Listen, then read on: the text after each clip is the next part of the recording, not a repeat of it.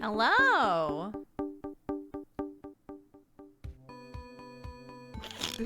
Call me maybe. Sega version.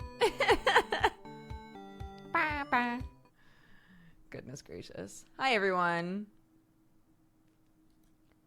Yeah, I also got rickrolled yesterday. It was incredible. And it took me a minute to realize it was happening. Um, because, I'm a 12-year-old Fortnite kid now. I didn't rickroll you on purpose. No, it's just on the Genesis Jams album. uh, I,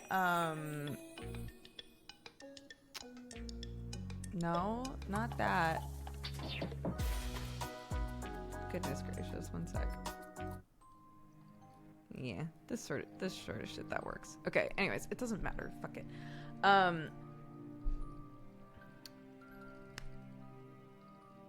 Oh, I'm a 12-year-old Fortnite kid now. So, I was in the car yesterday, and I was like, I bet that because from what I can tell so far, it seems like, generally, the music that they use in like Fortnite trailers and stuff it goes pretty hard. And I was like, I bet somebody's made a playlist that's entirely songs that they've used in Fortnite trailers. I would be really curious to know what that's like. So I found one, and you get about 3 songs in, and they're all like wubby, right? Super wubby. And then Never Gonna Give You Up starts playing. And the rest of the songs after that are just like normal top 40 songs. I was like, what is this? What's going on here? Did someone make this as a trap? Surely it must have been. I can't believe it. Wub wub indeed. Yeah. Wub wubberson.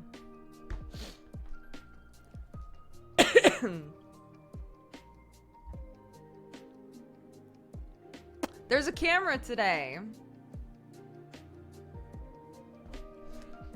My kid went really hard. There's a place that I go to sometimes. I've talked about this before, but there's a place that I go to sometimes if I need to go to the laundromat that is basically like the closest thing to a divey American diner that I can find here.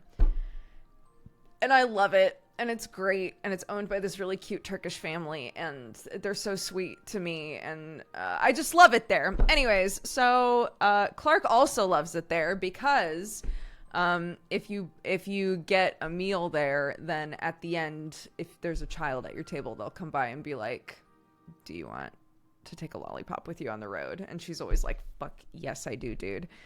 So she calls it the Lollipop Diner, which is very cute. And I was like, honey, we have to take the duvet to the laundromat. Should we go to the diner? And she was like, yes. Most of the time when we go to this diner, she says that she wants to eat a thing, but she won't actually eat anything. All she's there for is the lollipop. That's all she wants, right? So on the way there, because I've realized it's a bad idea to like spring this on her. On the way there, I was like, what do you want for breakfast when we get to this diner? I need you to tell me now, because if I try to ask you at like when we get there, you always panic. So what are we getting? And she was like, I want scrambled eggs. I want a sausage. I want hash browns. I want beans on the side. Her mother's daughter. And I want toast. And I was like, that's a lot of food, honey. Normally when we go here, you don't really eat anything. And she was like, this is what I want. Bro, she ate all of it. I was so shocked. I was like, oh my God. You are hungry, dude. And she was like, do I get my lollipop? I was like, you would have gotten it anyway. But like, goddamn. Yeah, I was very impressed. Obviously, growth spurt. There's no other explanation.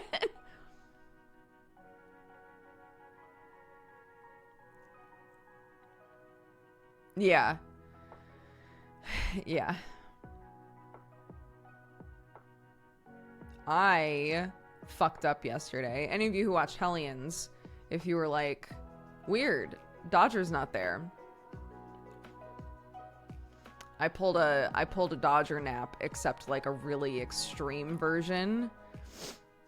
It's the time of year, at least on this side of the world, it's the time of year where if I wake up in Clark's bed and it's dark,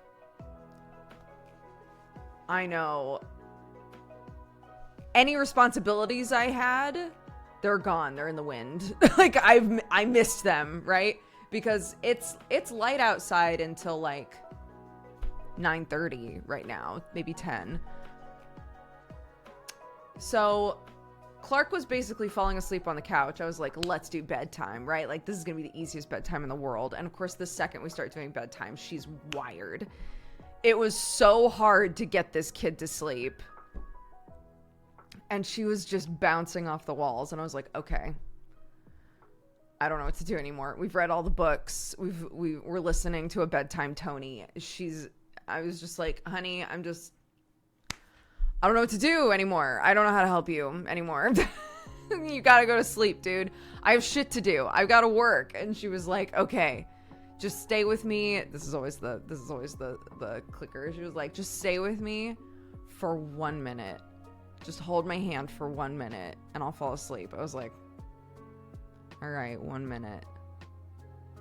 And then I blacked out and I woke up and it was pitch black in the room. I was like, no!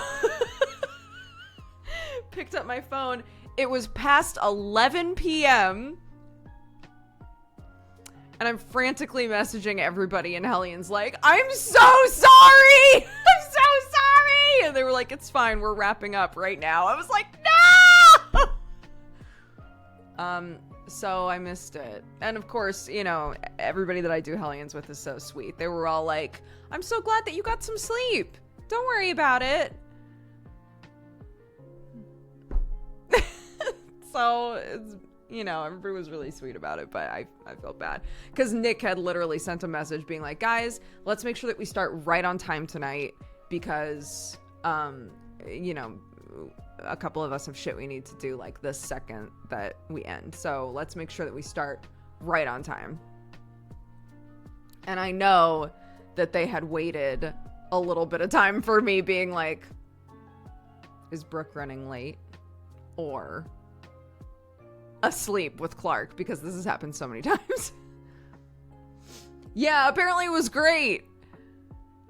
Danny was like, it was a very spicy session. It was very good. I was like, fuck! It's okay.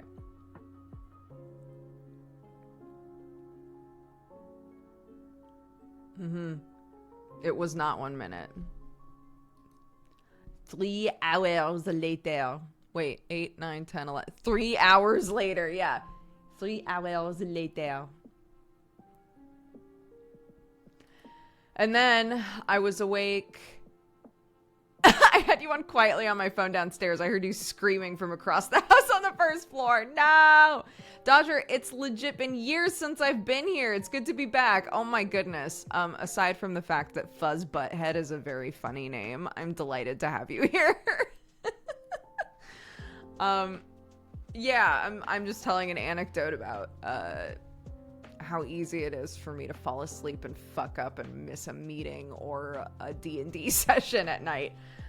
So yeah, I woke up a little after 11 and I was like, okay, well, I guess I'll have my dinner. So I ate my dinner, which was leftovers. I ate dinner. And then basically the second I was done with dinner, Clark woke up and was like, I had a nightmare. And I was like, oh my God, okay. So I went upstairs, I tucked her back in, fell asleep again, woke up at 4.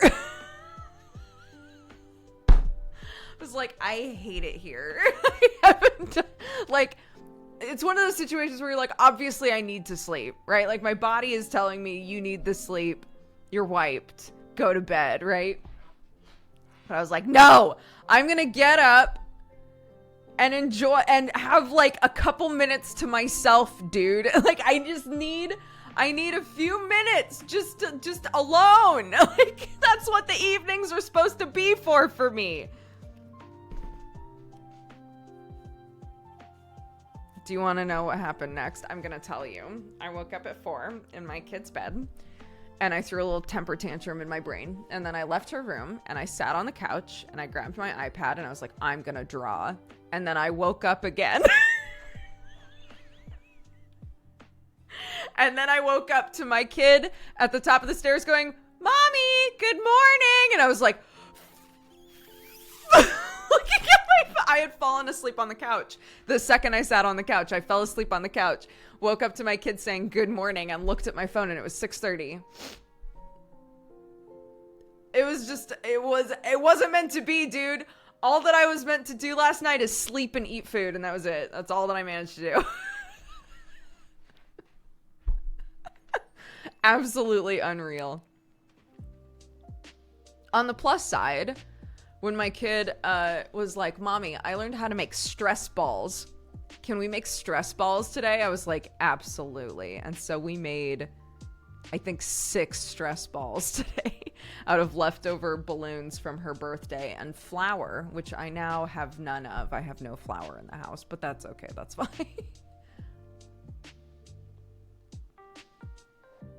Yeah, similar to a false awakening, except, you know, very much not a false awakening, just falling asleep over and over. Yeah, it was very cute. In the tutorial that she had seen, you know, it was literally like a cute little old lady who was like, you just put the flour in the balloon, and then you tie it off, and you draw a cute little face, and then you got a fun stress ball. And Clark was like, this is great. And I knew, I've been meaning to make those, but I didn't know how. It is so easy. You take balloons and flour is literally all you need, and these things are actually awesome. I love that we have them in the house now. You take a balloon, you blow up the balloon just a little bit, you blow it up a little bit, put flour inside of like an old plastic bottle. Plastic bottle is key. You need something you can squeeze. Put flour in there, and then while the balloon is blown up a little bit, put the lip of the balloon on top of the plastic bottle, and then dump the flour into the balloon, and then just like slowly let all of the air out and tie it off. That's it. And because my kid can't just like be chill about anything, again, the compliment, right? Like in parentheses, my kid has no chill, complimentary. It couldn't just be, yeah, let's make a stress ball and then put a cute face on it. No, for Clark, it had to be, Mommy, what if we decorated all of these to look like Pokemon? And I was like, yeah, what if? And I thought she meant, what if we put Pokemon faces on them? No. Every single one of these stress balls has accessories. She cut out, like, I made one look like a Squirtle, and she was like, well, it needs a shell. So she, like, cut out a paper shell for it and put it on there. And, like, it's hilarious and very cute. So that wound up being, like, it should have only been a half an hour activity, and it was like 3 hours of our morning. It was just making stress balls. It was very cute. Yeah, I learned a couple of things about how to do it just right. So, look, if you guys want to make stress balls on a study hall one day, can totally do it. It's so easy, and they're so cute.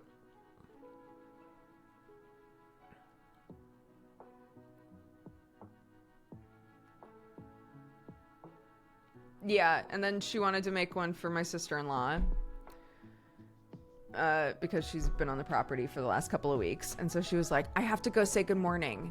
And I was like, okay, do you want to make her a stress ball? And she was like, yes. So we made her a Snorlax and gave it to her. And she was like, wow, this is so cute. And Clark was like, it's a Snorlax. And she was like, neat. It's like, it's a Pokemon. She was like, okay, got it. And then she told me a core memory that she had where she was like, I'm actually really scared to have this because I have a very vivid memory from when I was a kid of playing with one of these with my best friend, and we started arguing over it, and we both pulled on either side of it, and it exploded in my friend's mom's car. And it's a terrible, terrible memory for me. She was like, so I don't know if I can be trusted with this, but it's like, well, it shouldn't be able to burst. All of the air is out of it. It's just a balloon with flour in it. There's no air. So, it should be fine. She was like, oh, just be careful. Yeah, I was like, you know, because, like, we made the Snorlax out of a dark blue balloon, which makes sense. But then it turned into, okay, so how do you add the white bits? And, you know, for a 5-year-old, that was, well, obviously, I cut circles out of paper and I tape them on, right? But it did make me go, how would, if I wanted this to still operate like a normal stress ball that you could just squeeze and not constantly hear the crinkling of paper and tape? You might like that. I don't know. But, like, if you didn't want that, how would you go about? Probably with, like, Posca pens, I guess. That might be the easiest way, is to use Posca pens on it. I don't know. The more that you... they definitely wear down after... You'd have to let them totally dry. And the more that you squoze them, the more that the Posca paint would come off. But, like, at least at first, that would work fine.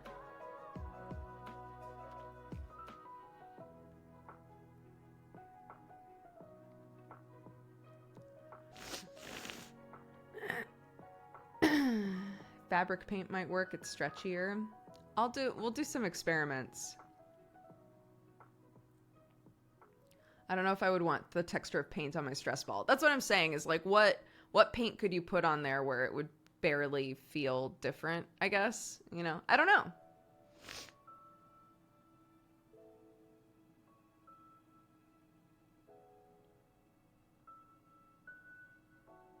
We can try some things. If we make these on a study hall, we can try a couple different options and see what works. Yeah, somebody else said maybe layering the balloons would work. That sounds like way more work than just figuring out a paint option, though, to me at least.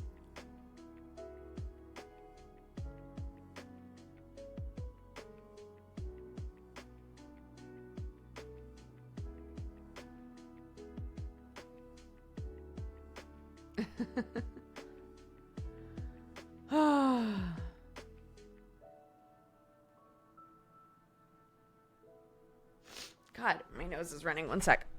Let me blow my nose. My schmars.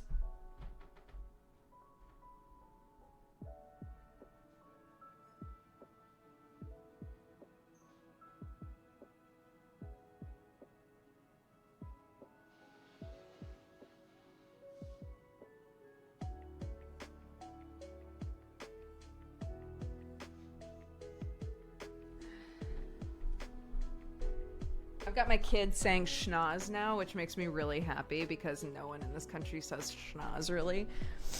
And it makes me very happy.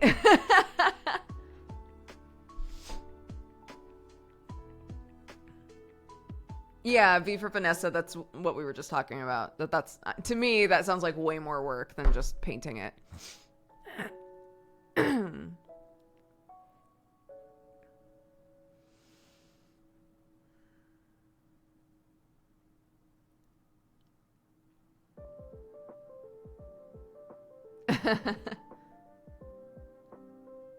Schnoz is like I believe its roots are Yiddish. That would make the most sense to me, but it's like a word for nose.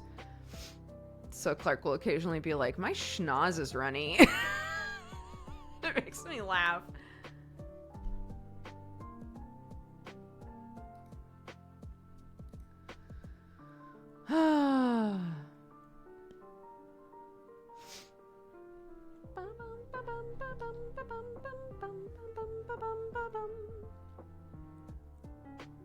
I want a coffee. Do I want a coffee enough to order a coffee, though?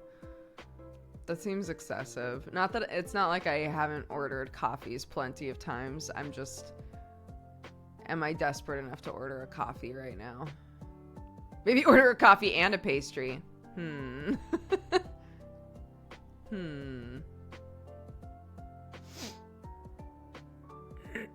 you watching Great British Sewing Bee? Sewing Bee? No. I have no idea what that is.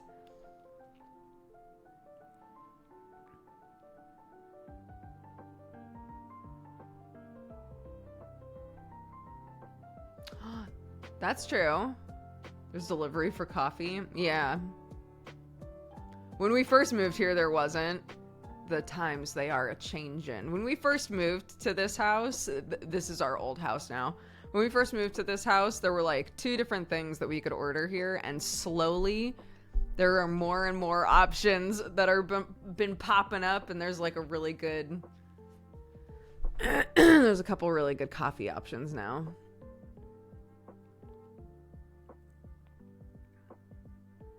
But it's like, do I want to order coffee?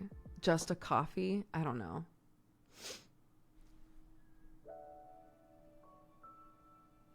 Do people deliver food to farms? It entirely depends on like distance. How far away is your farm from, food establishments? Typically, if you go on like one of those sites or one of those apps that's like food, right? They determine what will deliver to you based on the proximity that's like put on there. So is your farm close enough to civilization? I guess is the question.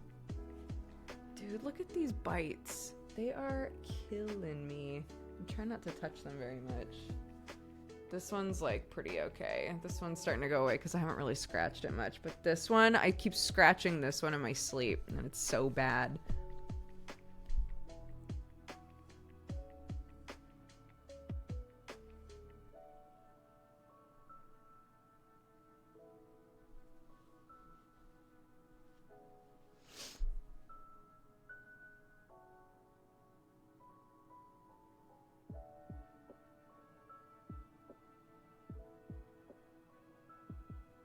I thought they'd be smaller. These bites? No.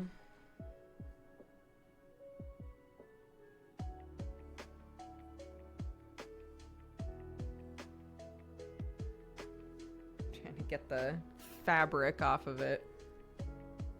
No, it's kind of hard to tell. The area that's sort of affected is like all of this. This one's so much smaller. Yeah, it's from the tall grass bugs. It's from those fucking bitey flies that we apparently have where I'm living now. It's so cool. Clark's got one on her face. My poor kid. She's been really good about not scratching it somehow. So I think it'll probably go away pretty quick. But like, should stop messing with it, she says, and immediately picks at it. I don't know. Well, it's because it was completely covered in fabric from my sweater. And that felt like that probably wasn't going to help it heal either. Yeah, we're thinking they're probably horseflies.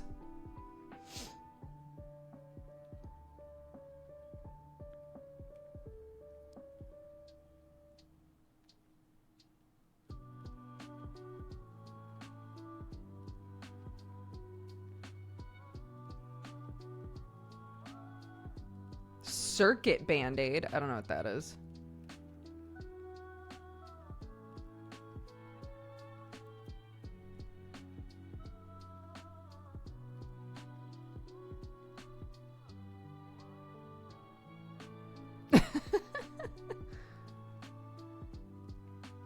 Yeah, that's why yesterday it was so hot, but I wore a long sleeved shirt all day because I was like, if I have these shits out in the open, I'll just scratch them all day.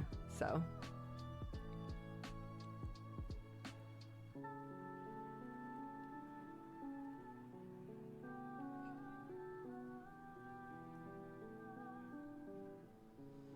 Yeah, big like like an APB went out to everybody who's in our village. Like, hey, everybody's getting the shit bit out of them. FYI, if you've got tall grass, you're probably gonna get bit a bunch if you're out in it. So we've been trying to be really careful, but you know, what can you do?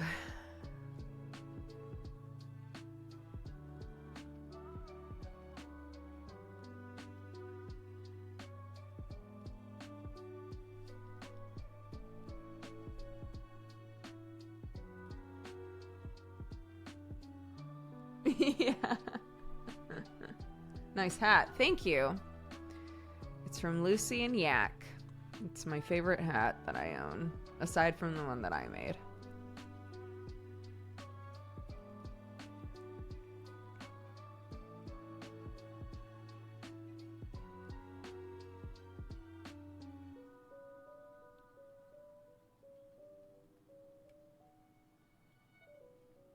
Yeah, they make really good clothes.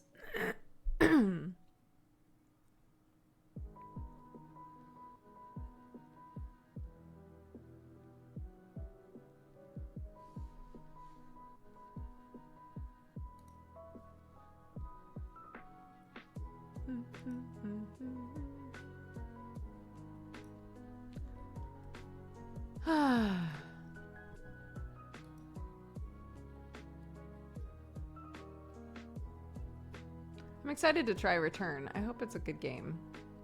I hope it's fun. I haven't looked at any other reviews. I saw that it just has just a basic, like, positive response, so I'm like, okay, that could be good or bad. You know?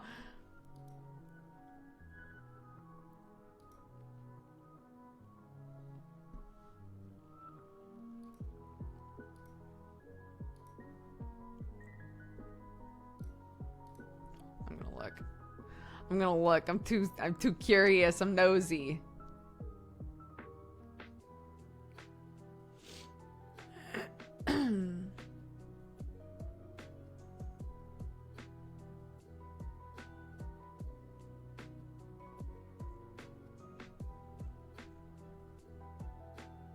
Okay. From what I can tell, most people are like, yeah, it's fun. One guy was like, it's tedious and I hate it. So, you know, it's fine. Are you gonna try the Gollum game someday, even though it's terrible? I mean, I wasn't really attached to the idea of playing the Gollum game anyway. If I'm being honest, I'm fine with not playing the Gollum game.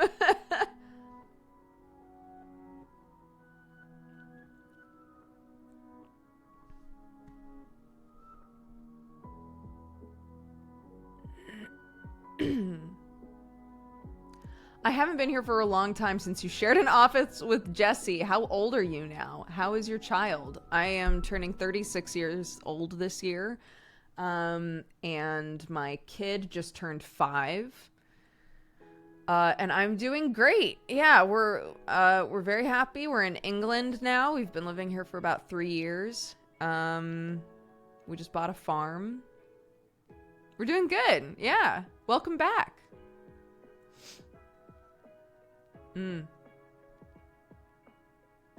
Yeah, Clark's 5 and has so many opinions and feels so deeply about so many things. It's beautiful.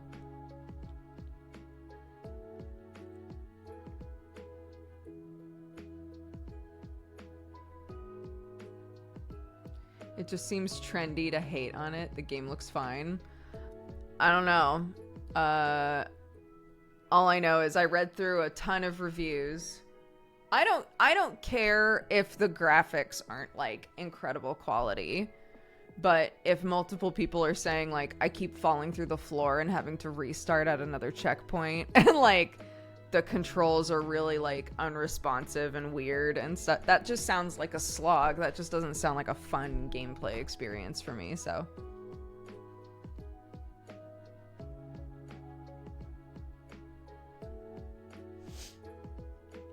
it just for a game that is getting a lot of reviews about the gameplay and mechanics being really difficult to work through. the price point is too high for that to be the case. I think probably it would have been a fine game. It just needed to stay in the oven, and it didn't, so.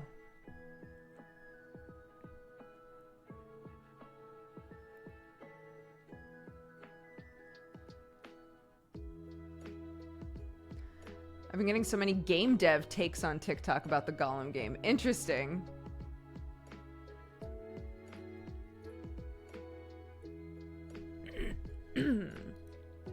Game dev takes.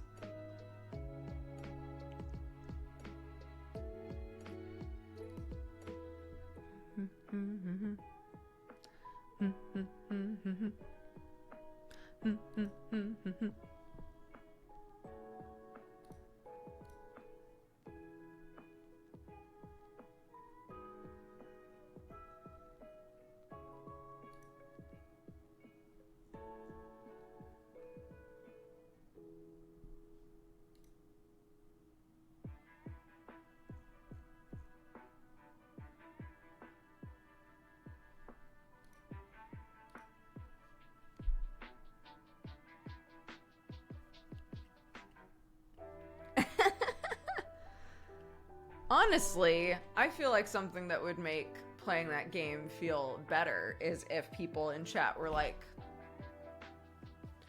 everybody give us your Tolkien hot takes. You know?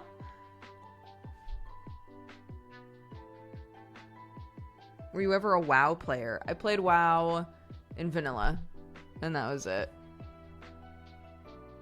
I tried playing WoW again, like, later on, past vanilla, but the only time that I, like, really played it was vanilla WoW.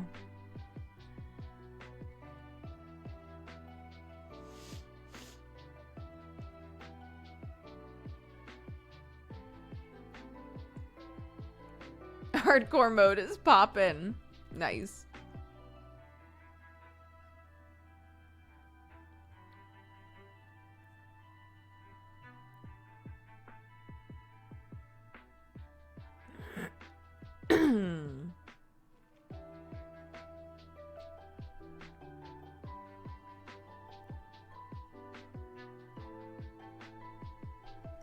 Yeah, I don't, you know, I'm fully outside of like that whole thing.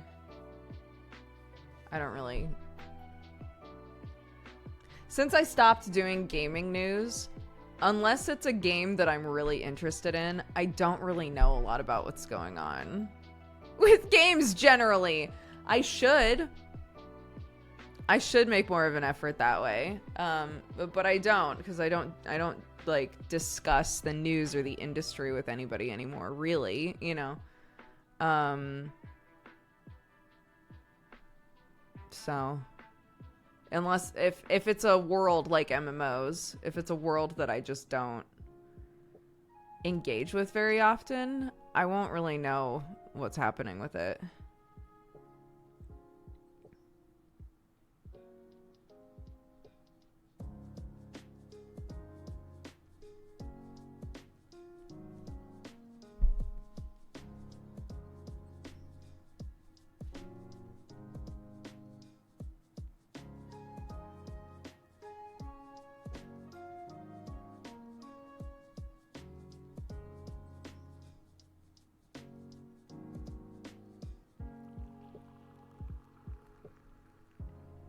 I get all my gaming news from Jesse Cox. Yeah, dude.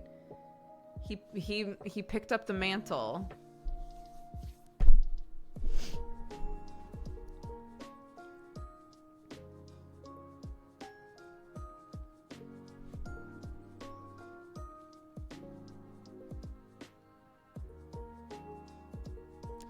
There's a Disco Elysium documentary. It was good, but I felt exhausted by the end. So much drama. Oh, interesting. I would be fascinated to watch that.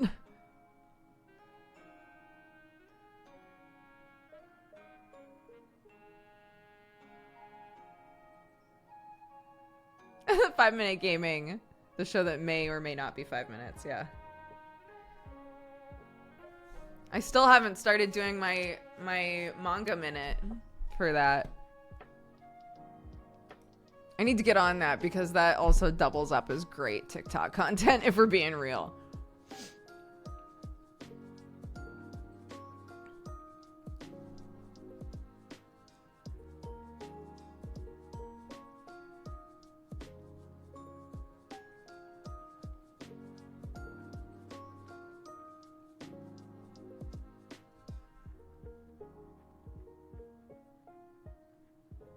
You're giving Krendor all the minutes. Look, if Krendor makes the minutes, then he gets the minutes, you know?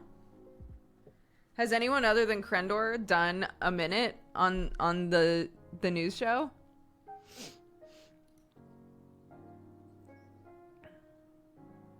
My TikTok is Dexbonus, just like I think it's just normal Dexbonus, just like all of my shit is Dexbonus.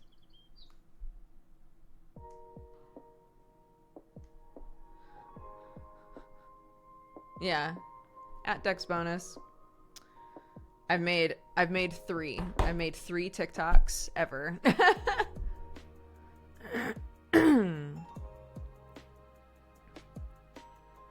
No, there isn't a 0 anymore. Somebody messaged me a while ago and was like, "Hey, I have just normal Dexbonus. Do you want it?" And I was like, "Yeah."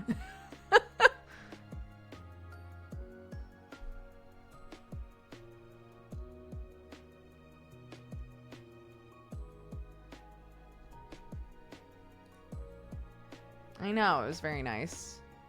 Yeah, I would love, look, I would love to have like an active TikTok and shit. It's just working that into my life in a healthy way.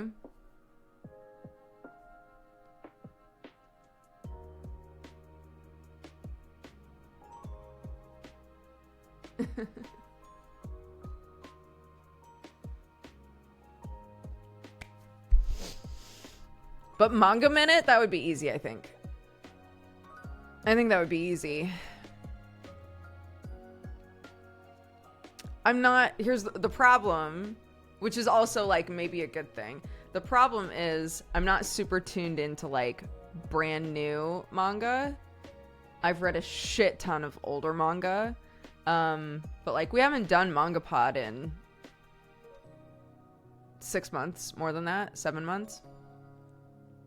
So, I haven't read anything super recent, you know.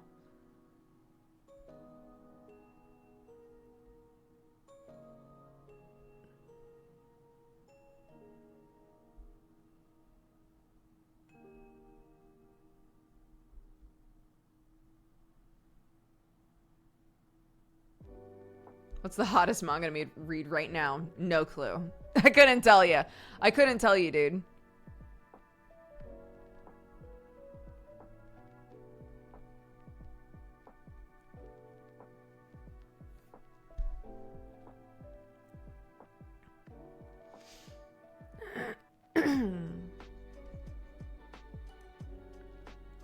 Yeah. I'm gonna sit down and be like, "Hello, everybody. I'm here to tell you about a little-known manga called Berserk." Rated E for everyone.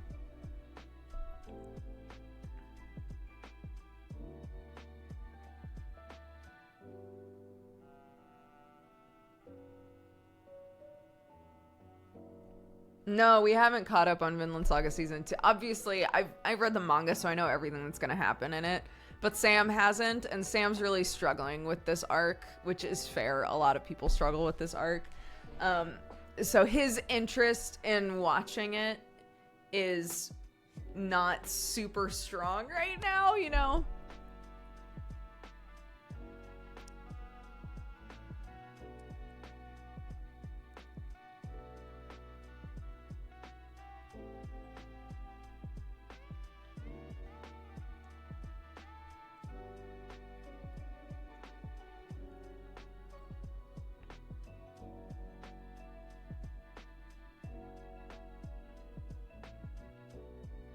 Rated E for extremely violent.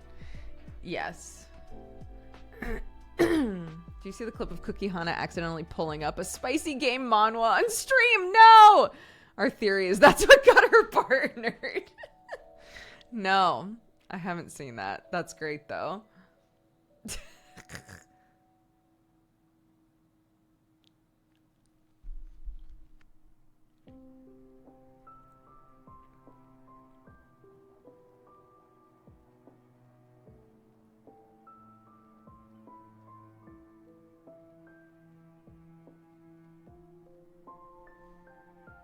Sir, get out of my office. Get out. Thank you. Oh my god, he left. What a delight. What a sweet boy.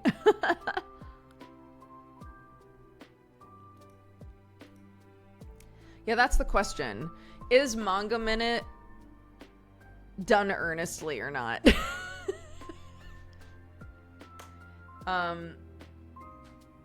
I don't think it's fair for Manga Minute to be misleading necessarily. But like, am I actually trying to get people to read these manga? I think I am. So then can I present it in like a funny way? I don't know.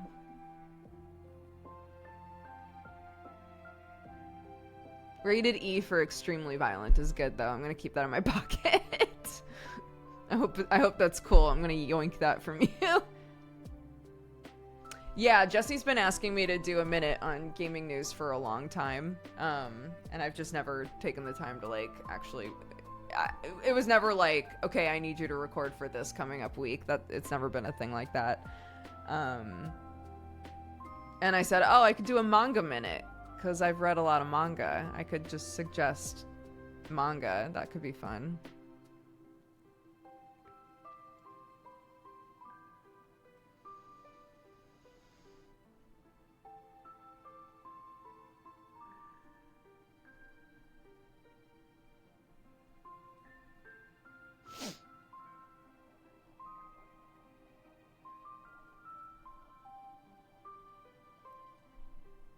If you start reading Junji Ito with Uzumaki, what would you recommend you read next? Because it feels like that's the peak, honestly. I really like a lot of Junji Ito stuff, but Uzumaki is the best for me. You know, things like Gyo are totally different. Like, tonally, they feel the same, but they're totally different in, like, execution and subject matter. I don't know. Uzumaki, I haven't ever read something that I've loved horror manga-wise the way that I love Uzumaki, you know? That's true. Junji Ito did a series of, like... It's like Junji Ito doing a slice of life manga, and it is so weird, and it's not a horror manga, but because it's Junji Ito, it's just presented in, like, a really weird way.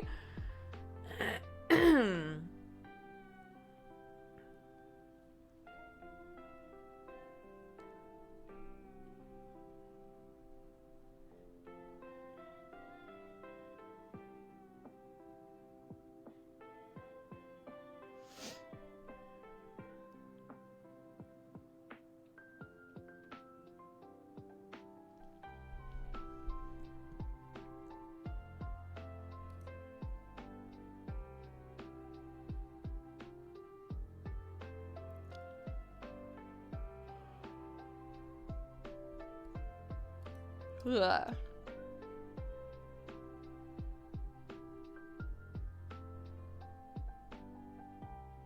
Yawn. I'm not allowed to yawn. I accidentally slept through my entire life yesterday. No yawning.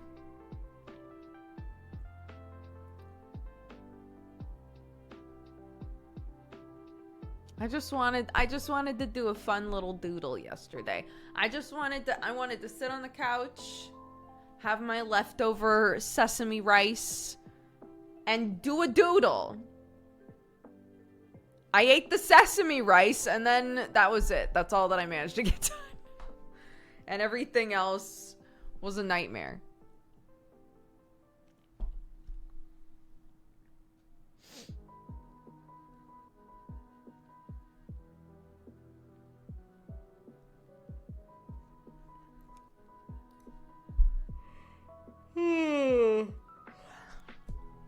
did the most important things. I guess so. I helped my kid make a lion mask that was covered in beads. So that happened.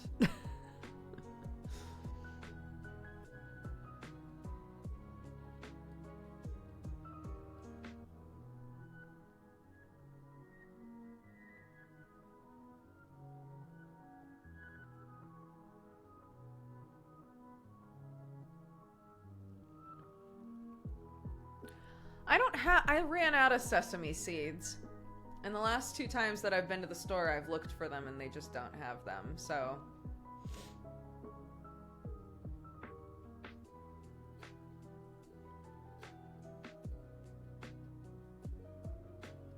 yeah, it was sesame oil. Sesame oil, soy sauce, ground ginger. What else was in that?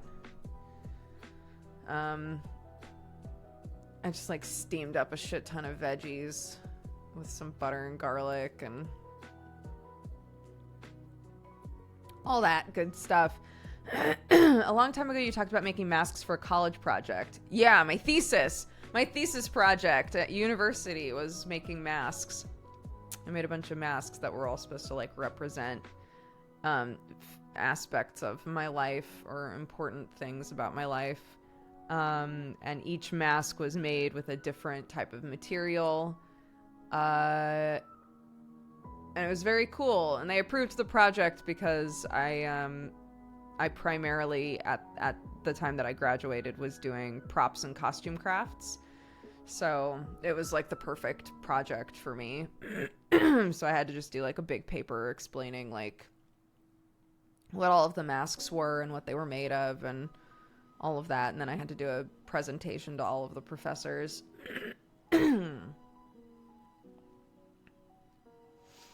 But it is fun. There's something fun about my kid, like, being obsessed with making masks, because I'm like, oh my gosh, I was obsessed with making masks for a while there, dude.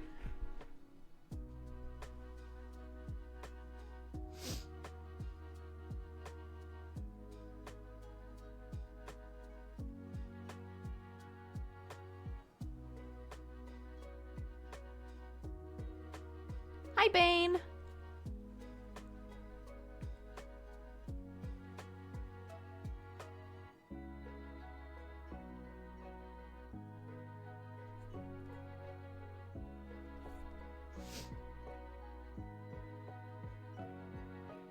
Oh, yeah, of course. Yeah, I've read all of Oyasumi Pun Pun.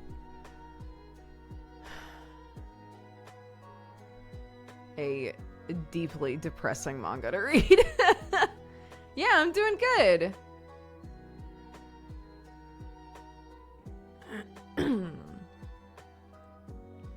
My ad is about to start. No.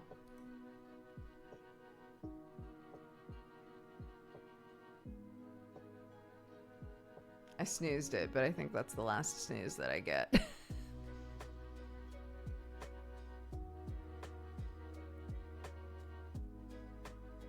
I need to try and read Pun Pun again. It was too much for me last time. Yeah, we would... That's one of the nice things about MangaPod. Sometimes it's a blessing and sometimes it's a curse, but like with MangaPod, we never read all of something at once. It was always like, you know, maximum 20 chapters, right? Depending on the manga. Sometimes manga chapters go really fast and sometimes they go super slow. It depends on how much dialogue there is, how long the chapters are, you know, like is it monthly or weekly, all of that sort of shit.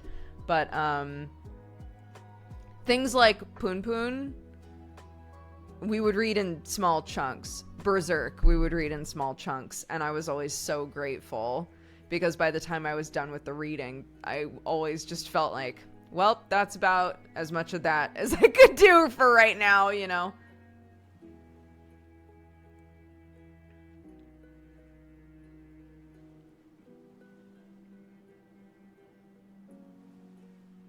I like it a lot now that I've finished it, but Pun Pun was not a fun journey for me. Yeah. There are so many moments in Pun Pun that, like... I'm the same, I think. I would never want to read it again.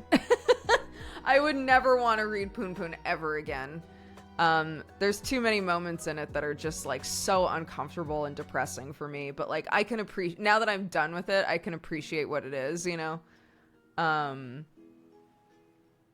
at the time that I was reading it, I could say like, this is so well done. What the mangaka is trying to do, they are doing it incredibly. But I'm fucking depressed now, so I don't want to read this anymore.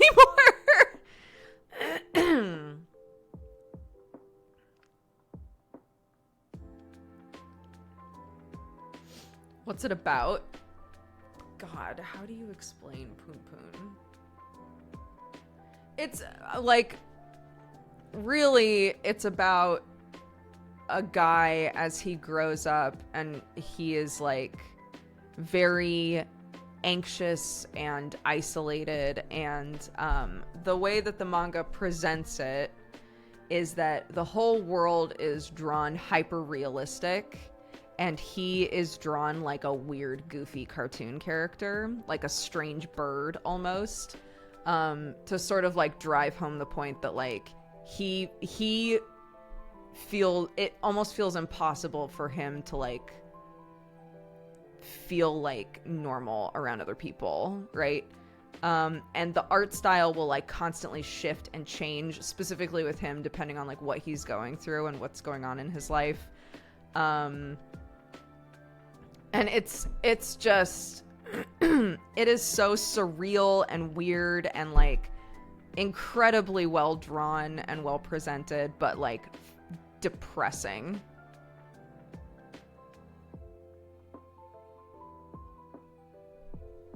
So yeah, would I recommend it? It has a very high adult rating on it.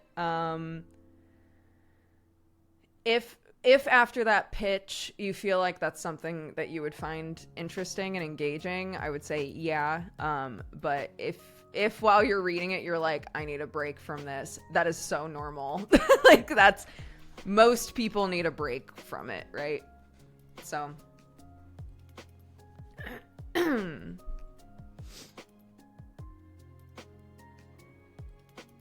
have to be in the right headspace for it. Yeah.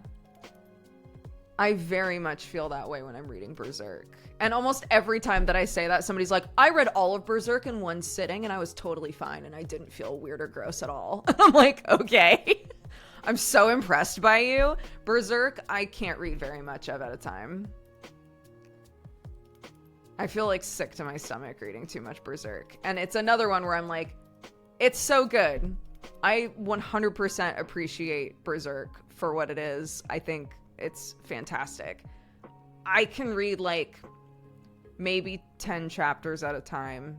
Very dependent on what's going on in the story at the time, but like I can't just sit and just read Berserk. No.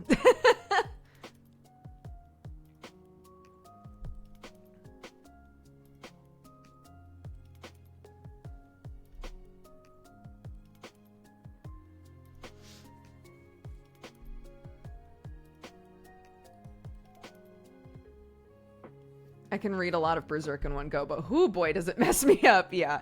A friend recommended Poon Poon to me. I did as I always do, and I binged it. And I felt terrible for weeks after. Yeah, there are some stories that you need processing time for, you know?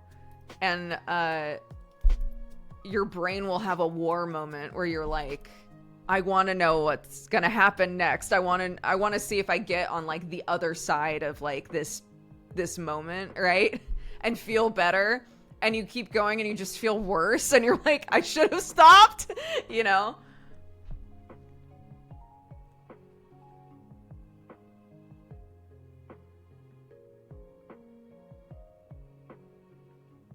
If it'll destroy my soul, it sounds up my alley. Read Poon Poon, dude.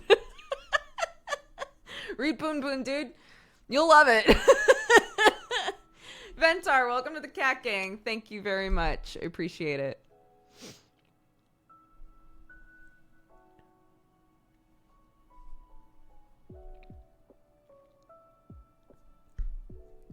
We gotta change my sub goal.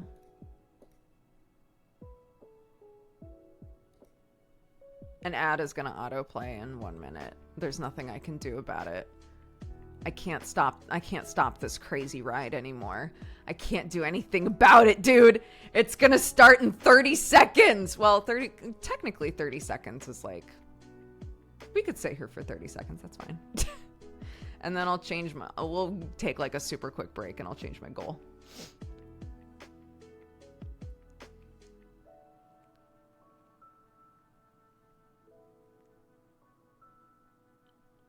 Yeah, I would love to go to like a manga subreddit or something and just see like what current oh, it's starting now. Bye. Hello.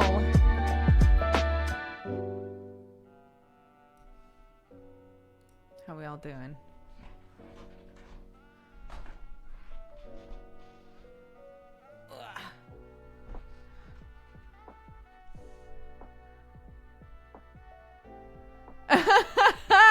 I took your Uzumaki recommendation for my flight a while ago. It was great. However, my husband was reading Berserk as well, and we definitely felt like we were getting some weird looks.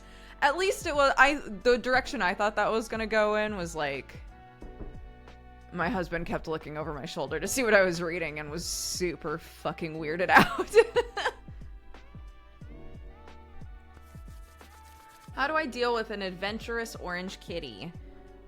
If you're able, I don't know what, like, your financial situation is, but there are people who sell, like, big, nice sets of, wall-mounted stuff. I guess this also depends on, like, if you're renting, but, like, if you're able to mount things on the wall, really like high energy adventurous cats love being able to climb stuff, and if you can give them stuff that is like safe and theirs to climb, there's climbing things that you can get that like hang on doors so they can just climb up doors. Those are more renter friendly. Stuff that lets them like climb and explore in like a safe way helps.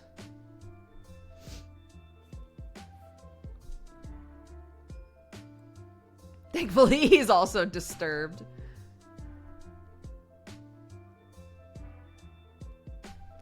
I have a calico too. Aw.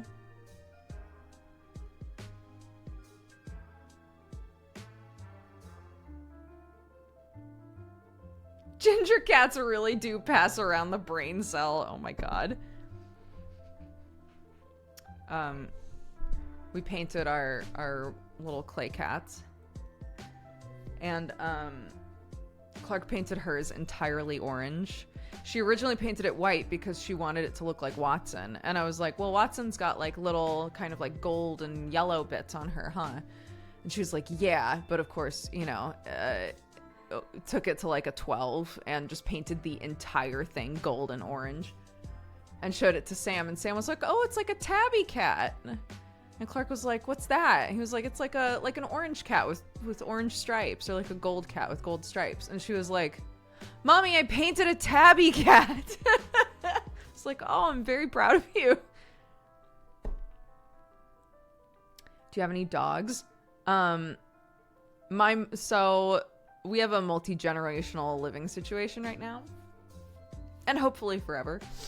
And my mother and father-in-law have 3 dogs. So yeah, we do have dogs. We have 3 dogs, and one of them is obsessed with Sherlock, and he wants her to leave him alone so badly. If we're like bringing in groceries or something and we leave the door cracked open, Annie, who is the youngest dog, will always try to get in our house because she sees Sherlock and is like, oh my god, there's my favorite boy, it's time to play. And he's like, go away, please. They've had one interaction where it felt like he was trying to play with her, and it was very cute. But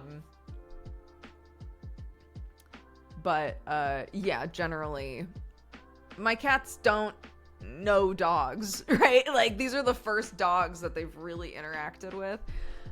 So they're still getting used to like looking out the window and constantly seeing dogs and stuff. And Frank the cat. Sherlock fucking hates Frank.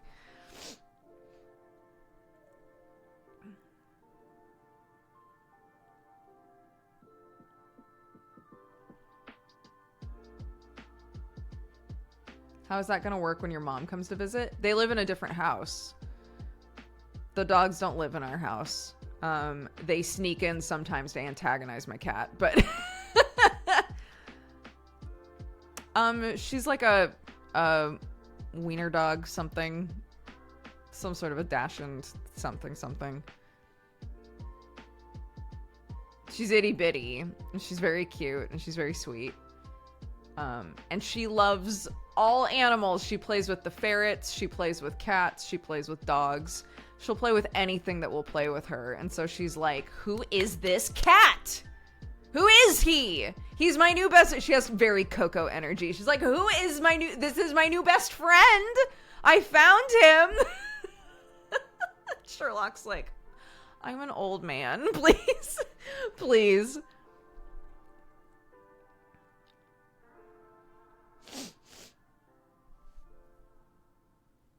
I know. Yeah, she's just a cute, sweet little girl. And she wants to play with everybody. She wants to play with everybody, and yet every time she sees me, she barks at me and then goes, oh my gosh, I'm so sorry. I forgot who you were. She's that kind of dog. I come out of my house and she's like, row, row, row, row. Oh my God, I totally forgot you live here.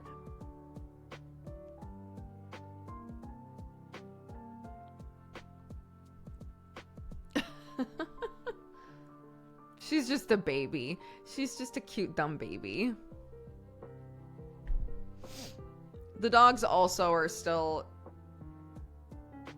They've only ever known one home. It's very strange for them to be in another place, especially for more than just like a day. So they're chilling out slowly. Slowly but surely, they're getting used to like the vibe. The first couple of days, if they were outside, like running around and taking a pee and stuff. The oldest dog, Nellie, she would literally just go to the gate and just sit there and just stare out, like looking straight into the void, like, where am I? What is this? Who brought me here? Like, I felt so bad for her. Just like, this isn't my home. These are my people. Or are they? You know?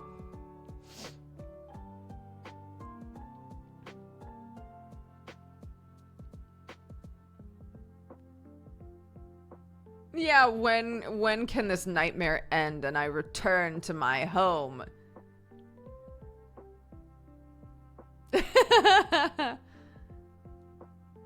It's very cute. Yeah, it's very cute.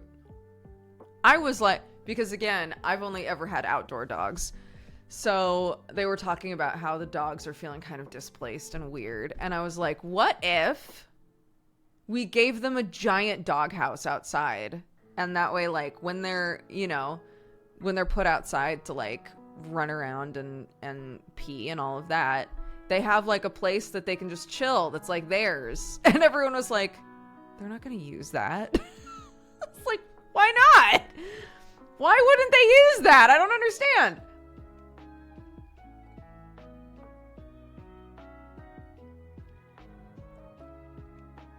But everyone insists that an indoor dog would not bother with an outdoor doghouse. So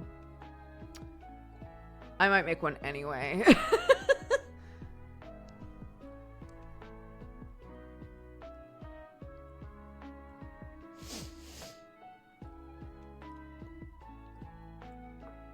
Right? Like, I don't understand why they wouldn't.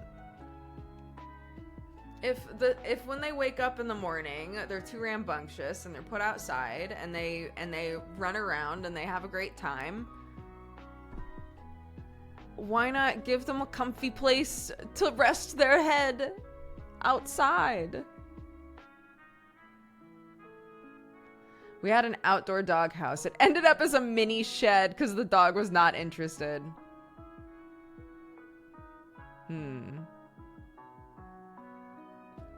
They've got like a dog bed that they all share, like a gigantic one. If we put that dog bed in there, surely by smell, they'd be like, oh, this is mine.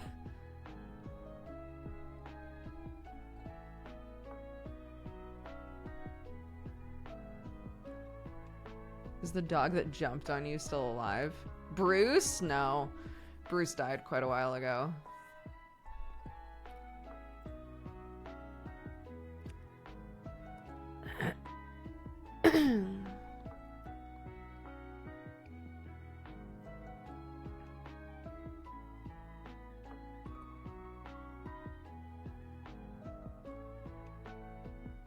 Well, Mabel is a French Mastiff, so she's fucking huge.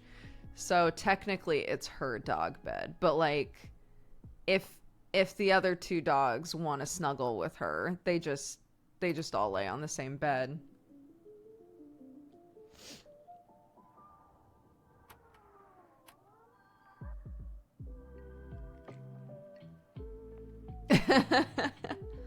Yeah, a long time ago, way back in the day, there was a dog at Sam's family home that was so protective of the people in the house. This is where like really protective dogs can like go wrong in a way. He was so protective of like his people that he was dangerous to have around any of the kids in the family because they weren't originally his people and he didn't trust them. So he growled at kids. He would never ever accept any of the like partners. So like I couldn't be around him. Beth couldn't be around him. Like none of the like partners that got brought into the family could ever be around this dog. It was bad. And again, this isn't me saying he was a bad dog. Absolutely not. But like he was just a very, very protective dog. And I think that wasn't curbed early enough with like more socialization with like other people. So every dog they've had after him, they always make sure like they bring those dogs around people all the time. Those dogs are around other dogs, around all kinds of people, right? Like they do everything they can now with every dog in the family to be like, look, you're fine, everybody's fine, new people are fine, everything's okay, you know, sort of a thing. He just had his home with his people, and when the kids got older and this dog was around new people, he didn't feel safe, which is really sad. So I felt bad for him, but yeah.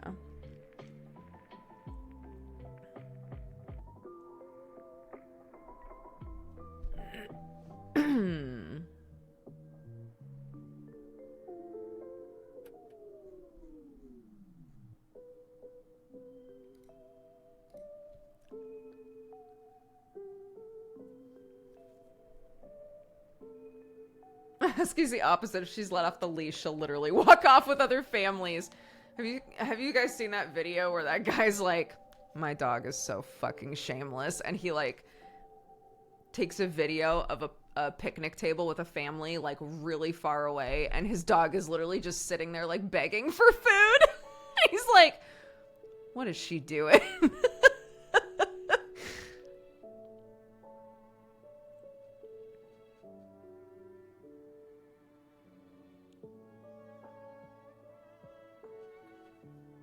I wish I socialized my dog sooner, but I was still in pandemic mode. Yeah, and that's, that's happened with, people always get uncomfortable when you compare, like, humans to dogs and cats, but guess what? Sometimes there's overlap, dude. My nephew was born, lived the first couple years of his life in pandemic, right? Which is the case for plenty of babies, right? That were born around that time. And he has had a really hard time. He's around people all the time. He loves everybody in the family. He communicates really well. You know, like, it's fine. But, like, he is very, very attached to his parents because they were the only people that he was around for the first couple of years that he was alive, really. Like, so, they've had a really hard time with, like, childcare and stuff because he panics. Not as much anymore. Again, like, he's doing fine now, but, like, originally when it was like, okay, you know, we can start interacting more, you know.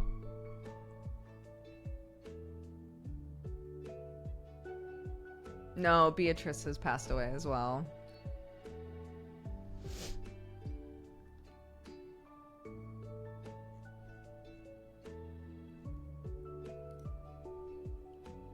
Yeah, and again, I think, you know, I think kiddos that grew up in that are, you know, they're gonna be fine. It's just, it created like a social hurdle that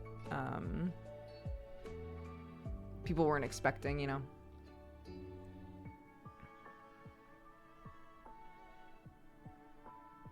Yeah, Beatrice, I know. That's me. That's my computer. Yeah. Yeah, Beatrice was super old even when I met her, and that was what, like 7 or 8 years ago. She was already an old girl. So yeah, that's one of the things about Sam's family is they have so many animals. Again, like I was saying the other day, I was shocked when Nancy only brought, like, I think there's only 4 ferrets. She brought 4 ferrets over to put into this house, and I was like, where are the rest? And she was like, what do you mean? I was like, didn't you have like 8 or 9 ferrets? Didn't you rescue a bunch? And she was like, yeah, but like they only live a few years, dude. Like most of them have died. I was like, what? I didn't realize that ferrets only live like, you know, like 6-7 years or something. So she was like, yeah, if, you know, if I rescue a ferret and it's already, you know, 4 or 5 years old, it's mostly just me trying to give them like a really nice last couple of years. If they, you know, if they live longer than that.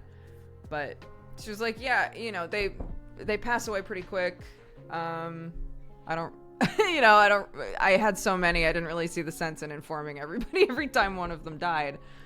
But I was like, oh my God, I had no idea. I didn't realize.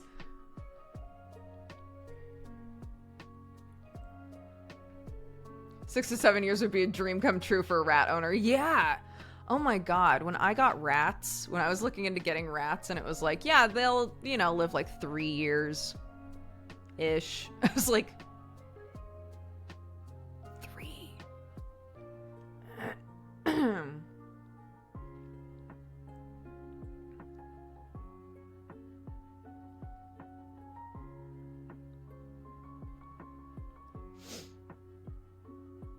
My chinchilla's 16! Oh my gosh, I love chinchillas. They're so cute. Sometimes when I want to just like zen out, I'll just watch videos of chinchillas taking like little sand baths. They're so cute. I love it.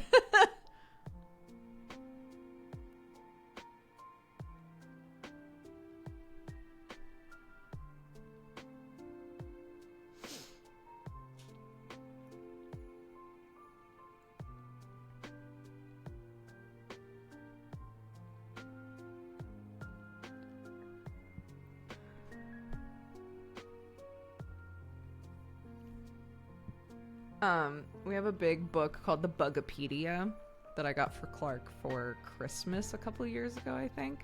And occasionally Clark will ask to read about bugs for bedtime.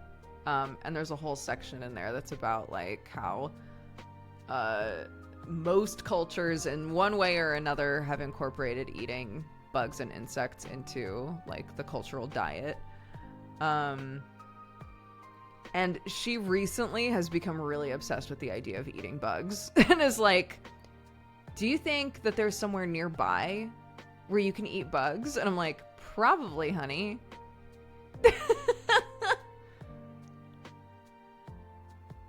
I'm not against the idea of eating bugs, but I'm positive that if someone handed her a bug and was like, eat this, she would not do it. I'm positive. Positive.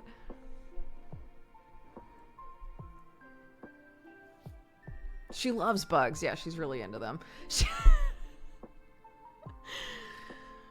She screamed the other day and she goes, oh gosh, it was just a spider.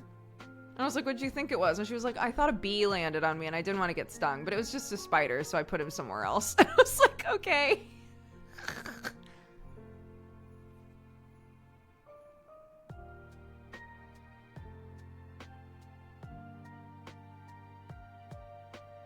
Where do snails fall on the spectrum of things to eat or of things to interact with? She picks up snails and carries them around all the time.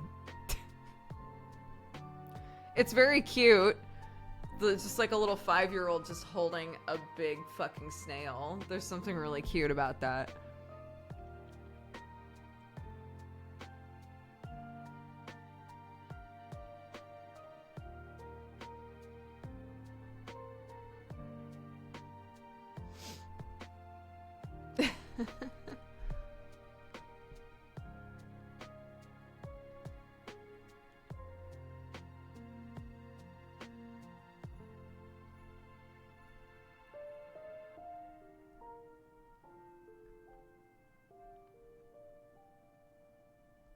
Could get her some cricket flour. I forgot that cricket flour is a thing. We could totally get cricket flour.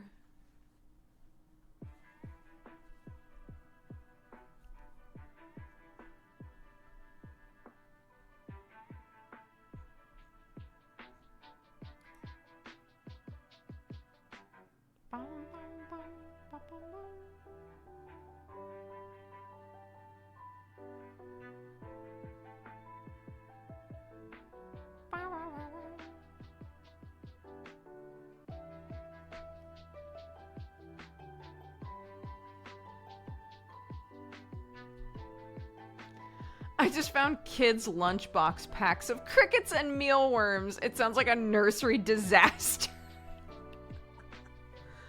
Oh my god.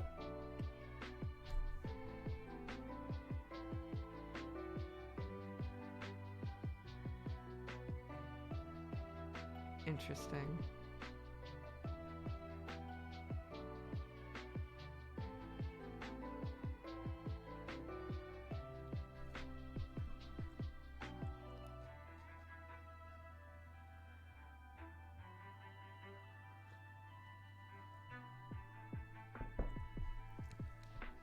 Cool Ranch crickets. I'd eat a Cool Ranch cricket real quick.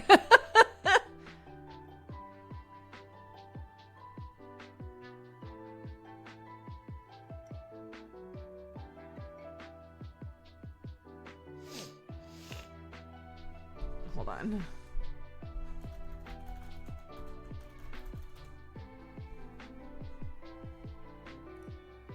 Crickets, seasoned crickets, sour cream and onion, bacon and cheese, and salt and vinegar. They do not do anything to make these look appetizing whatsoever. Oh my goodness. Crickets.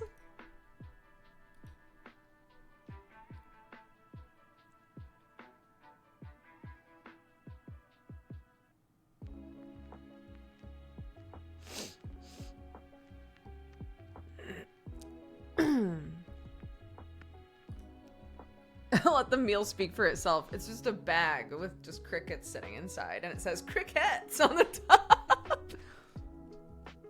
I don't know. I'd try a cricket. I get the feeling they're just crisp, ain't they? It's probably just like one big crunch and it's done.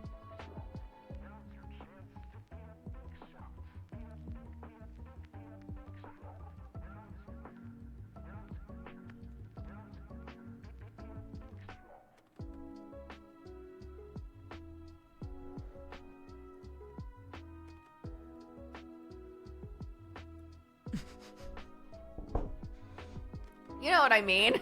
I would much rather... You know when you're watching Lion King and they say slimy yet satisfying? That gives me the heebie-jeebies. I don't want a bug to be slimy yet satisfying. I want a crunchy bug. If I'm gonna eat a bug, let it be all crunch. I don't want any slime. No, thank you.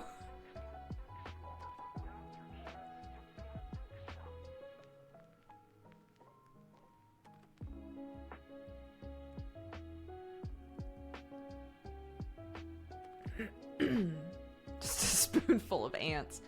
Just a little spoonful of ants, dude.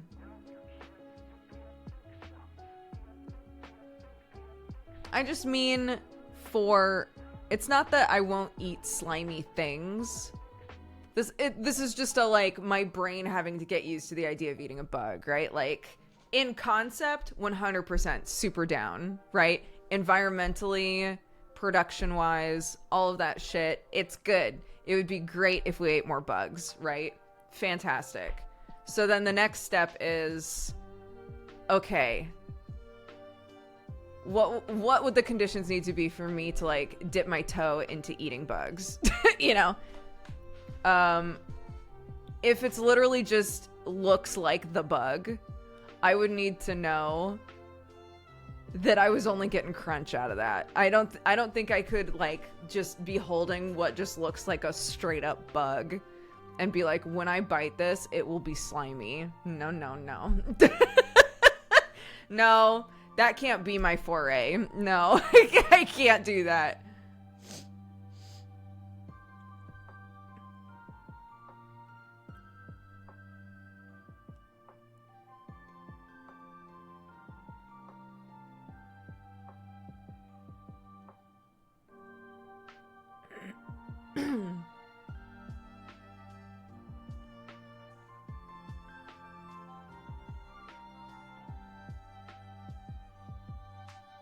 Yeah, I can do snails. I had snails for the first time early enough in my life that that doesn't weird me out. The snails are fine.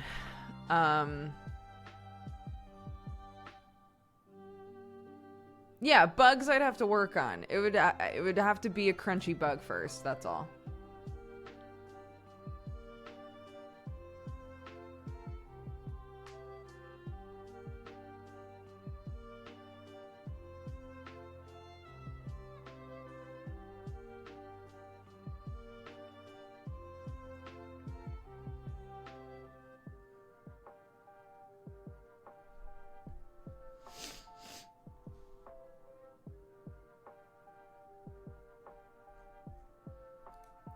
Yeah. Someone was talking about oysters. I can't do oysters. I can't do oysters. I've tried oysters. I've tried, like, fried oysters. I've tried oyster shots. Mistake. If you already don't like oysters, don't have an oyster shot. What a mistake.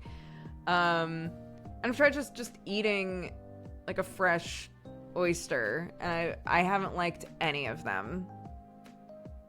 Things like mussels, I'm fine with that. Oysters, no.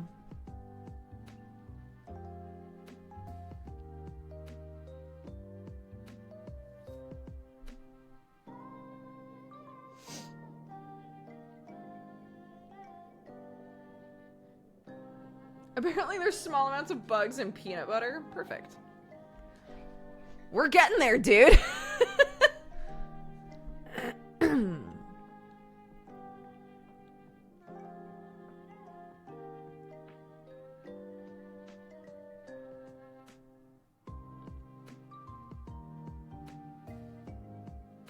I'm doing my bit, absolutely.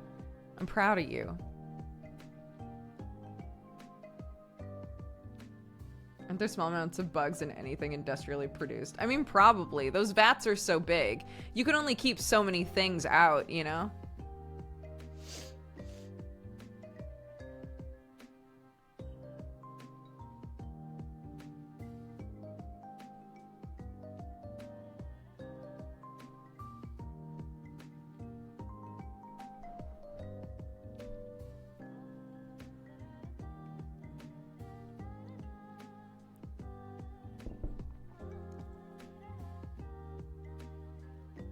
Actually, the bugs get in when the crops are harvested. Either way, it's fine. To me, that's fine. I don't really care.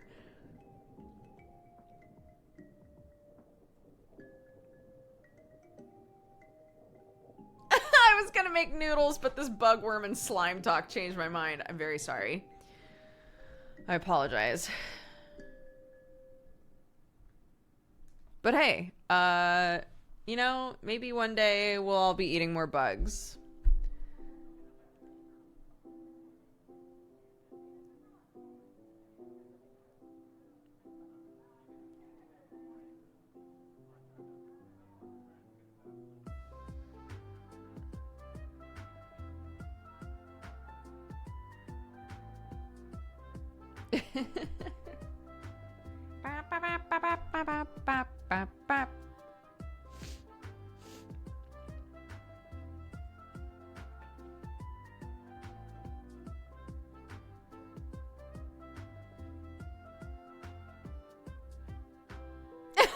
Just got done making my noodles and now they're sitting here in front of me untouched. No! What have we done? Millions of dollars in food.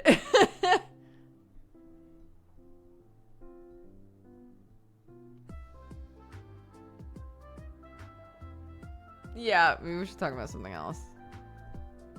Quelle heure? 15 minutes. In 15 minutes, we'll play a game. $1 million noodles. Yeah. Maybe. We don't know. I don't know your life.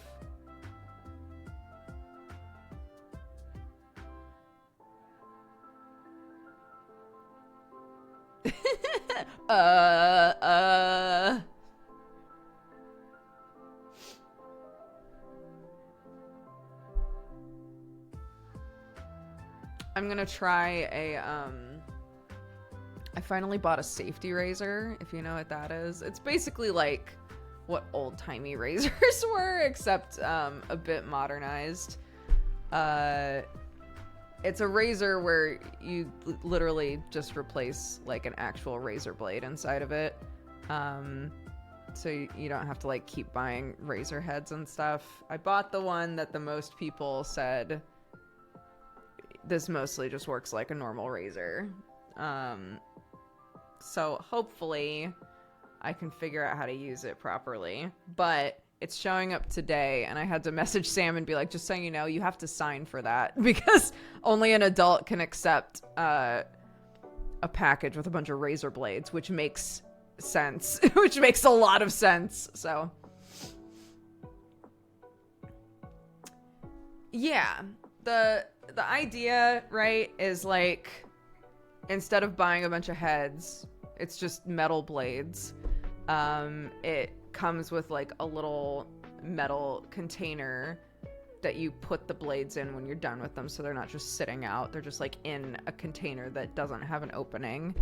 And when it's full, apparently this container can hold 100 razor blades, so like once it's full, you just metal recycle it.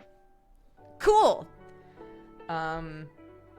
But yeah, people have said that they're a bit tricky and they have a little bit of getting used to. I've still got my winter coat on, but it's hitting the point now, heat-wise, where I'm like, I would really like to shave a couple of things. I think they're called safety razors because that's what they were called originally, I think.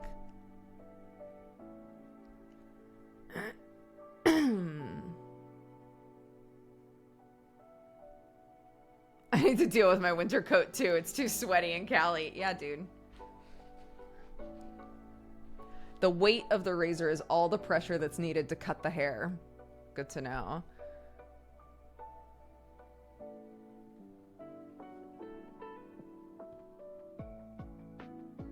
Yeah, they were safer than whatever happened before the safety razors.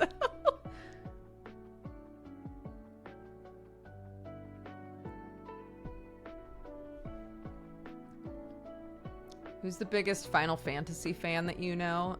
Probably Jesse. Probably Jesse. Isn't it wild how far we've come with Jesse? How many years of badgering it took for him to finally, like, really sink his teeth into Final Fantasy XIV, and now look at him. Obsessed man.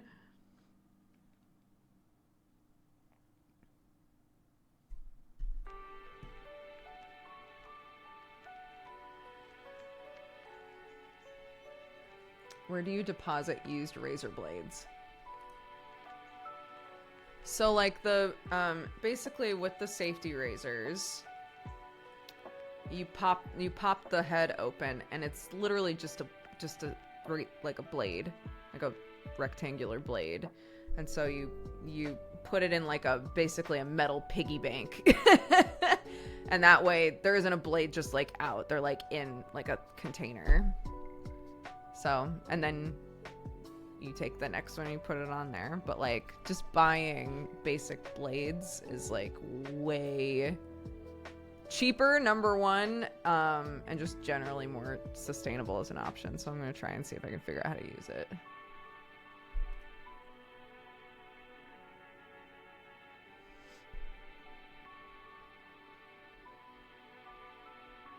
Friend is dyeing my beard pink for the Pride Parade, and then I'm gonna chop it off so that I don't have to explain myself to coworkers. Yo, that sounds fun.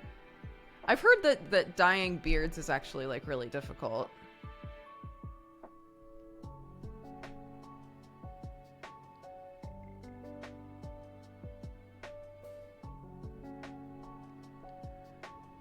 We bought a 125-year-old house to renovate. They deposited all their blades into the wall cavity, which we found out when we demoed. What? OLG, what the fuck? That's terrifying. What a fucking terrifying thing to find in a house. Also, hi. I hope you're doing good. I really enjoyed being Twilight characters with you. It was very fun, and I wish it wasn't just a one-shot. Me too, it was so fun. I know! I had such a blast. I guess that was like a thing. Old medicine cabinets used to have little slits in them, and you would put the blades in there. Oh, what? Old houses usually had a slit in the wall for that. I've heard of that. There are walls full of blades. That's a very common thing. What? That is so wild.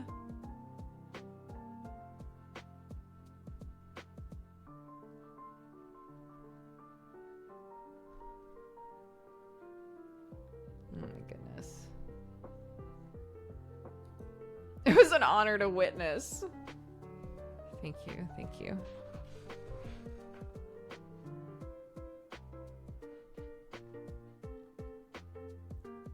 Yeah, now I'm like, is there a wall full of blades in my house? I guess I'm gonna find out eventually.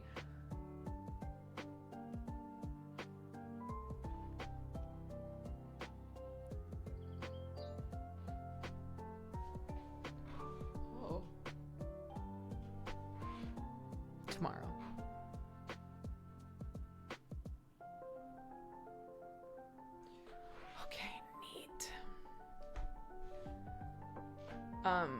Wall of Blades is my next one shot. There we go. Clark, up until this point, has not had something to like put her clothes in or something to put all of her books in. So she has a bookshelf, but it's overflowing and there is not enough space for her books. And yes, the conversation has happened of like, maybe some of these books don't need to be in here, but honestly, she still reads all of them or like asks to have all of them read to her. There's a really short list of books that are in that room that don't ever get picked up or touched. So, I bought her a bigger bookshelf and I also bought her, a little, what is the word that I'm looking for? Something for clothes to go in that can like double as like a side table next to her bed. And I'm so excited because currently her room is just a nightmare. And I'm like, it's going to be so nice. It's gonna be so nice when everything like has a place to go, you know?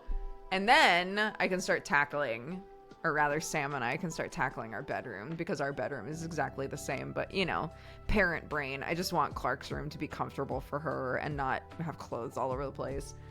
So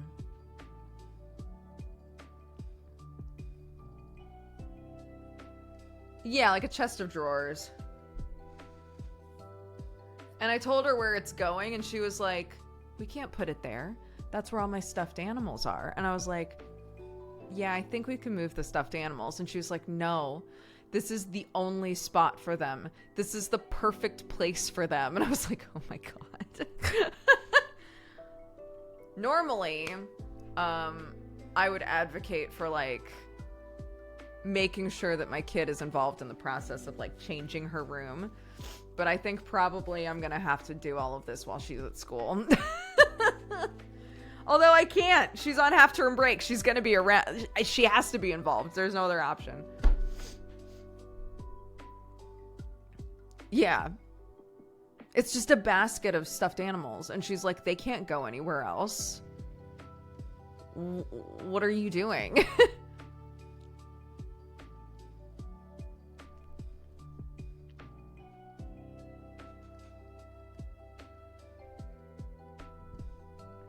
My nephew's room is beautiful and immaculate. My brother and sister-in-law's room always looks like a small tornado hit it. I don't think our room is that bad, but it is just like when our clothes are clean, they're just little, there's just like little piles of like, these are the clean clothes, you know, basically. There just isn't a place for them right now. So we just make little piles. And like this morning, I was like, where are my jeans? Where are my jeans? I know they're clean. We just cleaned them. Where are they? And Sam was like, oh, they're over there in that pile. Those are trousers over there. I was like, those are all your trousers. And he was like, oh, my bad. Like, we just can't fucking find anything, even though they're all just like piles of clean clothes. Like, I just can't find anything.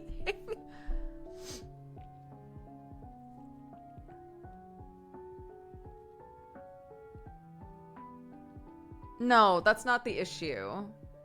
The issue isn't that we just like need a day to figure out to like sort stuff. This is, we don't have a place for them. This house does not have closets. There's nowhere to put things. And from what we've looked at, there isn't a really obvious option for what to get to put things in either. So it's currently, it is a conversation of what do we even do in this room?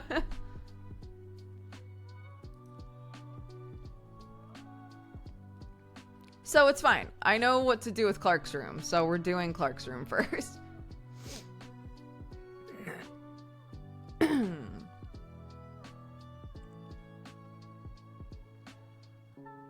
The biggest issue with Clark's room is that the floor at some point was painted, I think probably years and years ago, was painted white. So it's a wood floor that was painted white, and then they put some kind of like a seal on top of it.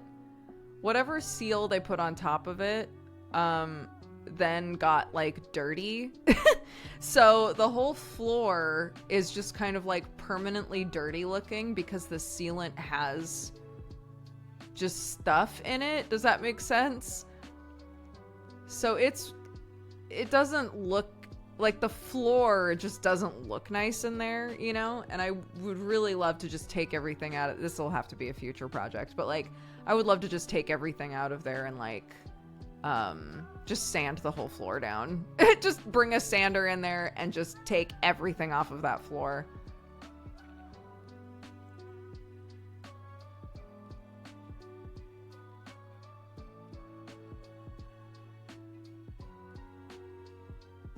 Yeah. Put carpet down? I'd rather not.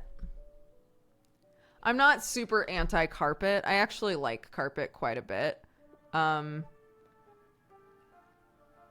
But for a kid's room, it is so much easier to keep a not carpeted room clean.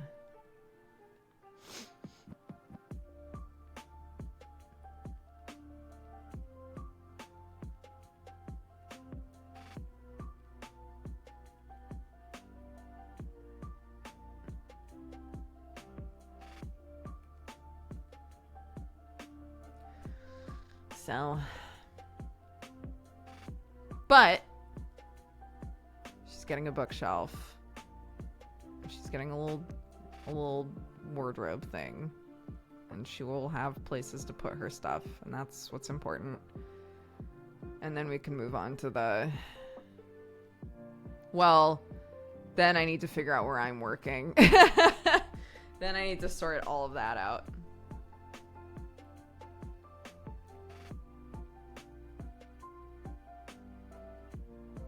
Yeah, Sam is still very much, he still thinks that that room is like not the right room for her. But like, honestly, it's just getting hotter. It is okay for her to be in the freezing cold room right now. She loves that room. She doesn't want to go to another room. It's about to be so hot. She might as well stay in there. And if we can get it to a point where it's like, this is a perfectly fine room for her, we can do things to like make it warmer when it gets cold. And fine, you know.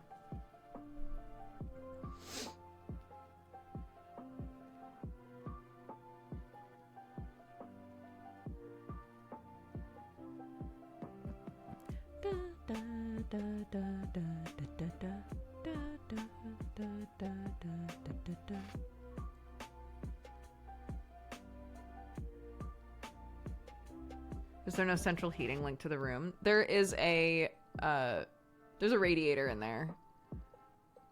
It's just the windows don't seal properly, and because it's the only room without carpet, it's just a cold room. It's just a really cold room, but she doesn't care. So it's just kind of up to us to be like, okay, when it starts to get like really cold in winter again, if she's still really attached to this room and wants to stay in it, fine. We'll figure it out, you know?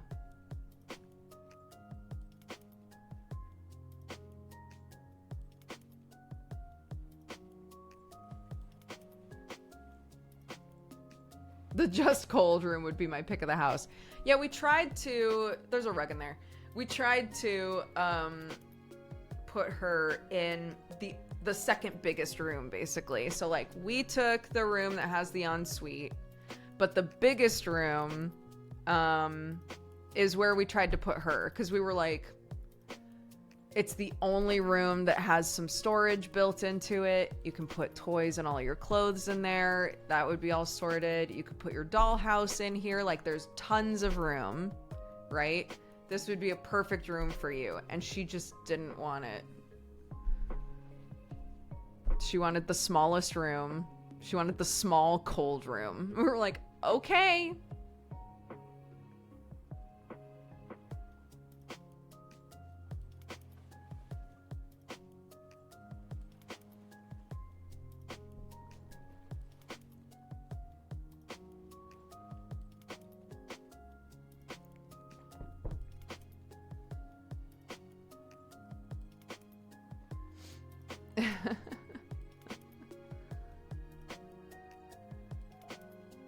Yeah.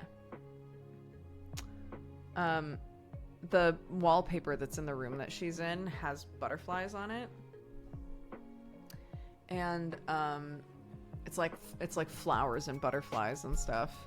And she's really into the idea of like those little glow in the dark stickers that you put on the ceilings, like star stickers and stuff.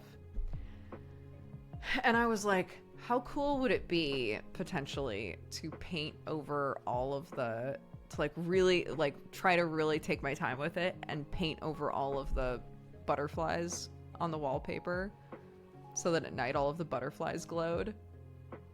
I can't tell if that's a terrible idea or a really good idea. I might just do it with like one or two and see if it works. Because if it worked, I think she'd lose her mind.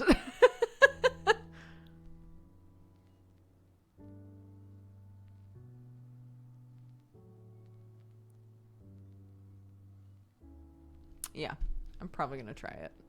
The big question is there glow-in-the-dark paint that's see-through? Because I would want it to look normal until the light's off, you know? I don't know. Let's play a game. Let's play a game, dude. We're gonna play a game called Return. There's probably a warning list with this game, even just like a minor one. It's a side-scrolling like action shooter. I think there's like some monsters and stuff in it. So if we could like put together a little list, if possible, that would be amazing.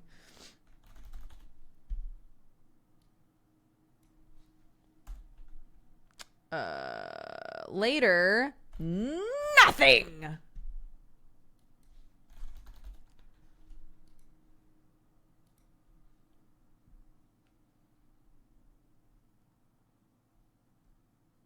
Return warnings, cartoony violence, blood, monsters, and Dodger screams. Thank you, mods. I appreciate you very much.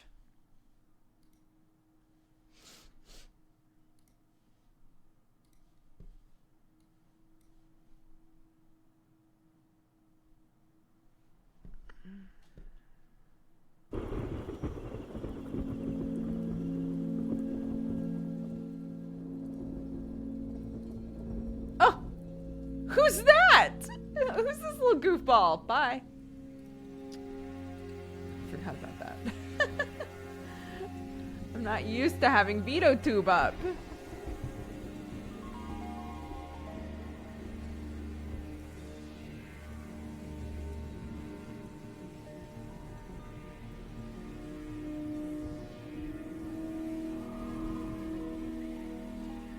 myself down here for now. We'll see if this works or not. Okay.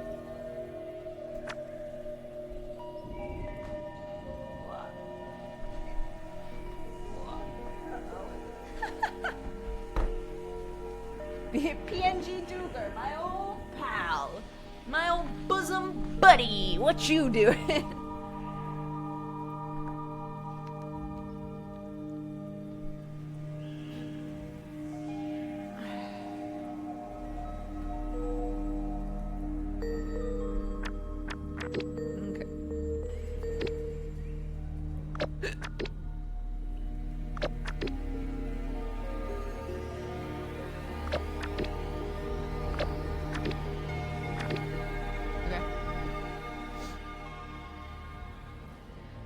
Ecosystems are shutting down, natural resources are scarce, chaos and wars rage as the remaining inhabitants reach for the stars. Journeying to off-world colonies is their last hope. After scraping up enough money for a ship, you leave behind your old life in search of a new one on the colonies. You set your ship to autopilot and prepare for cryosleep. Neat. And then what? Oh. Oh, that's happening now.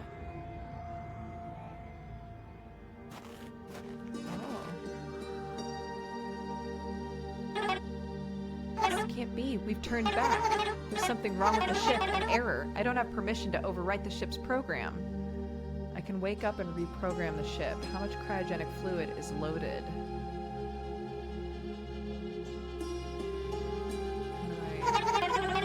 The ship was only loaded with enough cryogenic fluid for a one-day trip. You won't be able to return to cryosleep, and the nearest colony is another 100 years away. What other choice do we have? I guess there isn't one. Then we return home. I'll fix the ship myself. Okay, how long would you like this dream to last while we wait? The program has been adjusted. Let's make the most of our time together.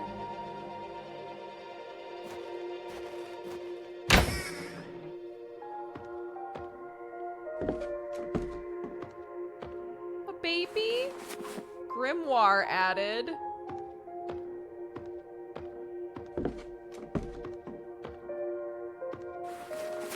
Grimoire added. What does that mean?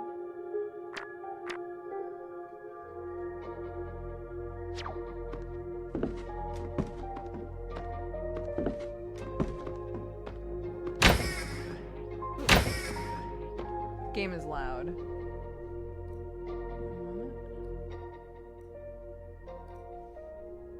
Let me know if that's better.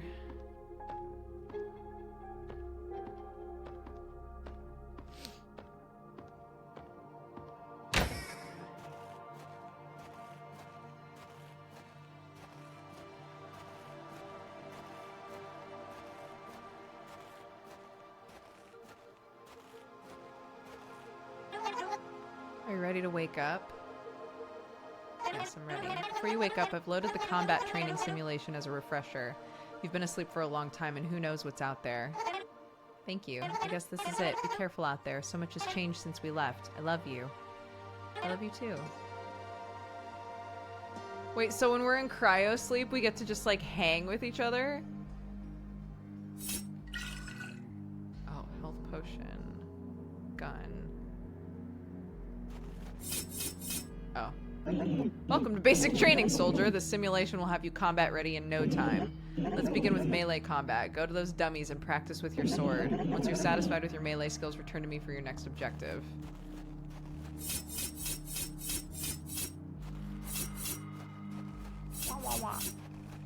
Next. Great work. You've definitely handled a sword before. Let's move on to firearms. Return to me once you've unloaded a clip on the test dummies.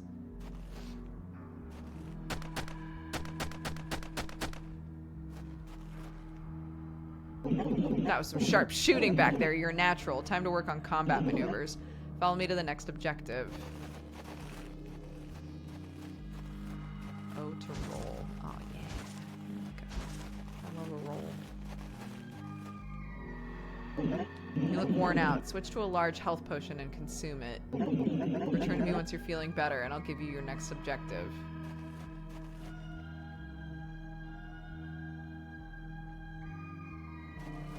Okay. That's better. Once you've equipped the rifle, return to me for your final objective. Enter inventory. Oops.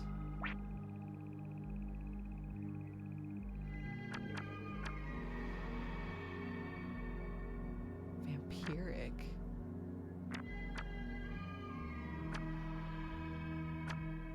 Broken watch. Cradle. A brand new cradle. The cradle fades in and out of memory. The least favorite animal was always a deer.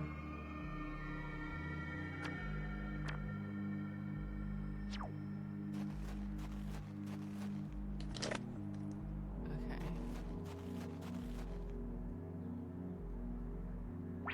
Okay.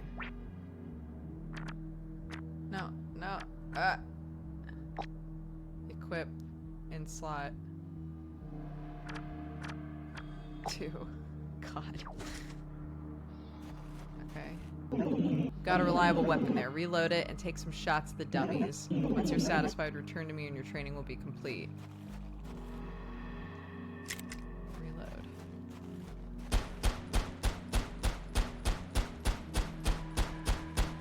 Okay. Good work, soldier. I'm confident you'll excel in the field of battle. Are you ready to exit? Yeah, sure.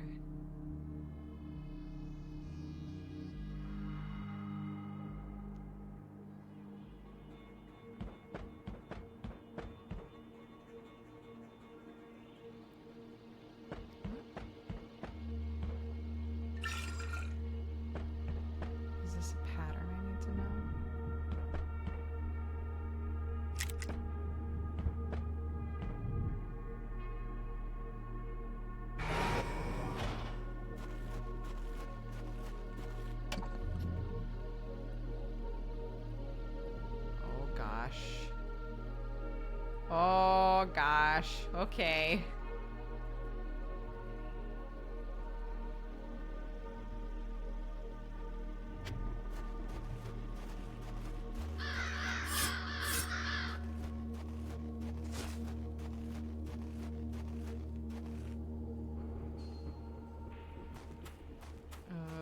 Okay.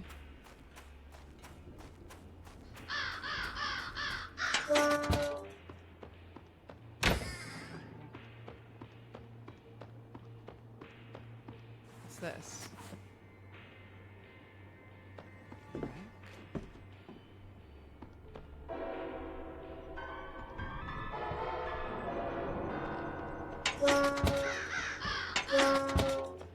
You know what this game reminds me of? It reminds me of, what's the slug cat game? Rain?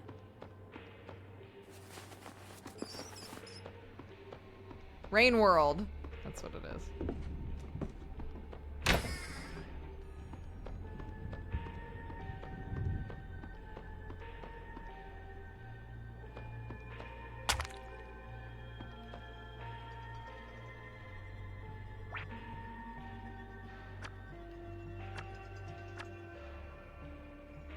decrepit human skull. Chunks of dried remains are stuck to it. Why did I take it?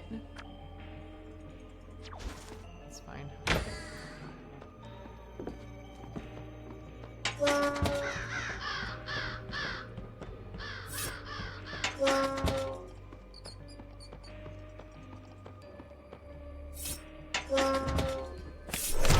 Oh my god.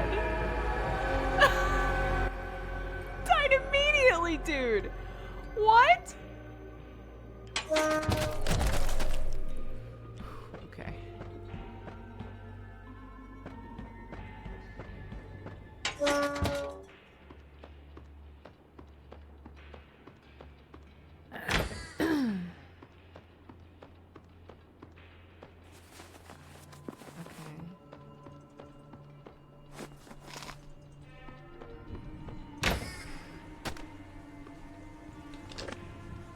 Drone workshop key. A silver ring.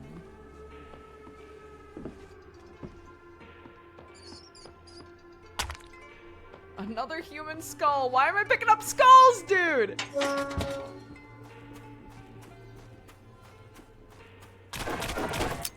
Ah!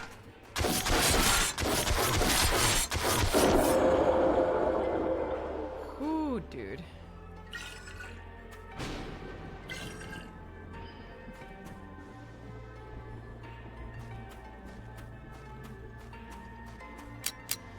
Oh my god.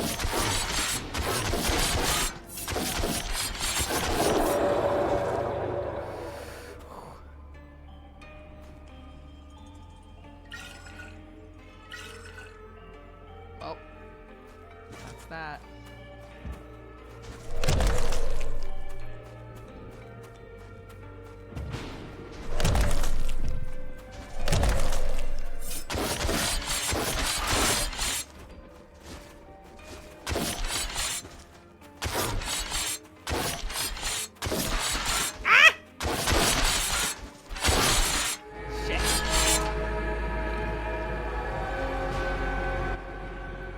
The world's dullest blade, dude.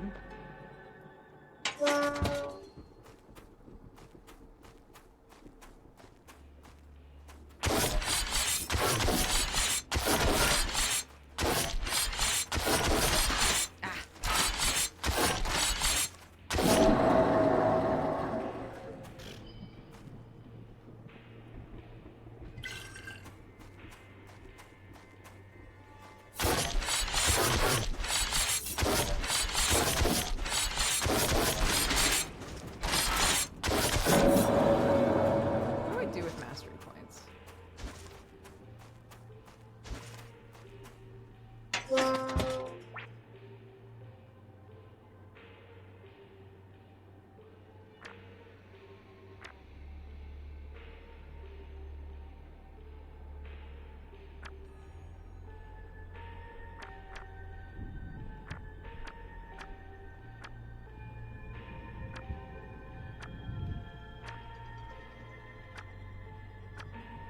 What do the mastery points mean, though?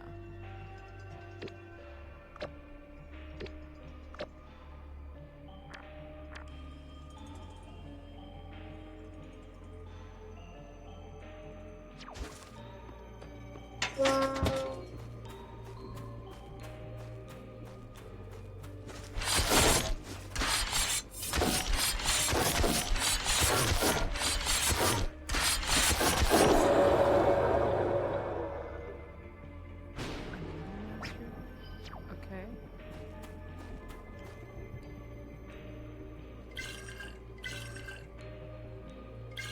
Well, that's it. That's all my potions again.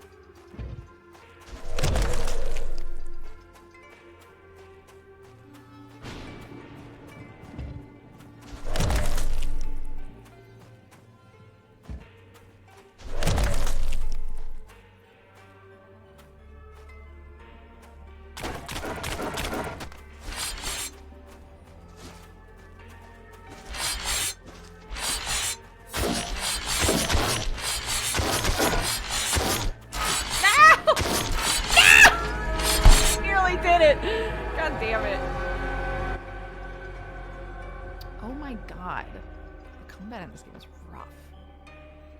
Okay. That's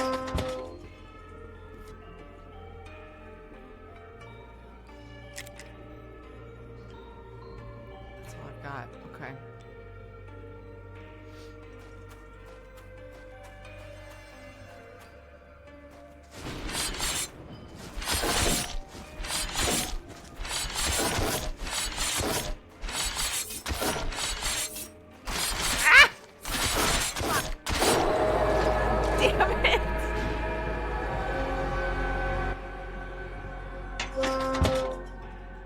Come on. Come on, then.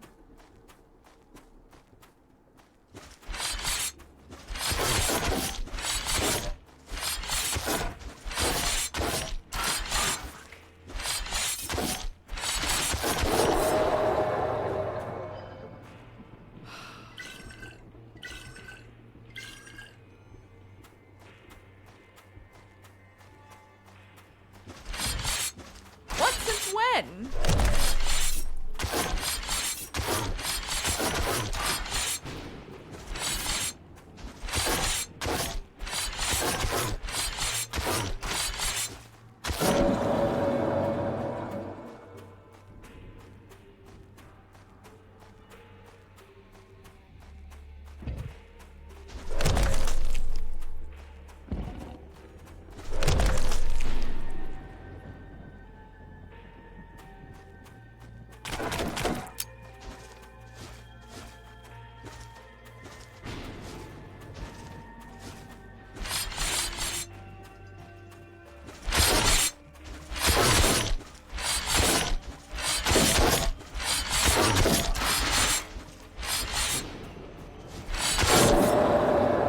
Ooh.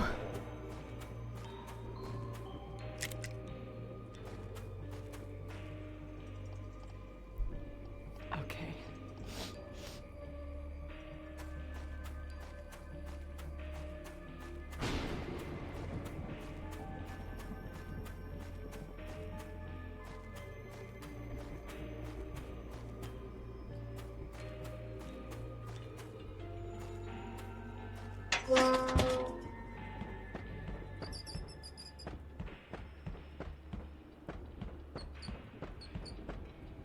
Where am I? Can I see the map? No.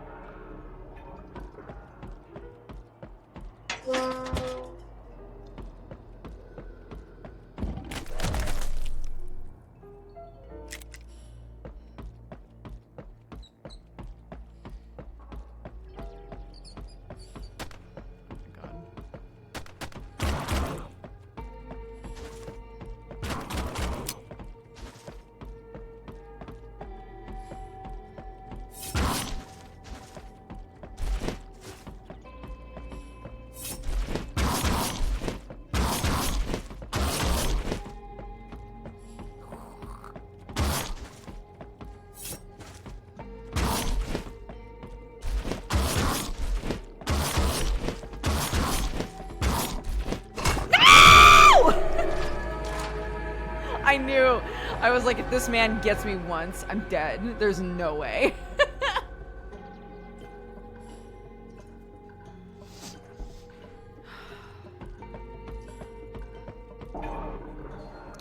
Any game recommendations I can play with my almost 4-year-old niece? My kid, starting at around 4 years old, really like Dorf Romantic, if you have that game. She really likes it. I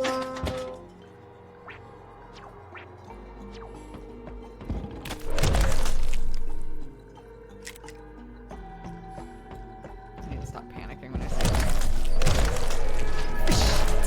I say and then immediately panic and die.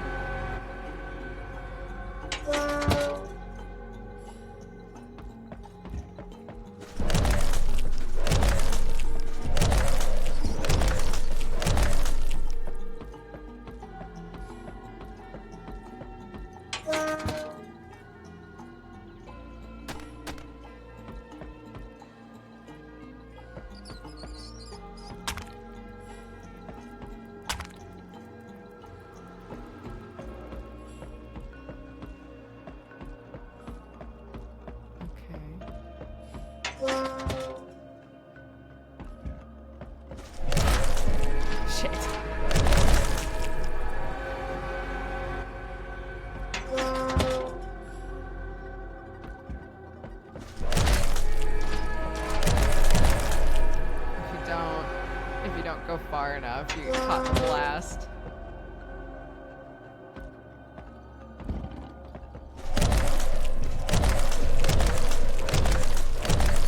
Okay, there we go. I need help so bad.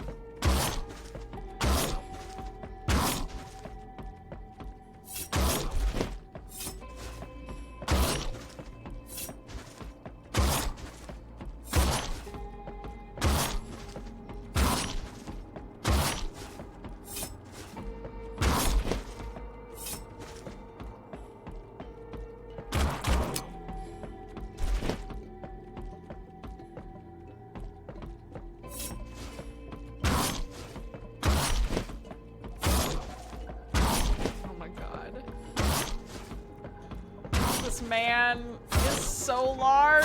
Just die. I got 4 mastery points out of that? Hot damn. Shit. I'm busy, I'm busy, I'm busy, I'm busy.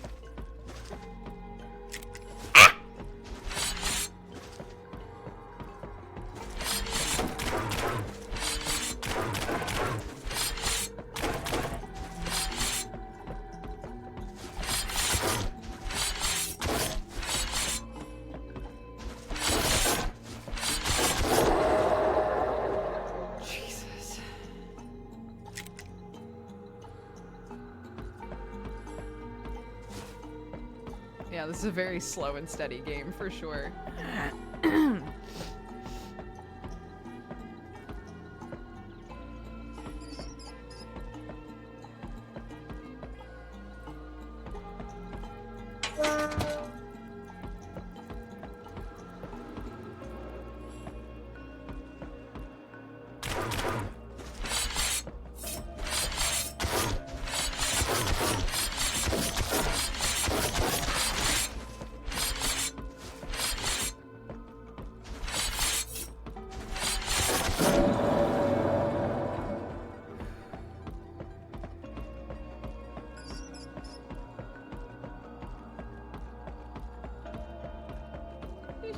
Just widow steps.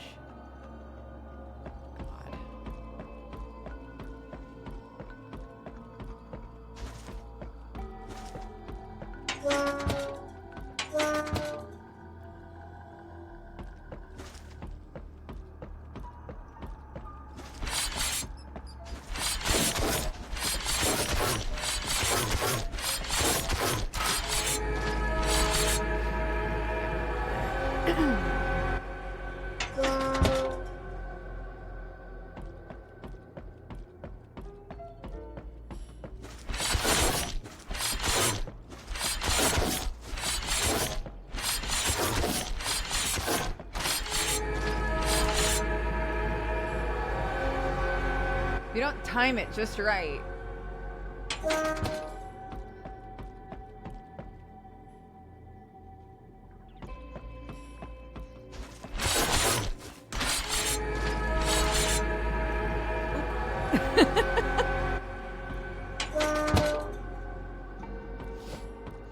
I would love health. Hey, is there health in this game?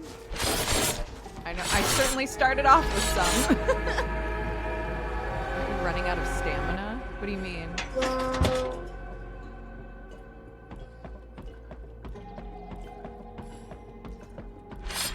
Oh, I can just run by him. The white bar. I don't think I'm hitting often enough. I'm dying before I run out of stamina.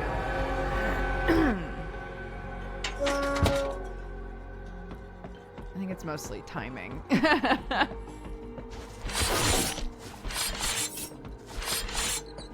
I can try to keep a better eye on that because that is what's hecking me over.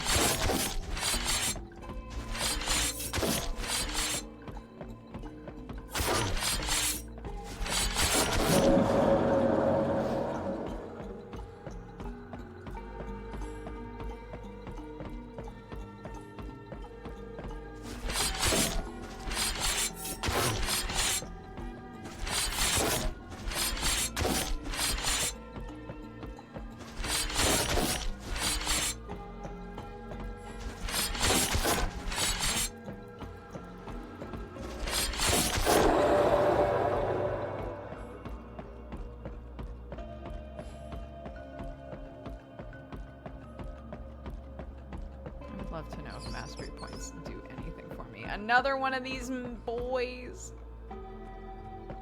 I'm so busy.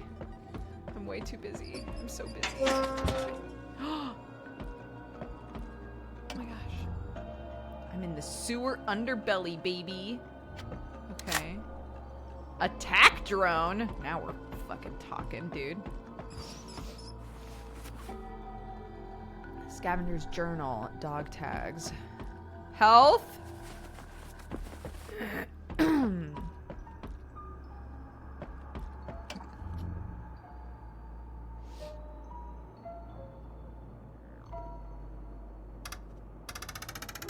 What does this do?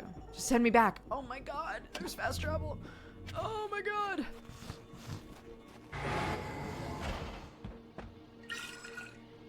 Holy shit. I still don't have potions. But I was able to full heal, so. That's good.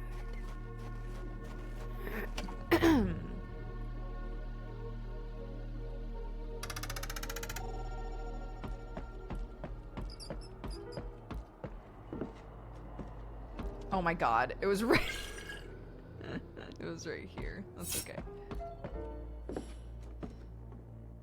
Oh, I see.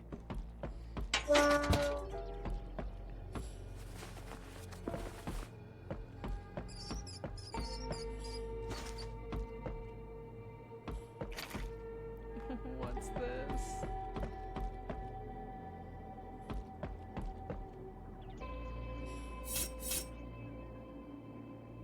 Hi. Bye?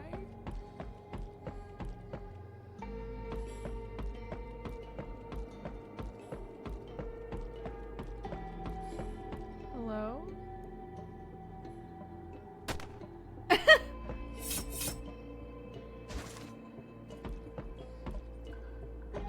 Okay. Hey, if you ever want to talk, you know where I am. Okay, bye. Stamina potion. Health potion.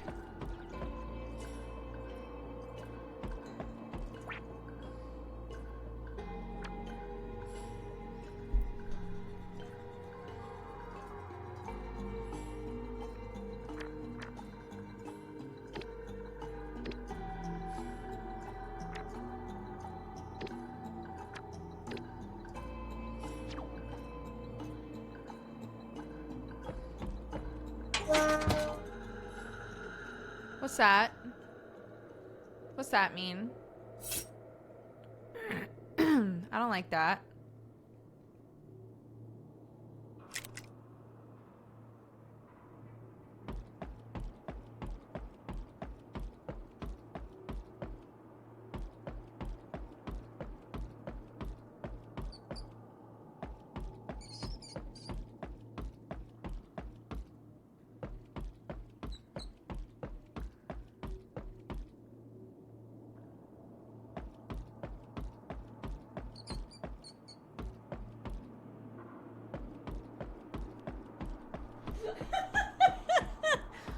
Nah.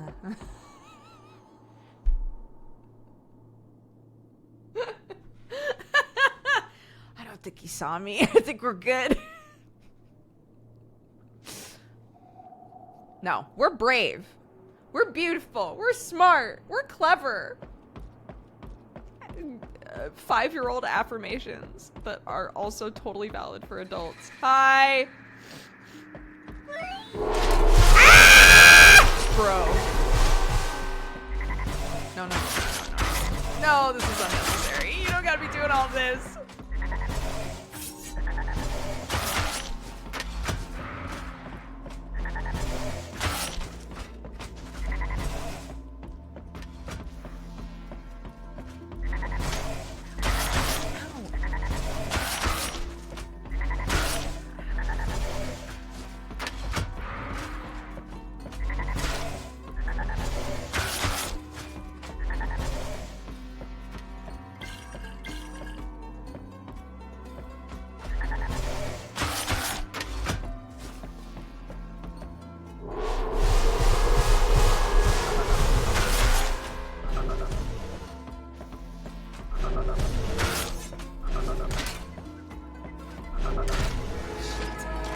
Okay, he's not that scary. He's not that bad.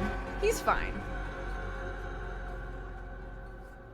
He's gonna have a face too that makes me want to barf.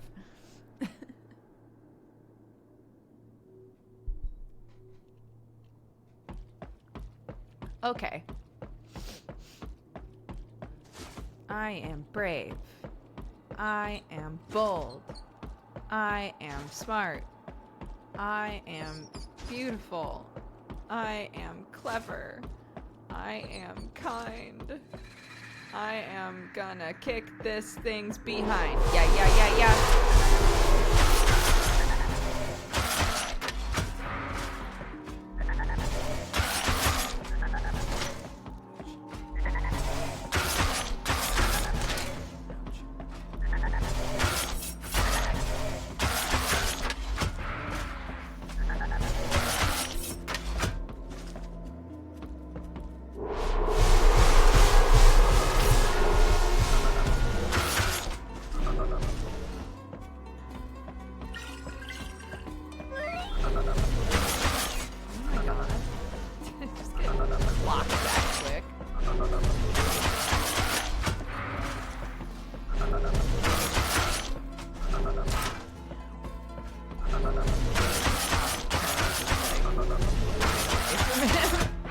Doesn't work. Ah!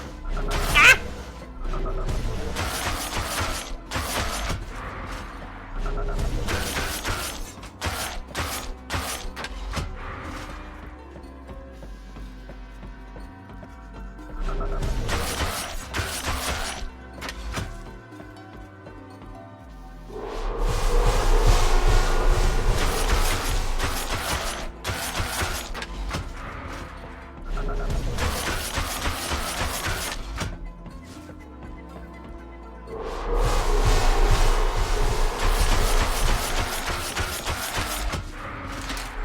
Shit!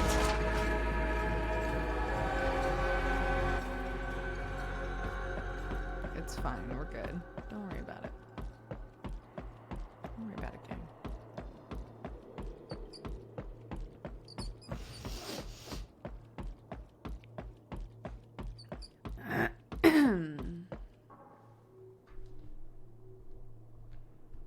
Thank you.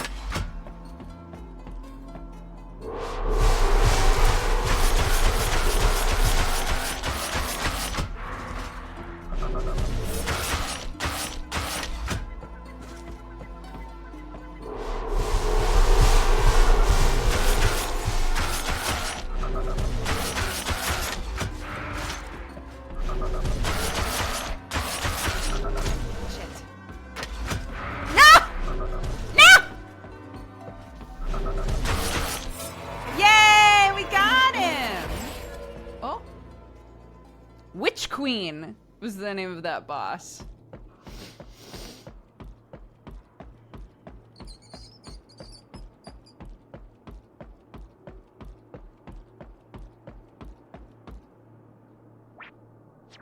Should I go back and heal?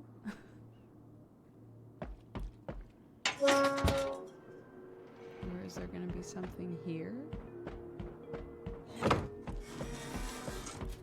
They're not gonna make me fight that again. Sweats. No, we're fine. We're fine. I'm going back and healing, because Lord knows, I will not live.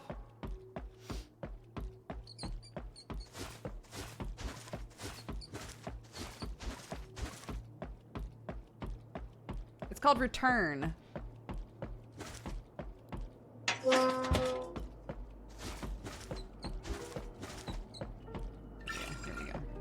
Yum, yum, yum.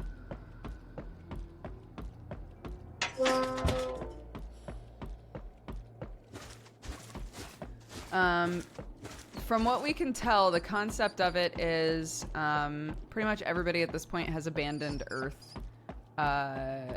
We go into space with our wife and maybe child, or our partner, whatever.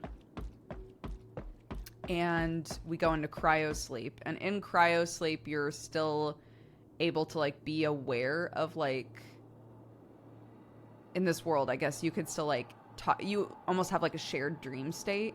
So you can still, like, talk with each other and spend time with each other while you're asleep. And you also know if something's gone wrong with the shit, I guess. For whatever reason, one of us has to wake up. And so we're like, we'll wake up, but it means that there's still like 100 years left on our journey, I guess. So we're like, it's fine. I'll double back and go back to Earth, and figure shit out.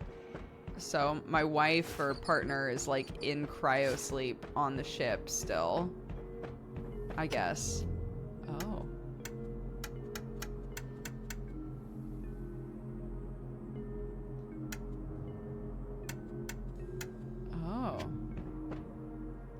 Oh, okay. How many numbers were there? 4. Or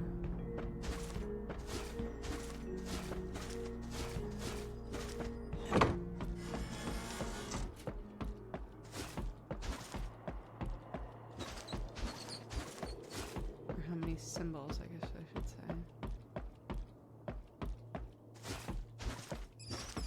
Trying to see if there's something in this room.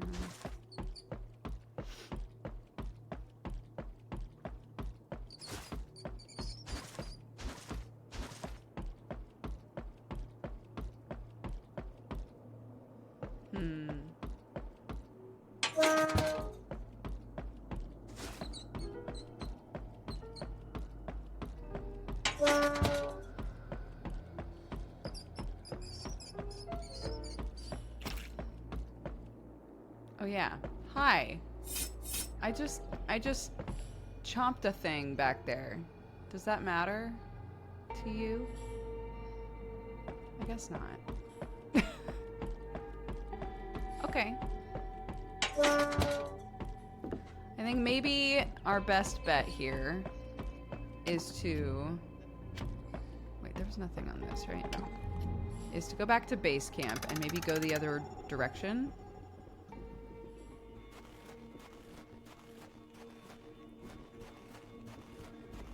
Yikes.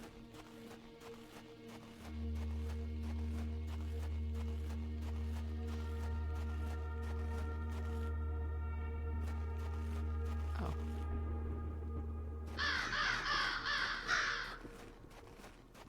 Okay, interesting.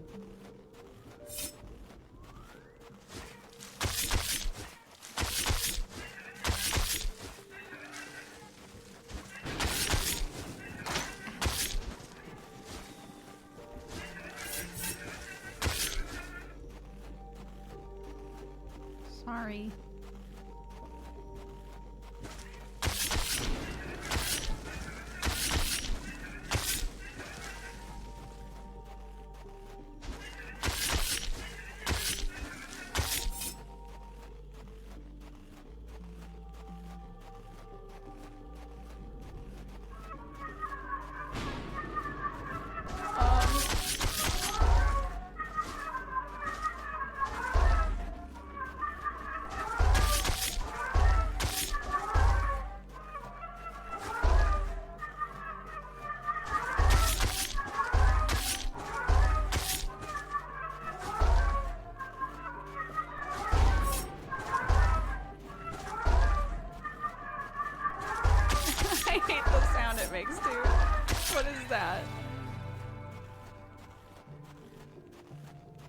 The snail. Bro, we met the snail. No, another one! It wasn't the snail, dude. It wasn't the snail.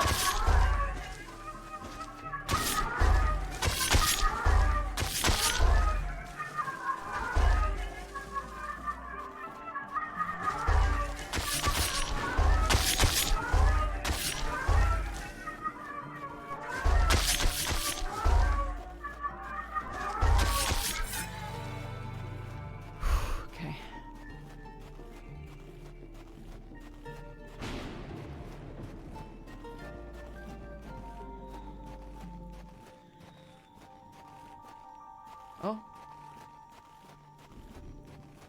The Baron foretold your arrival. Who's the Baron? You will learn in time, traveler. Assassin? Assassin?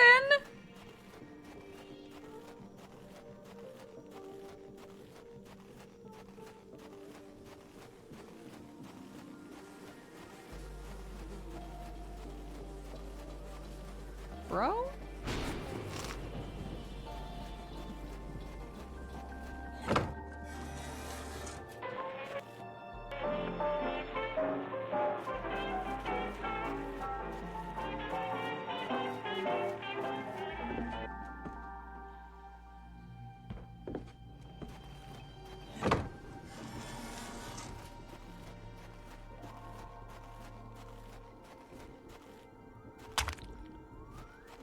Another human skull for my collection.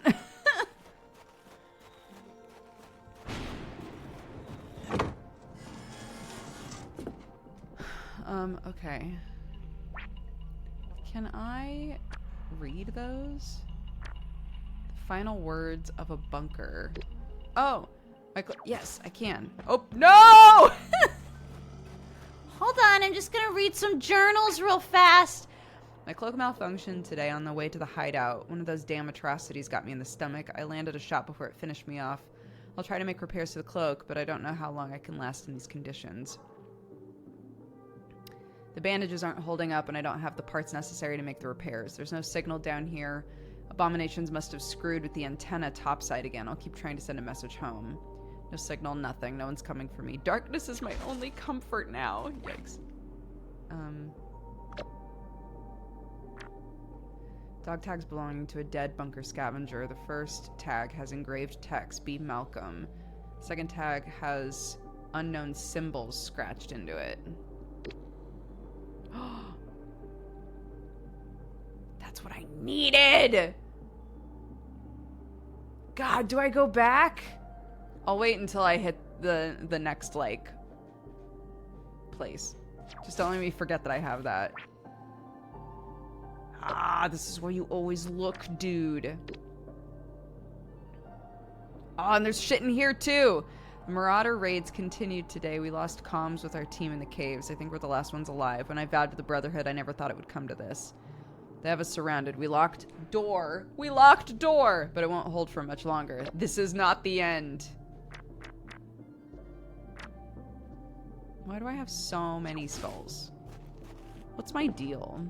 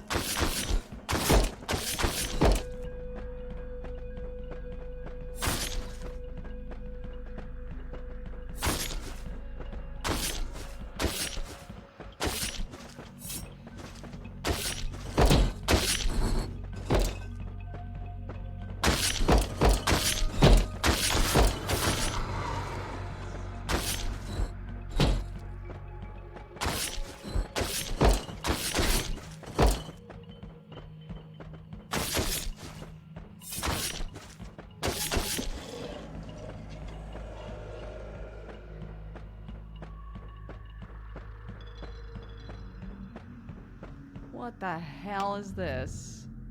Oh, oh, oh, oh, oh, oh, oh, oh, oh, oh.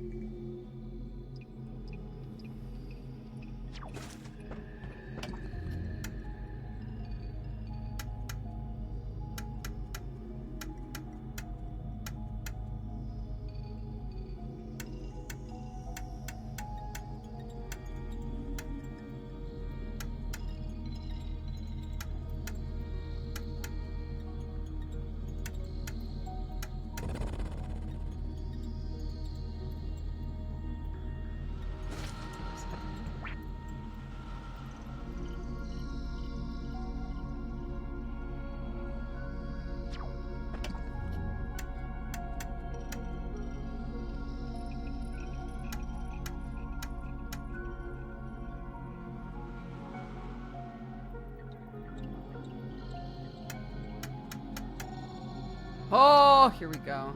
Encrypted. Supercomputer left behind in the evacuation we've nicknamed Mother seems to have survived the collapse of the planet. Over that time, it has mutated and become sentient. Now it appears to be creating an army by harvesting old corpses to reanimate. Initial scans reveal various machines that act as incubators to complete the process. There's still a connection to this machine from my computer. If I can stay connected long enough, I can create a program to deactivate it. Download file. Downloading.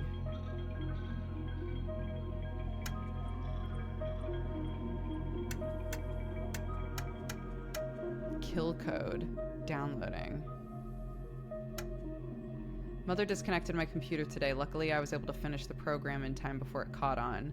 The Marauders are gaining ground in the east. I don't have much time to act. I'm sending reinforcements to the Mother's Den along with a copy of the kill code. If we don't destroy this machine, it could take control of the entire continent. This will be my final log. The Marauders have taken control of the stronghold. It's only a matter of time before they unlock the elevator. I'm locking my final work inside this computer. If you find this log, make sure Mother dies with me. Damn! Okay.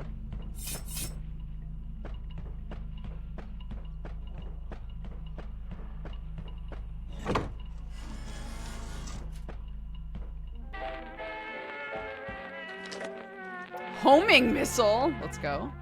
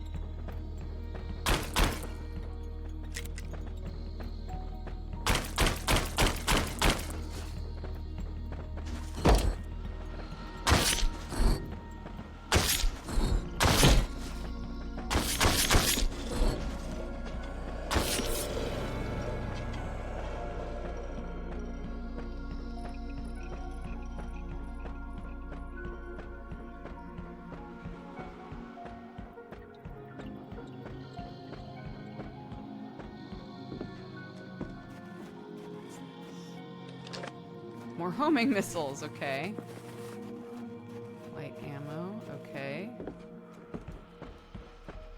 Oh, shit. I forgot that this was a thing.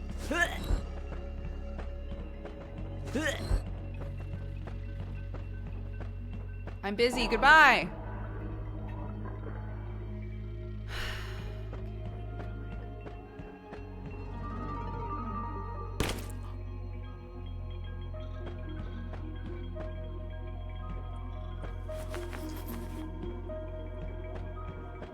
What happened?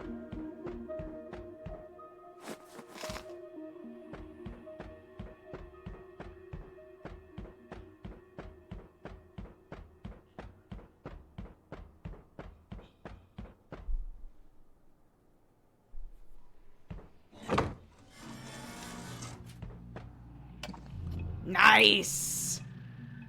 Nice! Okay, fantastic. What a delight. Yay.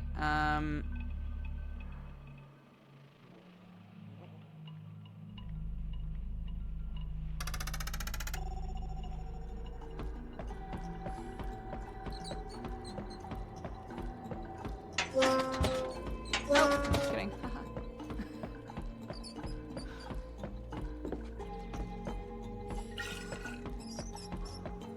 God, fast travel is so nice, thank God.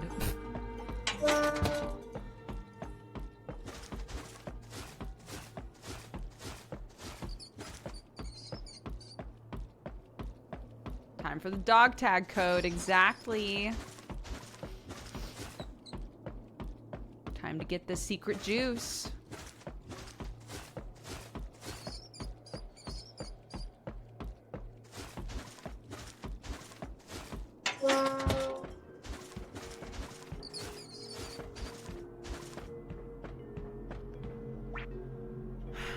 Okay.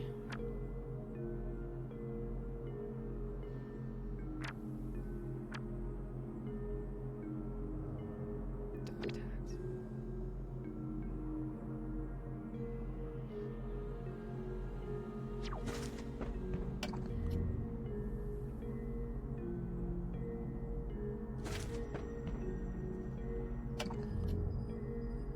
No.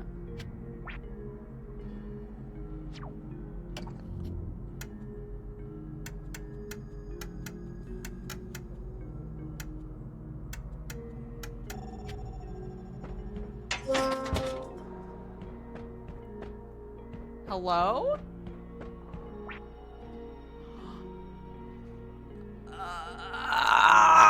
I'm so excited.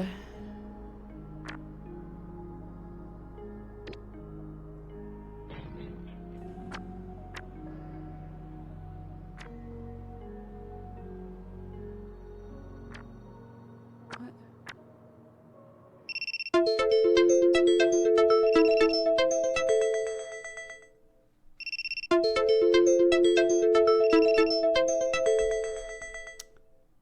Dismiss.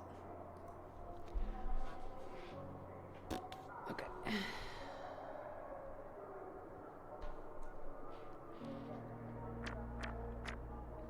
What?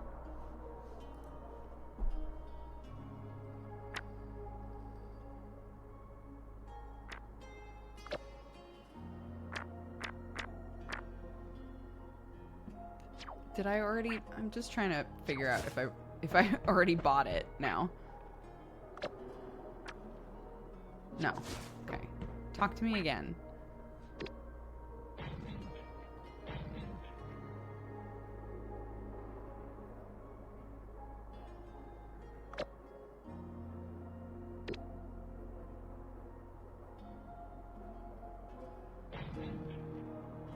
I just don't have enough? Is that what it's saying? But it's 804. I'm so confused. What is happening here?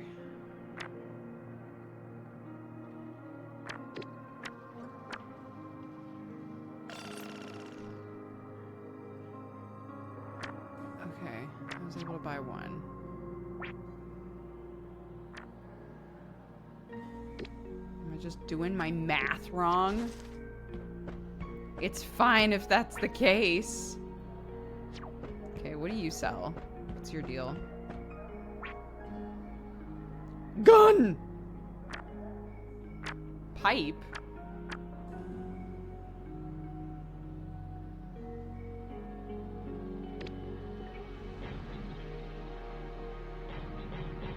It won't let me buy that either. But it says value 0.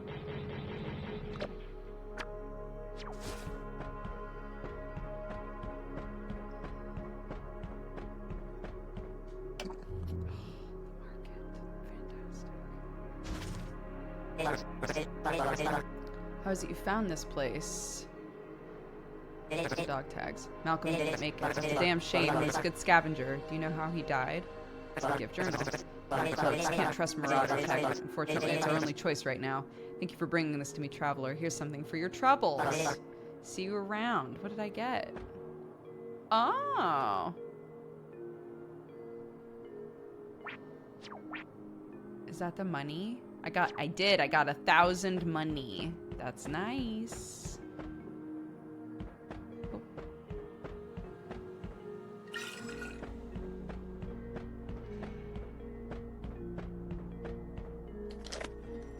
More homing missiles. You know how we are. Lots of cats here, dude. You into cats? Grimoire added. About what? Witch Queen. Witch Queen arrived when energy surged from bombs dropped in the war. She corrupted survivors to protect her while she slept, awaiting the next energy surge to bring her into the next world. The ascended beings that control the Queen studied the corrupted and the planet while she slept.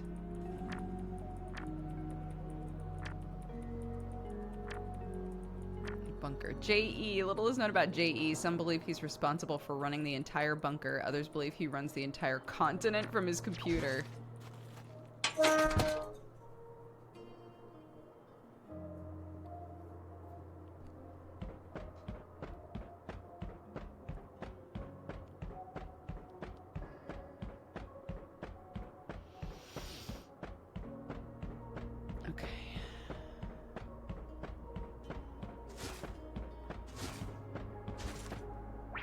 Hi, how much were your guns? Too much. Too much for me. But that's okay. I think that's a dev Easter egg as well. Okay, sick. Nice. Progress.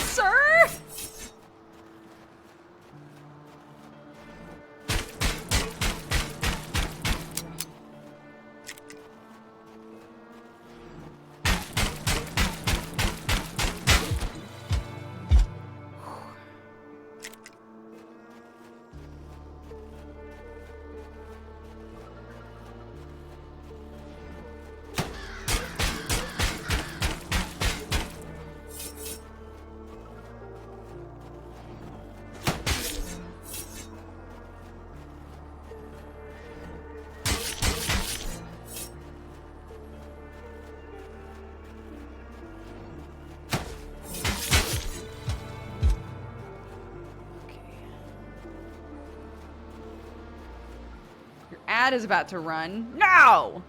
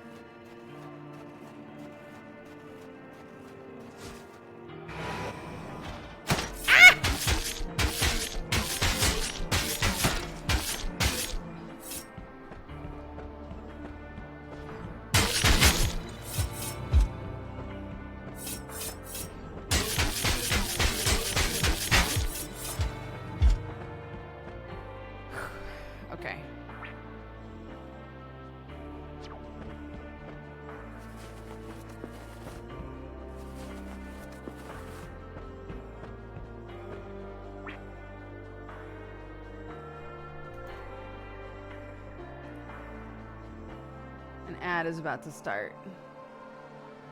It's 3 o'clock-ish. Let's do some words, and we can run ads.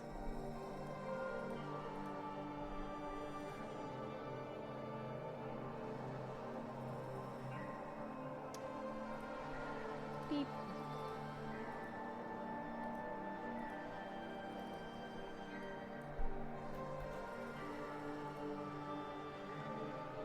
Alrighty, gang. Have fun. I'll see you in a couple minutes.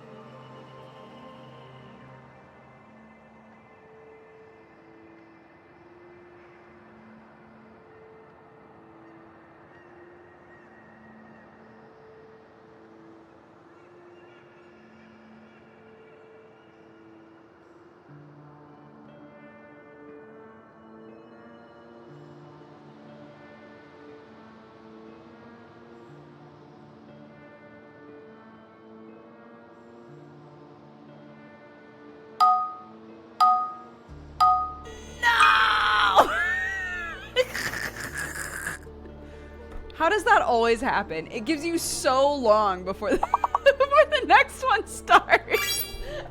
And I'm always like, oh yeah, I'm back. I'm ready to go. And it's in between games.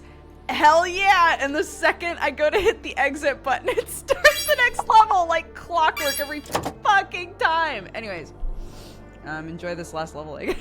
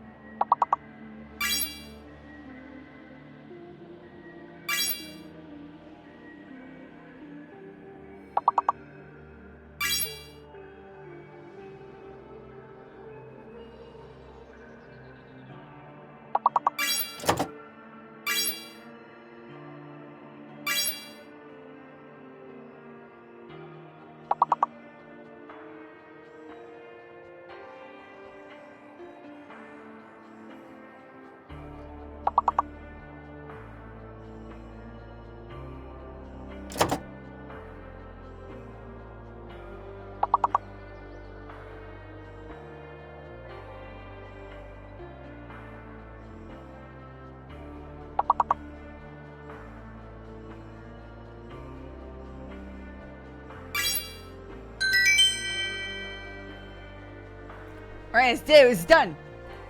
Hi-ya! Yeah. Bam. Good job, everybody. You crushed it. You did really well.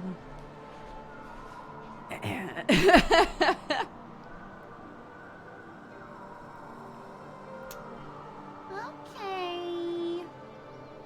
Beep. Beep. Beep. What are we doing? Right. Killing dudes.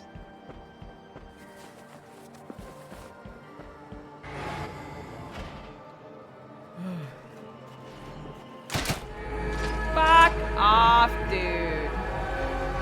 Fuck off. What? Okay, well that was stupid. Okay.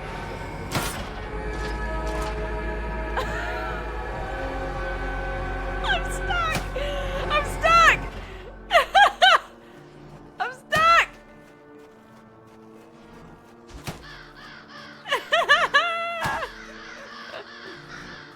Get me out of here, dude. Get me out of here. No!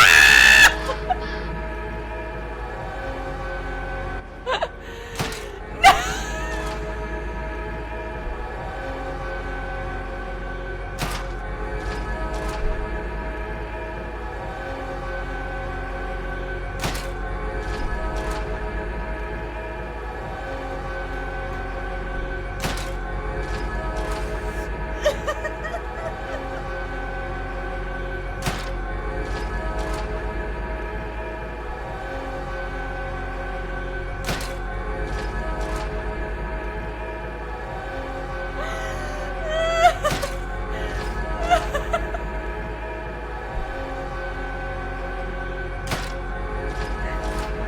No fucking mercy at all. Are you not ready to dodge roll the second the second that you come back?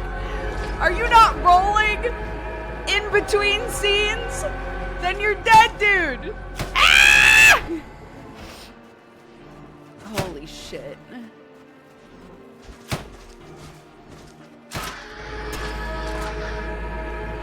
I have to get back.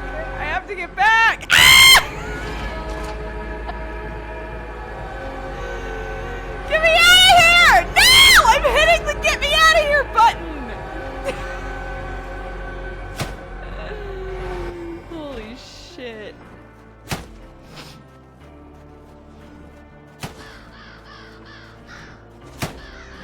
Oh my god. This is where I live now, I guess. I can never go back. This is the only place I live in now.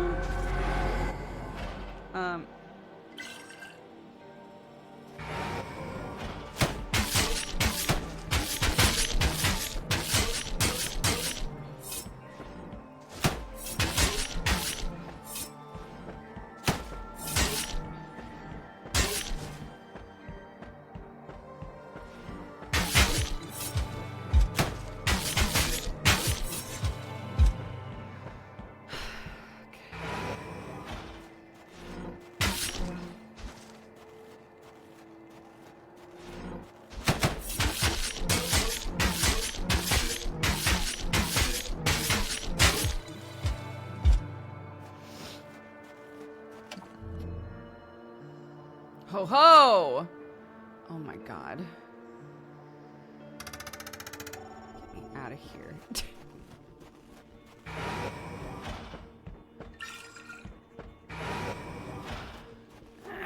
I just needed to make it a little bit farther, dude.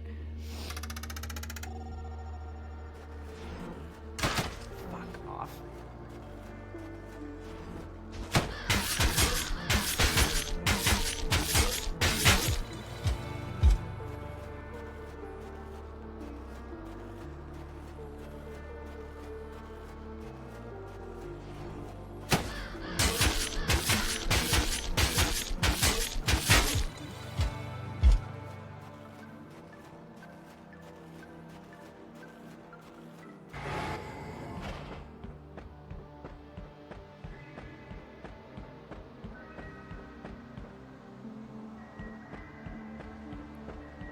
Okay.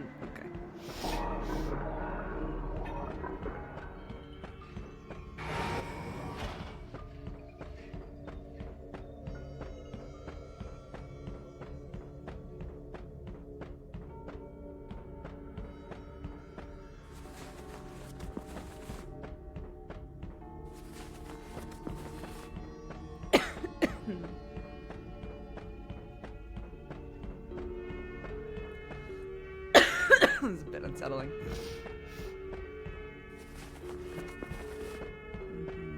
Hey, none of you guys wake up on my way out, okay? Because I'm gonna be real upset.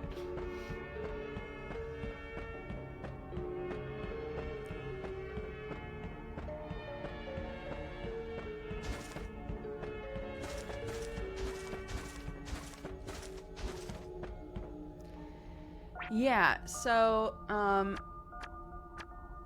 it's part of the, like, upgrading. Yeah, so once you hit 33 mastery, your attacks gain 5% lifesteal. Once I hit 55, my max health increases. Then my attacks have 12% lifesteal. Your health slowly recharges. Oh my god, your health quickly recharges after not taking damage.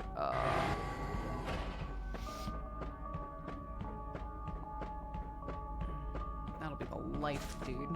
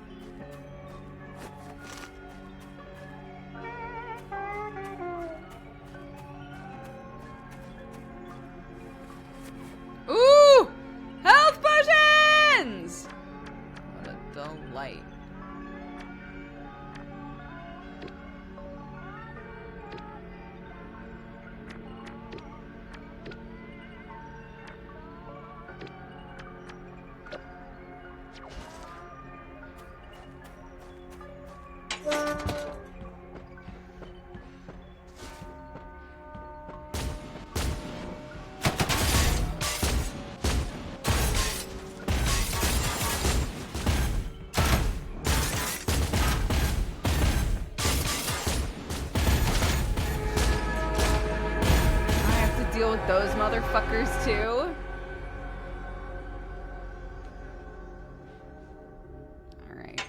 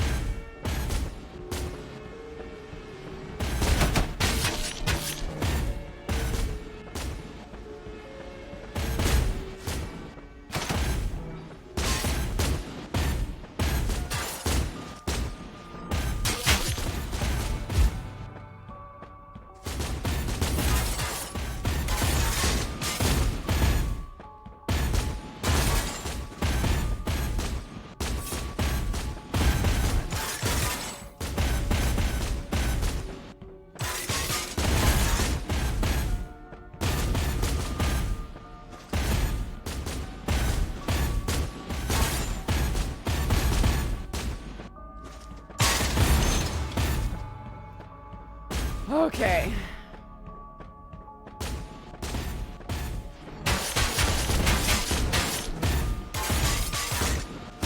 Another boy out here too, probably. Yep.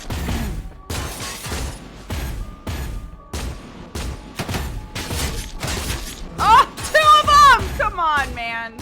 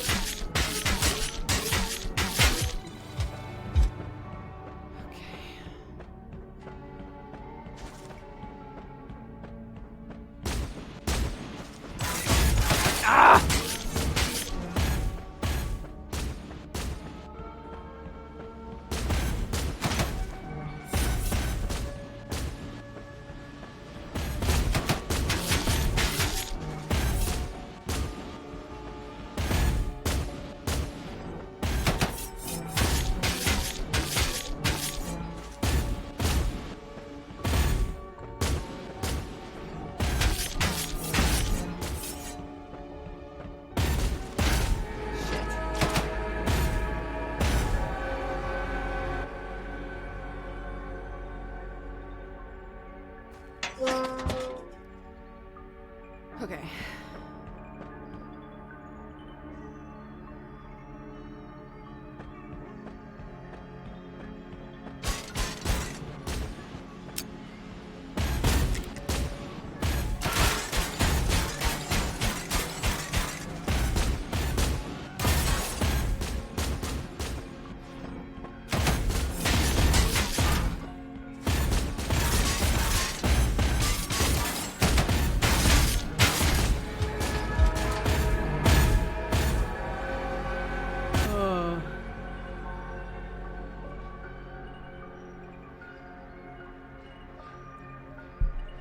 Oh, I'm very excited to take a shower later.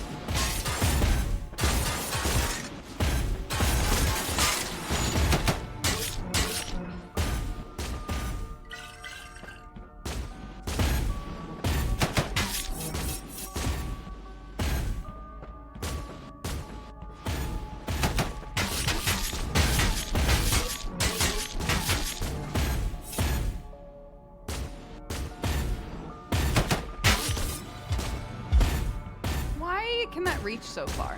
What's up with that? Hmm? Why are you reaching so far?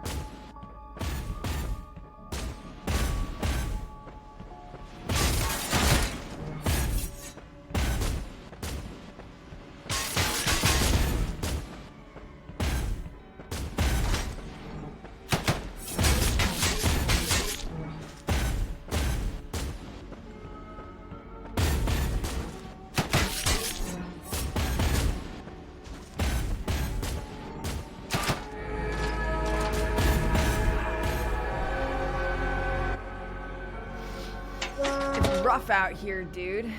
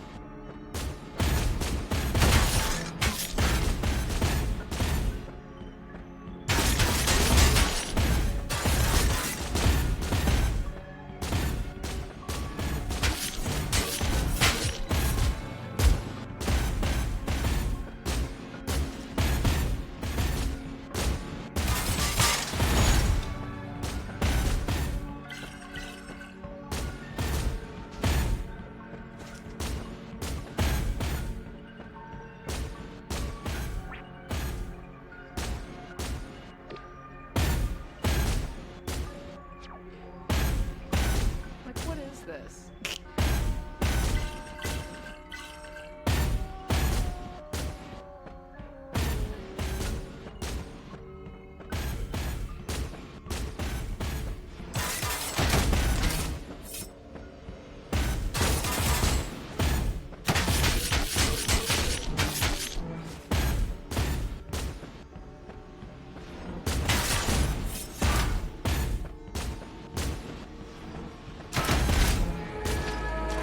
Bye.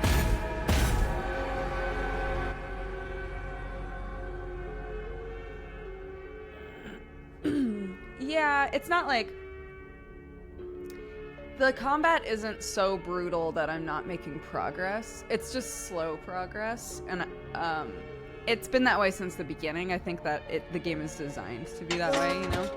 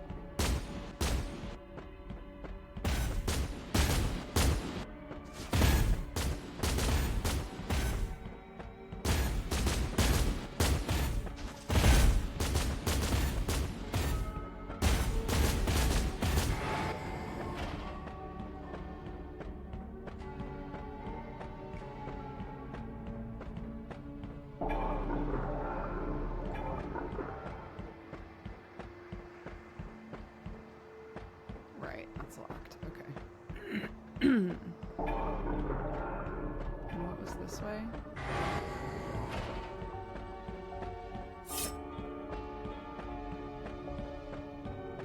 Oh, all this shit. Right, okay.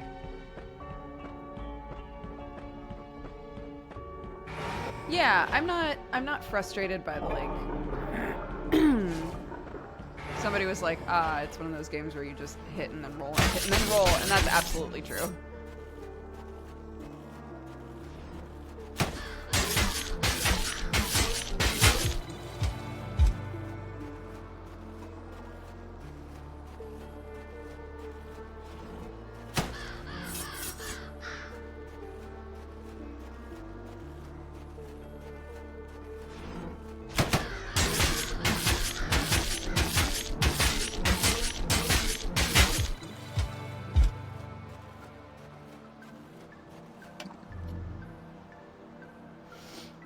I'm trying to remember. Was this the place we went to where we immediately were like, okay, bye? I'm gonna go in here. Heal. And then go back here and see if there's more we can do here. Right, we saw that guy shoot somebody over here. That's locked.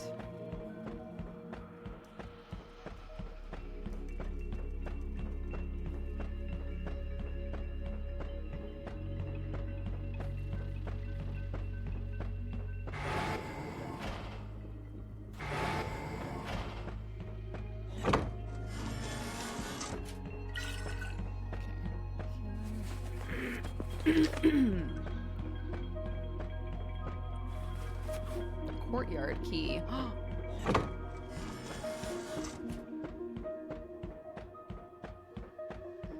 Is that what will open this?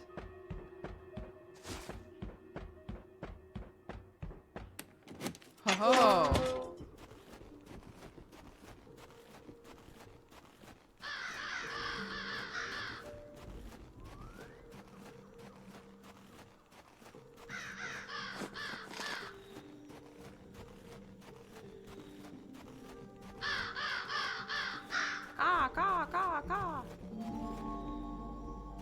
Another supercomputer? Mother's coordinates. Location unlocked. Ooh.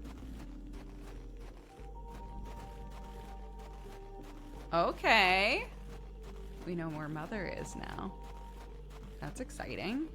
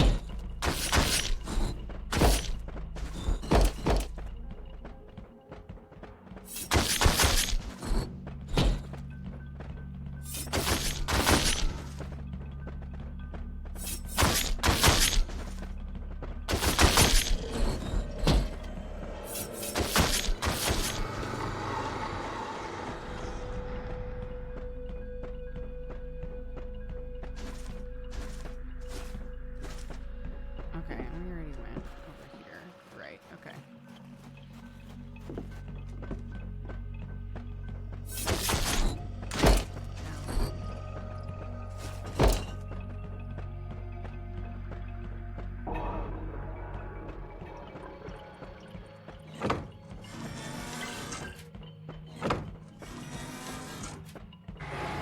Okay, and what was this way?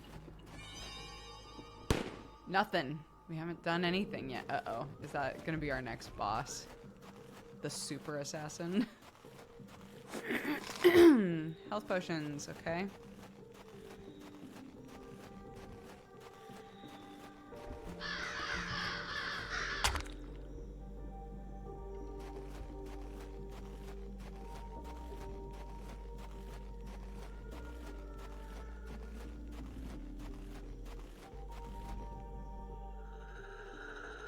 The super assassin is definitely our next boss. Okay.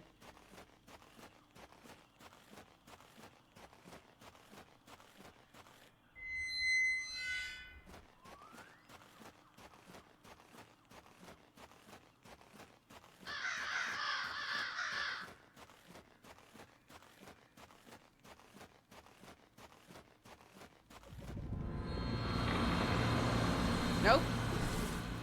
Not a super assassin. Ooh.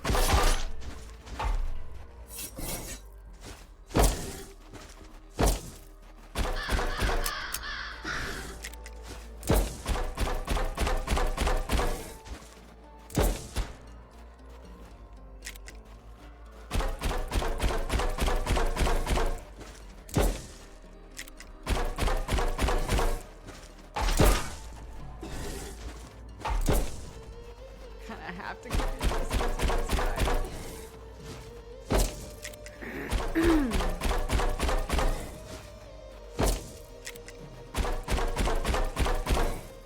It's not very interesting to shoot something, but I almost never use my gun in this game, so fuck it, I guess.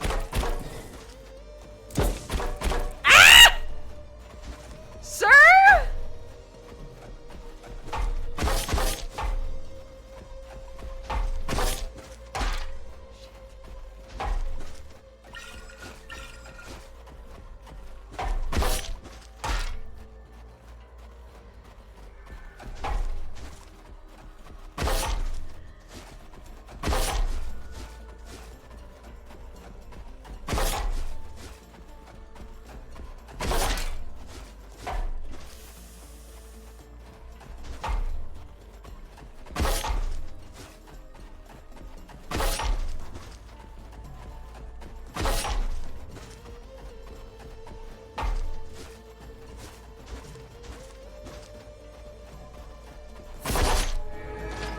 Shit. He's like, ah! Hi, Summer. Oh my goodness. Thank you for the raid, bud. We're in Pain Town, so welcome, guys. I hope you had a good stream. Not to be toxic, but I hope that your stream was great. I love Pain Town. Bro, don't we all? I literally just got done being like, man, if this whole fight is best done just me, like, shooting this guy, it's gonna be really boring. And then he just started, like, screaming and running at me. So, you know, it is what it is.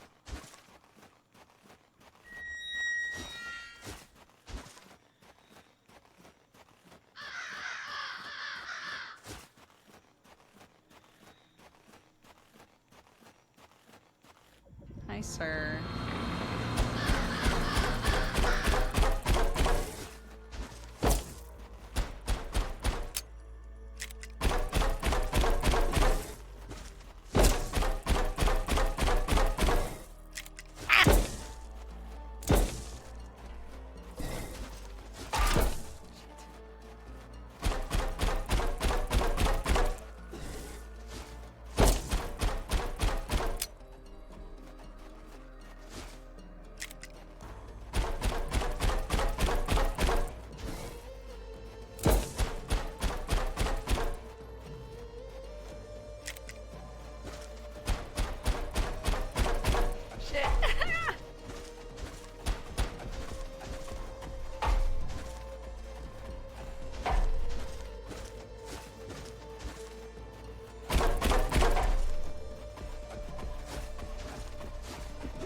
Maybe I do need to just keep shooting him.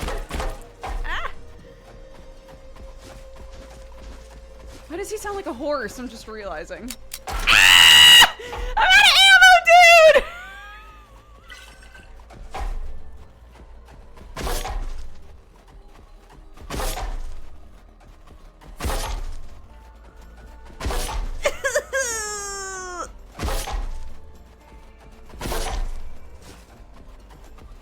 Clip clop, clip clop, clip clop.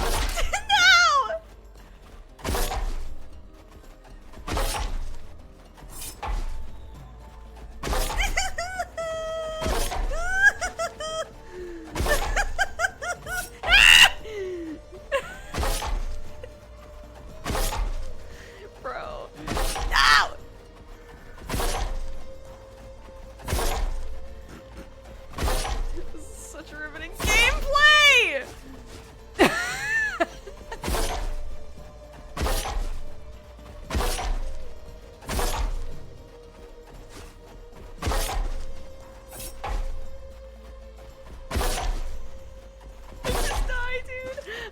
begging you. I'm begging you to just die.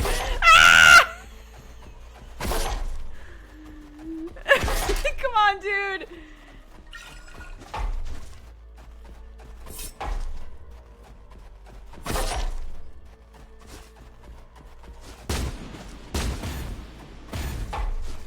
He's too fast for the homing missiles. No, he's too fast, dude. It's not worth it. No.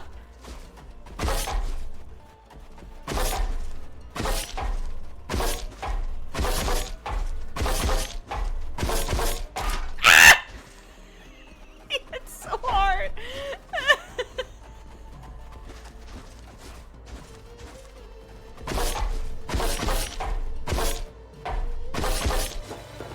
Oh, we got him. The Gravekeeper. Oh my god.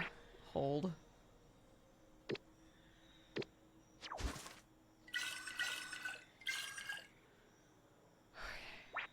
can breathe.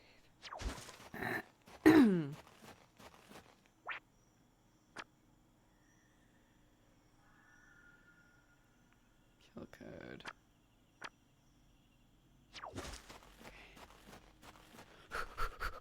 What a gamer. I'm gaming, guys. I'm gaming real hard.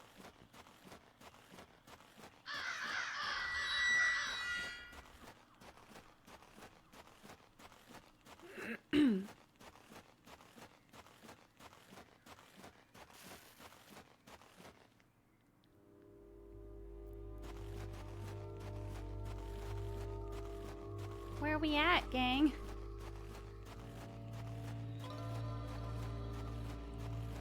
Hello? A town? Oh, God, I love that every boss fight has rewarded you with civilization. Just like, no one's gonna shoot you, dude. Hello, Traveler, tell me, do you consider yourself a musical enthusiast? I do! You have culture, Traveler. There's much beauty in the simplest waveforms. Agreed. Tell me, where is it you travel from? I travel from the past? Yeah, basically that. A time traveler, very exciting indeed. My fellow villagers and I are time travelers in a way as well. I'm glad to have met you, Traveler, but you must excuse me, my work calls. Nice to have met you. One more thing I almost forgot. If you happen to come across a binary flute, bring it to me. I've been searching for one for quite some time. I will pay a hefty price to whoever brings one to me. Thank you, and goodbye, Traveler. Okay.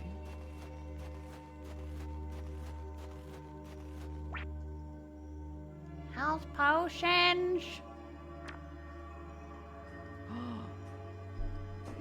They're cheaper here. I think they're cheaper here.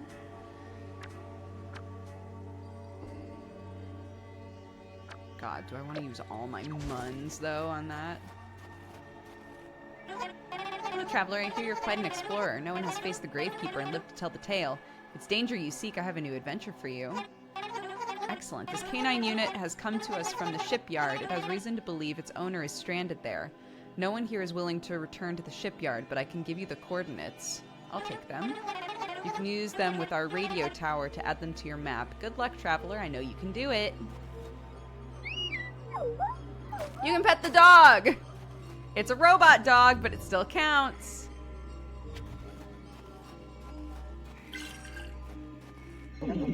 Are the rumors true? What rumors? The villagers tell me you travel from the forest graveyard. There's only one path you can take through the graveyard. You slayed the beast? I killed the beast of the forest. Incredible!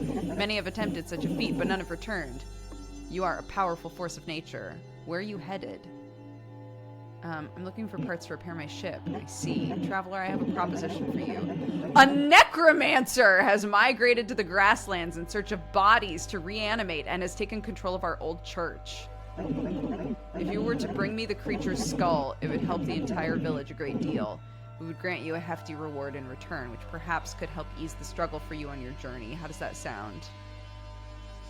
I will try. I have faith. May the gods' favor be yours. Thanks, Ambrose. Shipyard coordinates. Okie dokie.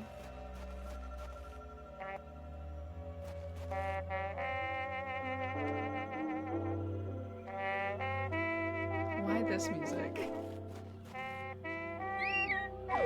pet the dog. An attack drone, okay. And then that's it, dude. Sick.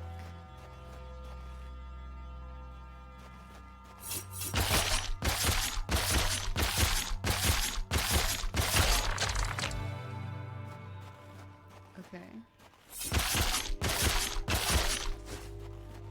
I don't like that the eyes continued walking towards me.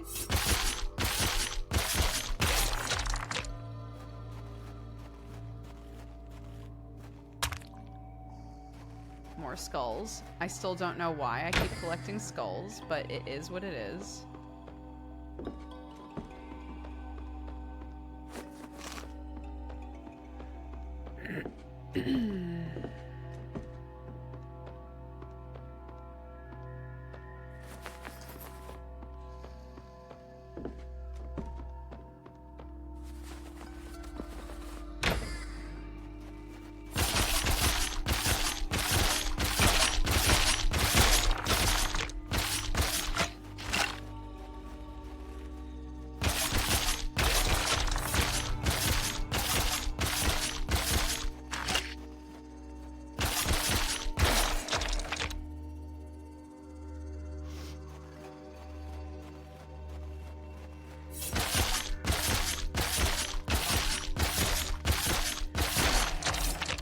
These enemies just, I know it's gonna bite me in the ass eventually, but it's nice that for right now these enemies just kind of like walk into your sword, you know?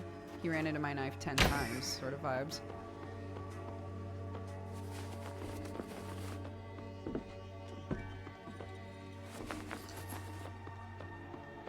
I keep taking people's rings. What's up with that? I'm taking their heads and I'm taking their rings. And it feels like both of those things, like, I don't know that either of them is super useful or potentially are of a sacred manner in this world. It's hard to tell.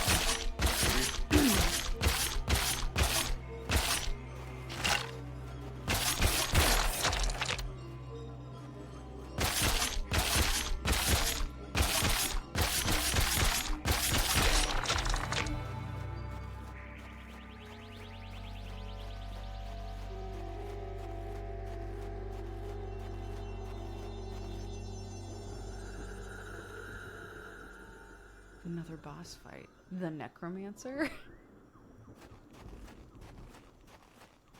Maybe.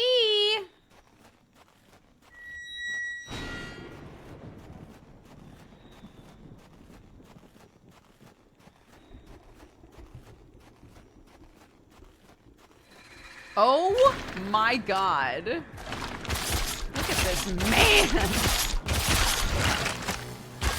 Ow! Bro.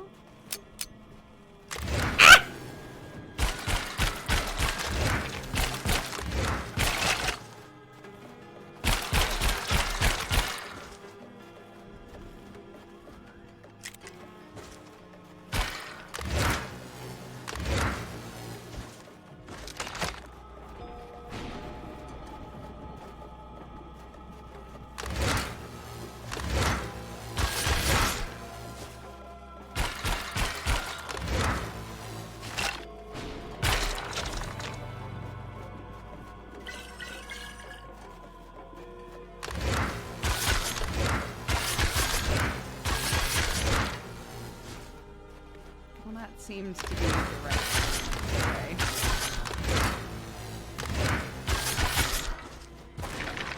Yeah, he just raises more boys. Yeah, that's fair.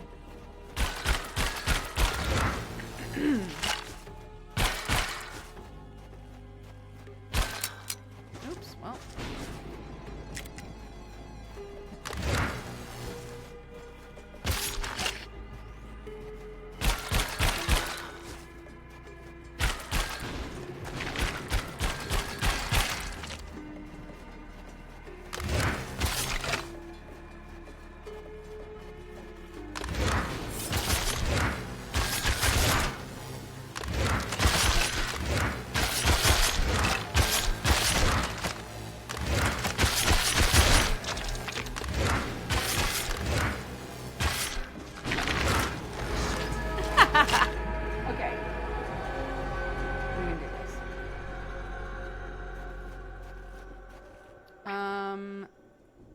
first off.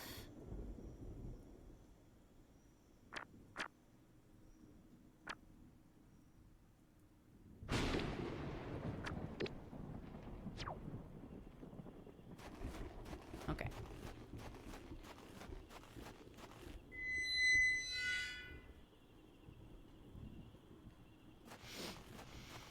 I wish I could. Well, I guess technically you could hold more than one gun if you didn't want your sword, but I want my sword. So.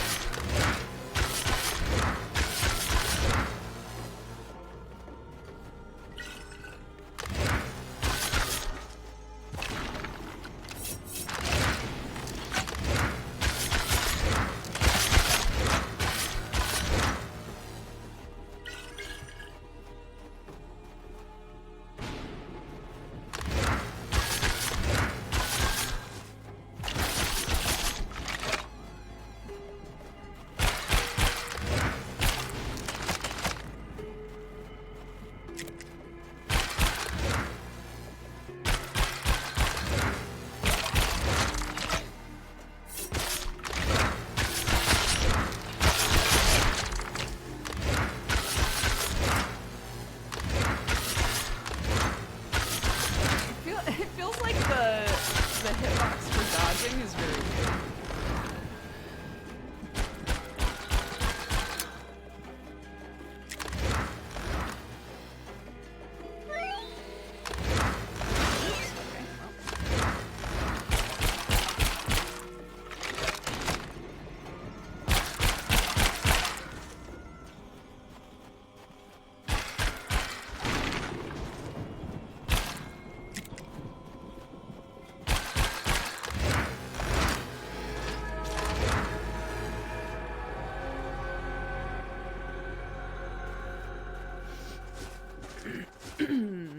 Like, a lot of times I feel like I'm definitely dodging out of the way, and he hits me anyway. So. That's a little bit weird. It's okay, though.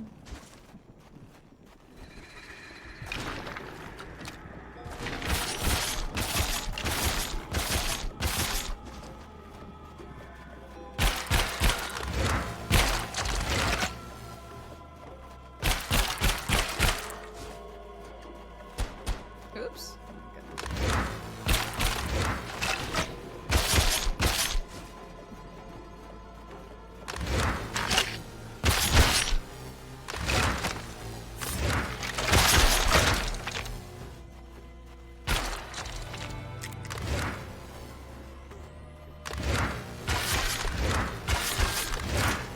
Like that? What the fuck is that?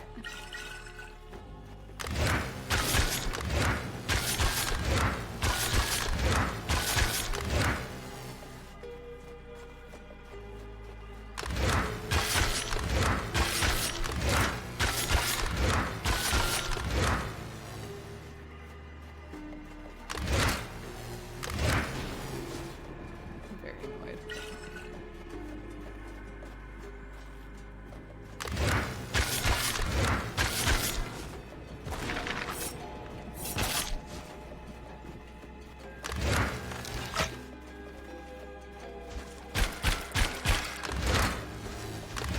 Shut the fuck up! Are you kidding me? This man?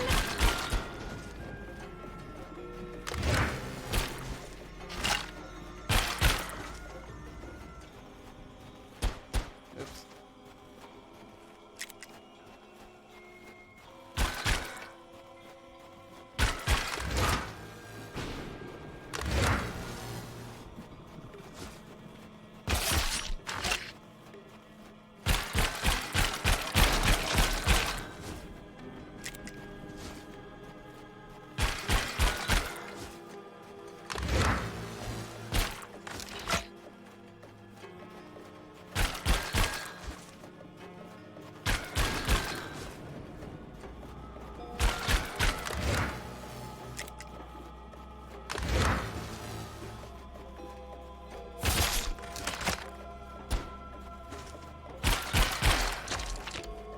Well.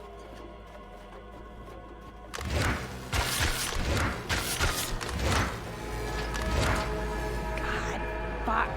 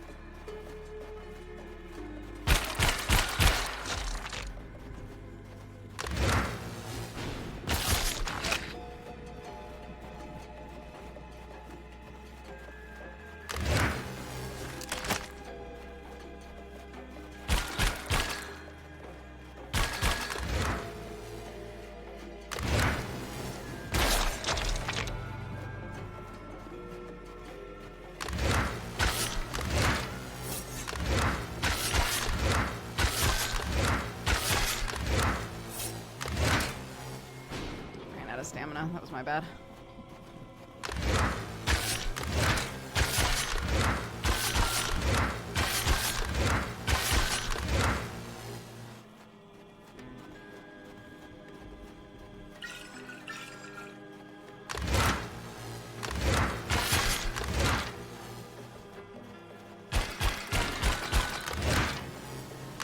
Ah, dude.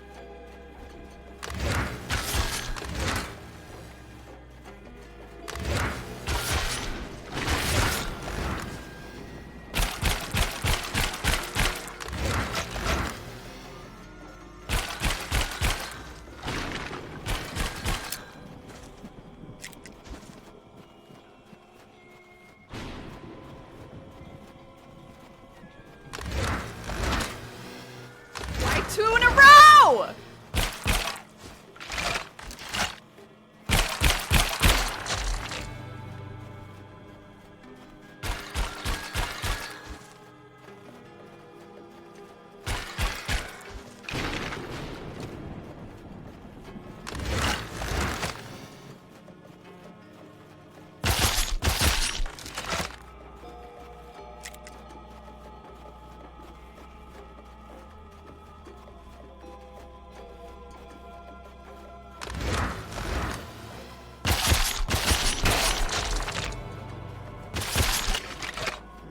For some vampire action, but I don't think it's gonna happen.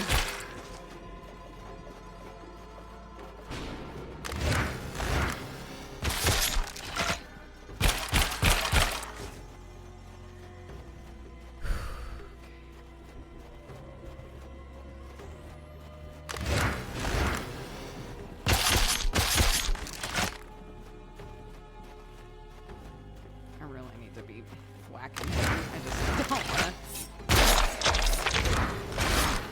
Bye!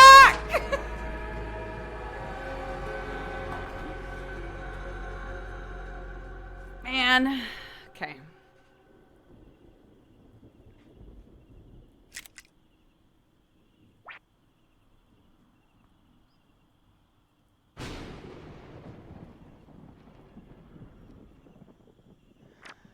Oops.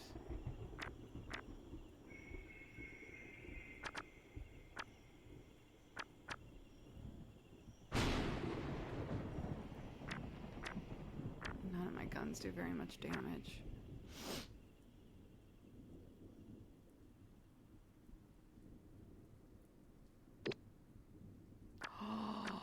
I can make them do more damage. Holy shit. With what? Wait.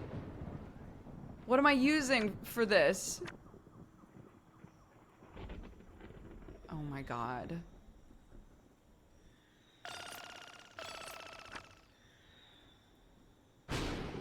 Wait. Oh my god. I have been doing this on hard mode this whole fucking time. Wait a minute. Oh my god. Holy shit. Oh my god. Literally my accidental no upgrades run. What the fuck? Holy shit. Okay. Well, okay. All right, let's go. Everybody in chat like, God, all the enemies in this game are so tanky. And me like, they are, aren't they? Holy shit. All right, let's go. Watch there be like no difference.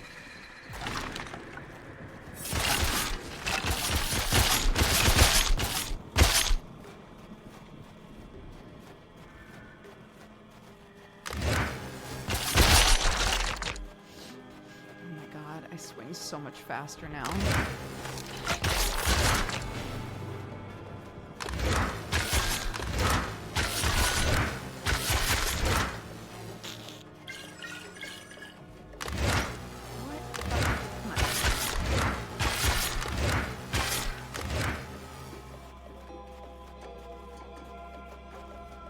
Level up all the things. I'm not using the other two guns, so I don't see the point really.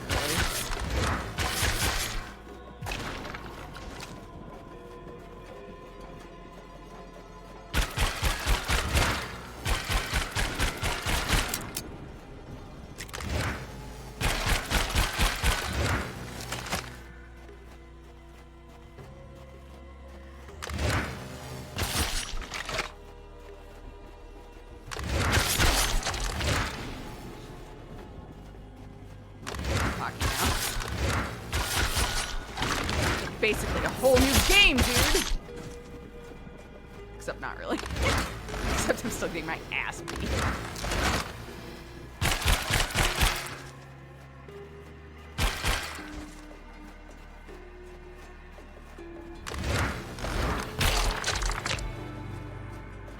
Yeah, he's hit the double swing point like way earlier than before.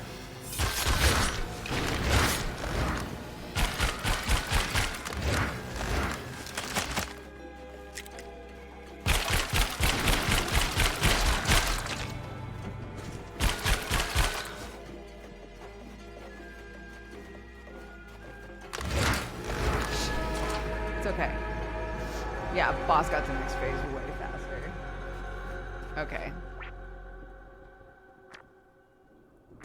No, it didn't save. That's okay.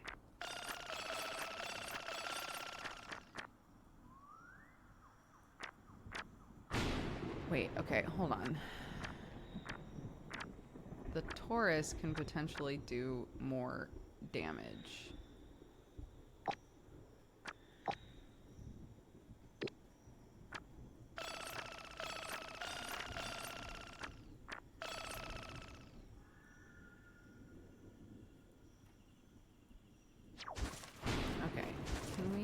If we back out of here and then go back in, I think it'll save the changes we've made.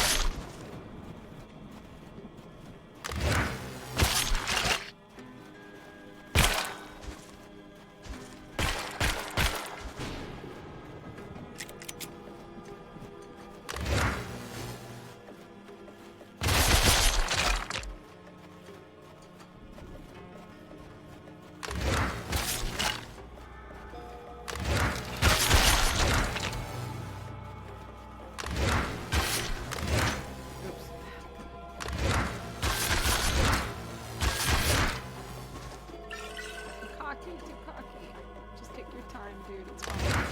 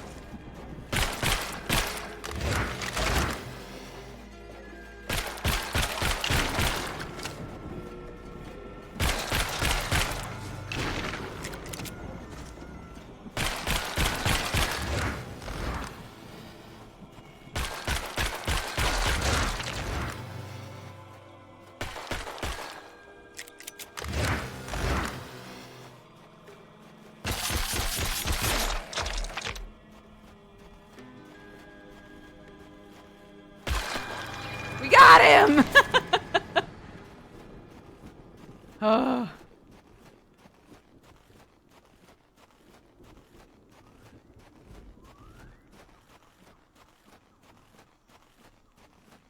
Yeah, it claims it's a homing missile. I highly doubt it.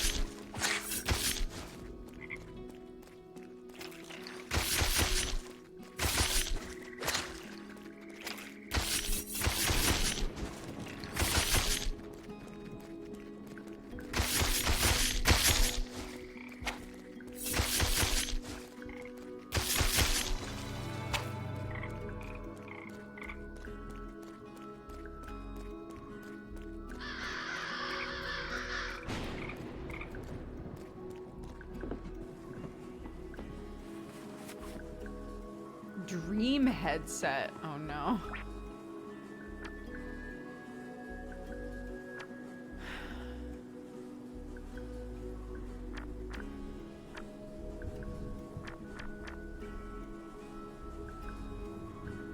These are just things I meant to sell, I think.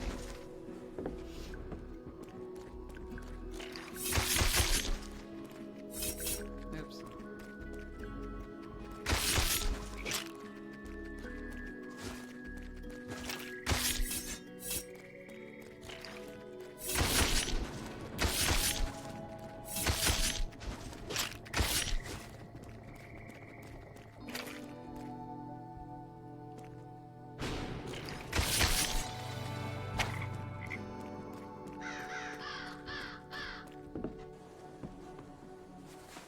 Another dream headset. Another dream headset. Yikes. I'm sure this is fine.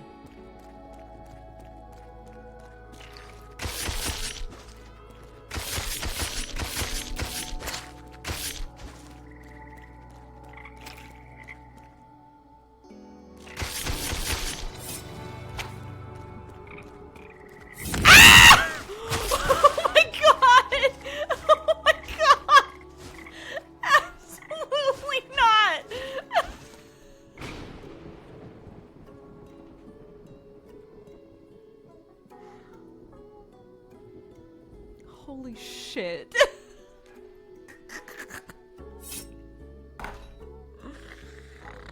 No. I didn't like that at all. Okay, well. Time for gun, I guess.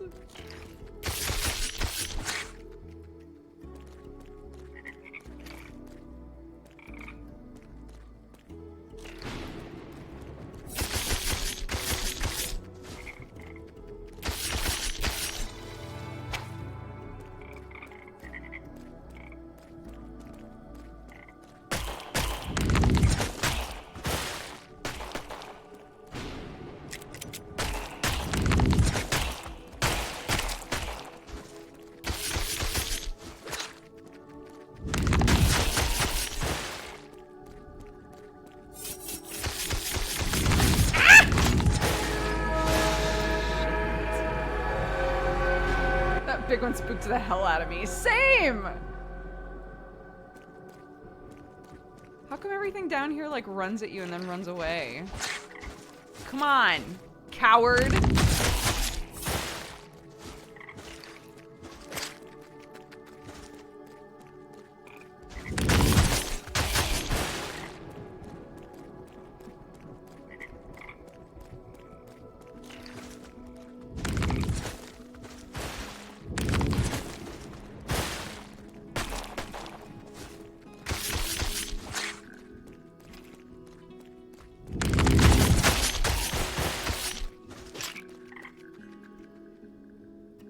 Come on, idiots.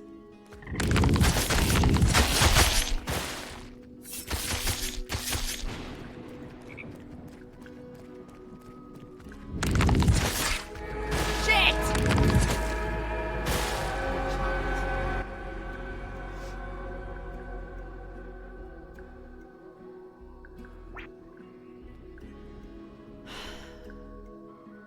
No, I've already committed this far. I'll just keep going.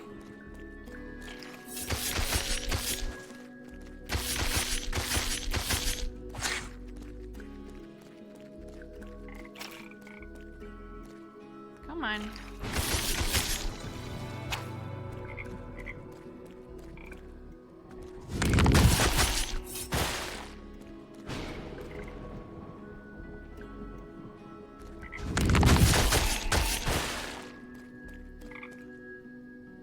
I'll just be patient. What are you doing, dude?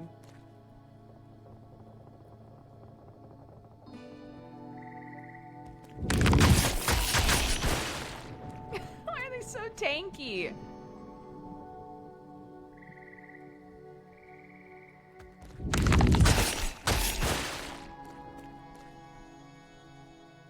Like, what the fuck is this? Come on.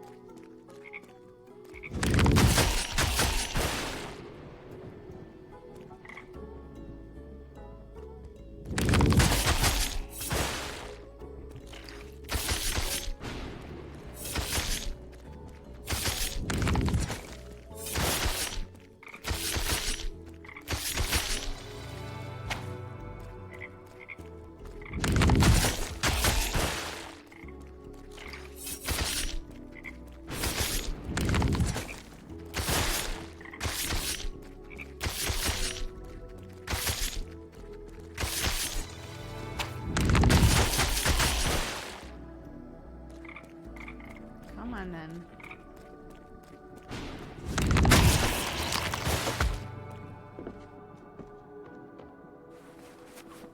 Large health potion.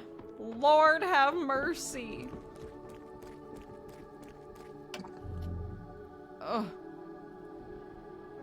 Shipyard entrance. Mother's Den. Let's go.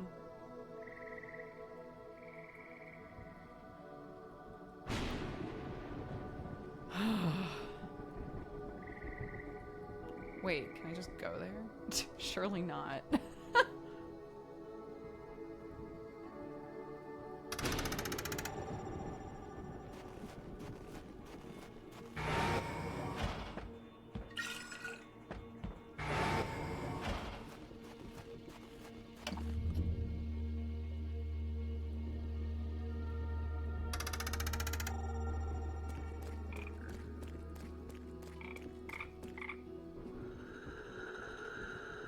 Another boss fight.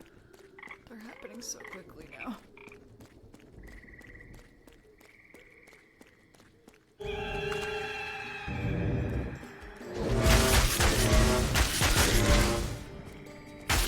Another witch. Remember the Witch Queen? She fought like this.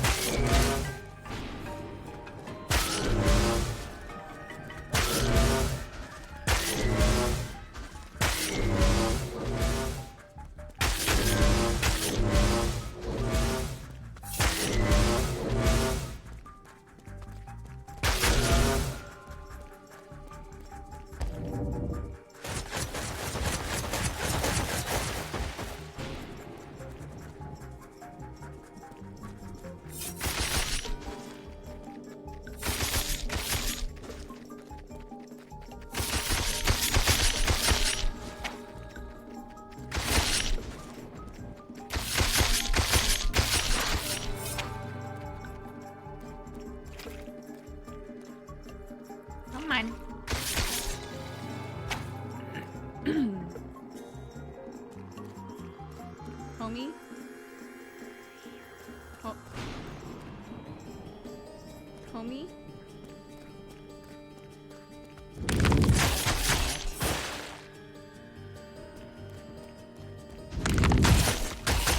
Fight your own battles! Don't call on salad fingers in the middle of our battle!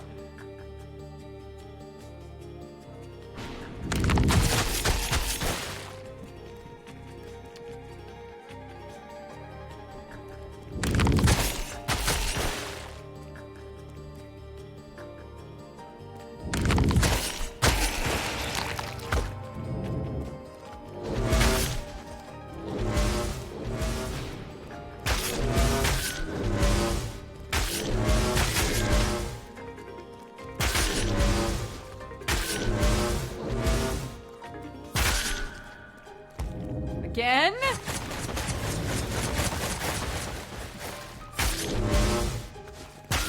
Oh, good. We do it all at the same time. Of course we do. Why would it be any different?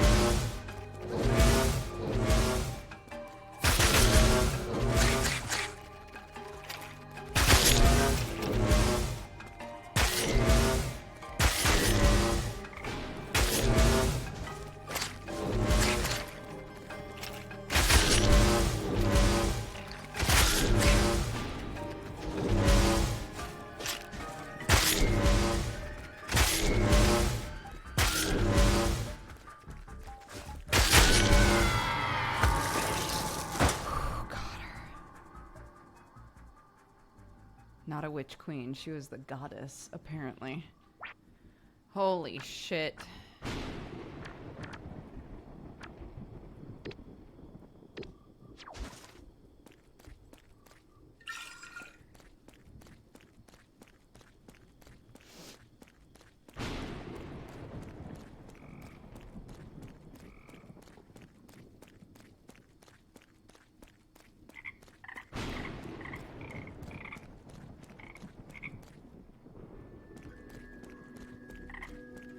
Hi, can I have a rest spot now, please? A proper one, please.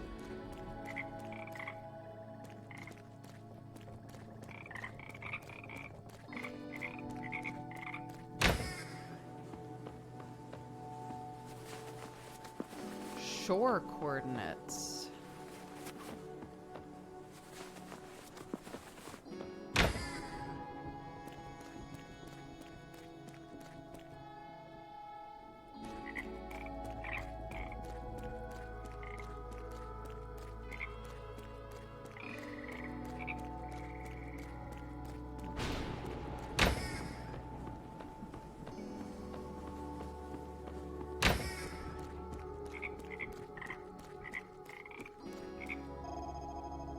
Location unlocked! Neat.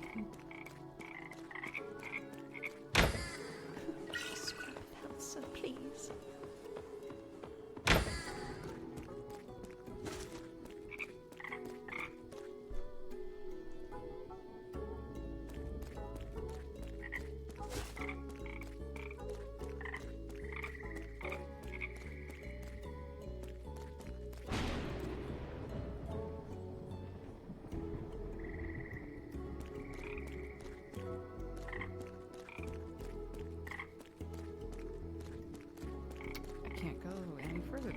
Okay. Do I have to just backtrack now? Normally you give me something to travel with, but maybe not this time?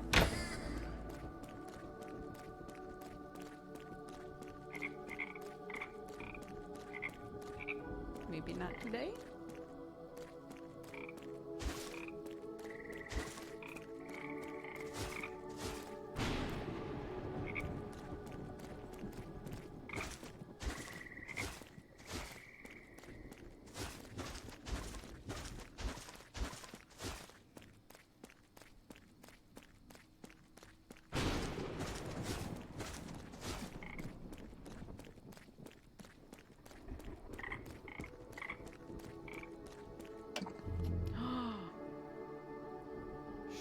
Market. Yeah, I can just port to places now. If I've never been there.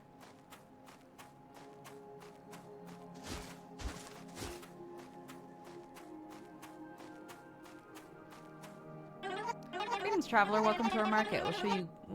We show goodwill to those who bring peace and show death to those who do not. Sounds ominous. Enjoy your time with us. Okay.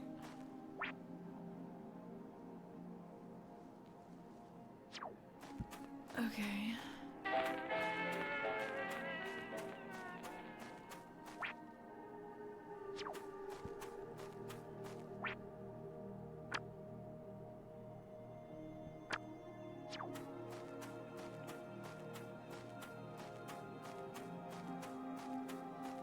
Hi.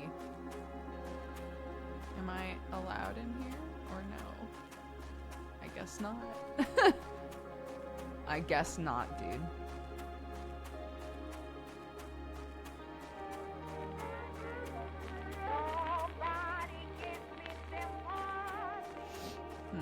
Okay. I'll go back to that other town and be like, hi.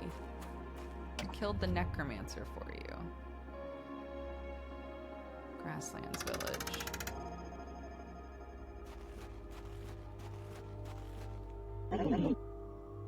Give necromancer skull. At long last, that creature's been terrorizing us for months. We lost many warriors to that beast. It took a great deal of courage to do what you have done. Here's your reward. Goodbye. I hope your journey yields what you seek. Thank you. What about the doggo? Wait a sec.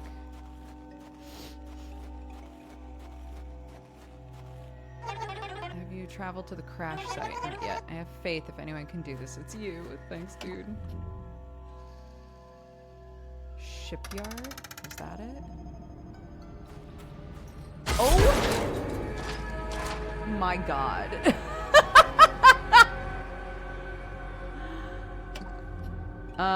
Everything's fine. I'll be right back. Maybe I'll go this way instead. Broken space helmet. Okay. That's exactly how I died the first time I died.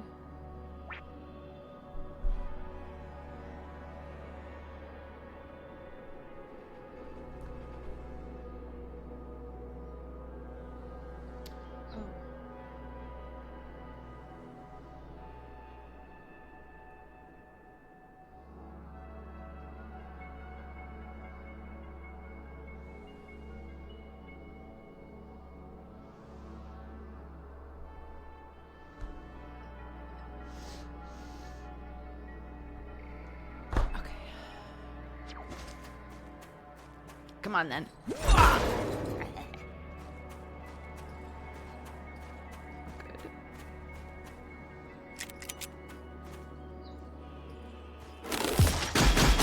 Oh my god.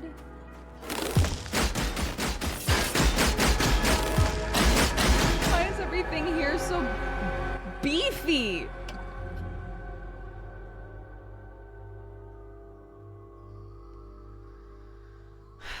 Okay.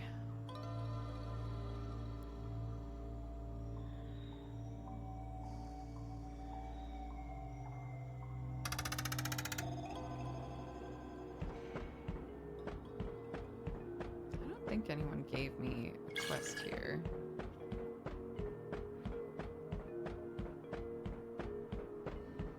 Just a bunch of cats, dude.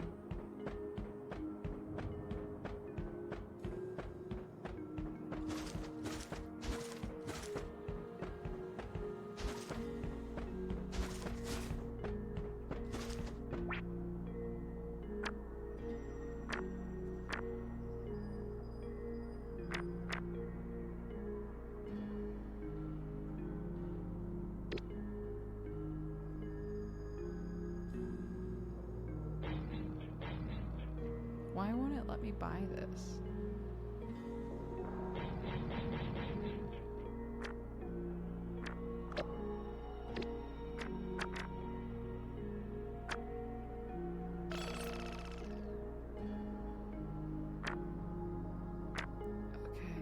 Okay. I don't think I understand. Binary flute!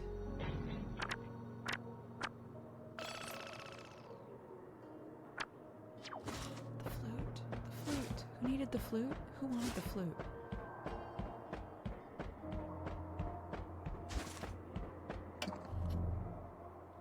Was it someone here?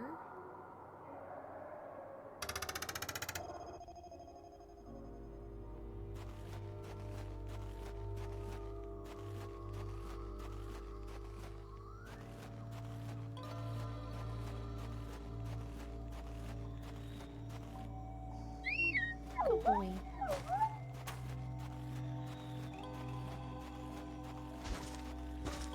Do you guys remember? You can answer this. Do you guys remember who wanted the flute? Was it someone here?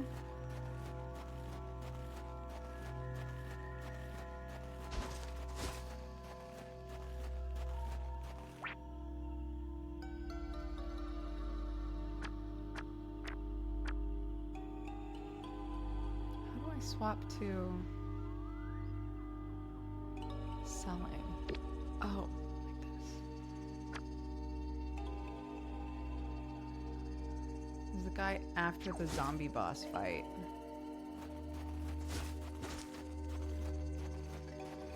This guy? Oh, nice. I have. Incredible to finally hold one in person. Thank you, traveler. As promised, here's your reward. I will cherish this. Thank you. Yay! Sick. Okay. Nice! Nice! Don't look at me. Okay.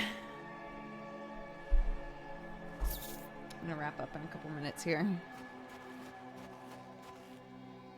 Okay. I know how to sell now. Ceci n'est pas une pipe. Why do you want?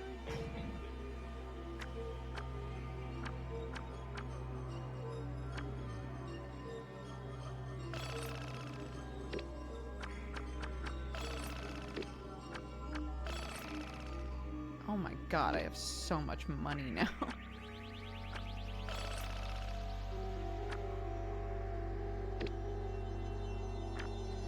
Holy shit.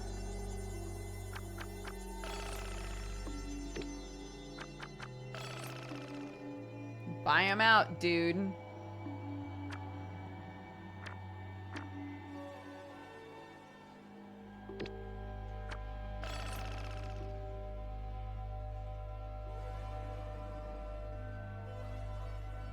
Ooh, this looks fun.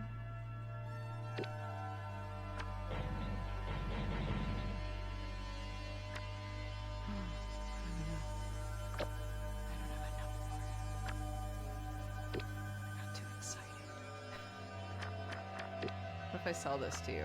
Because they never work for me.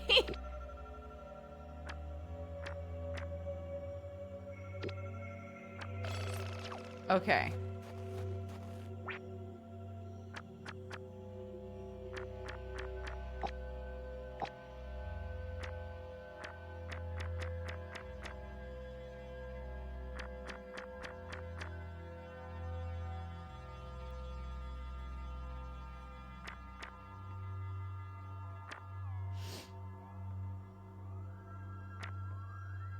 Is this what I just bought?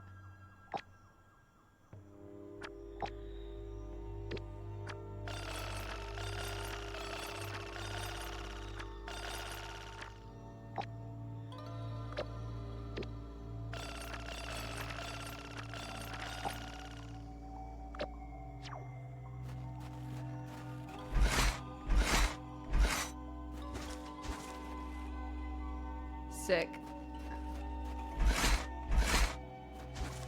Okay.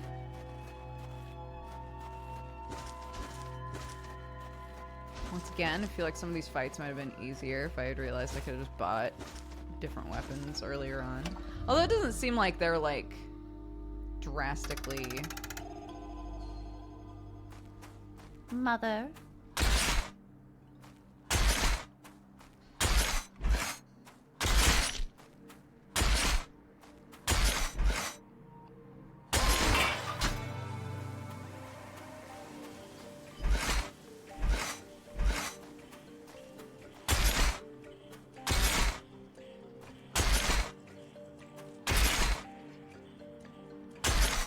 Why are you looking at me like that, dude?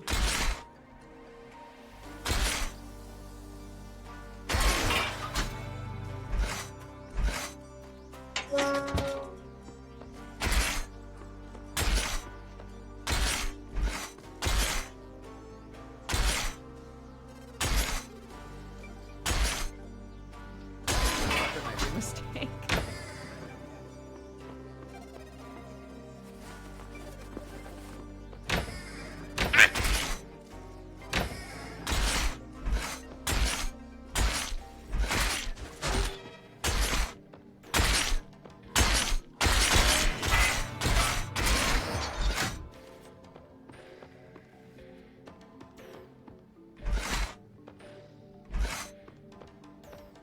So unsettling.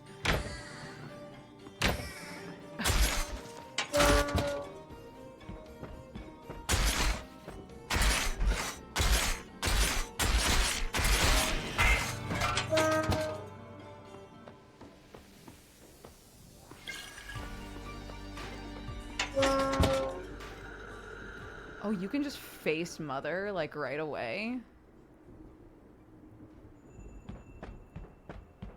Is this Mother? No, surely not.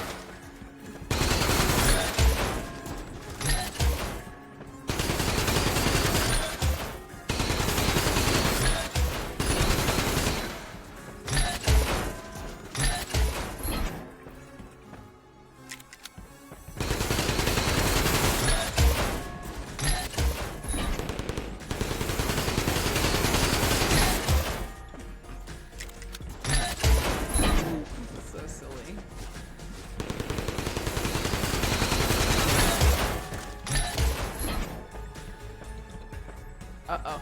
I used it all!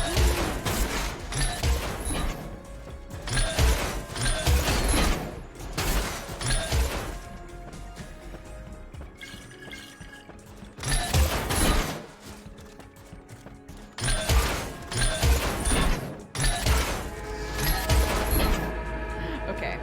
I have to attack.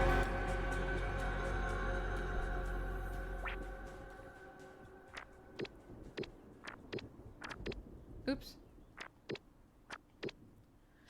I have to attack with this until she gets to that phase. Because when she's doing the swing back, it's too hard.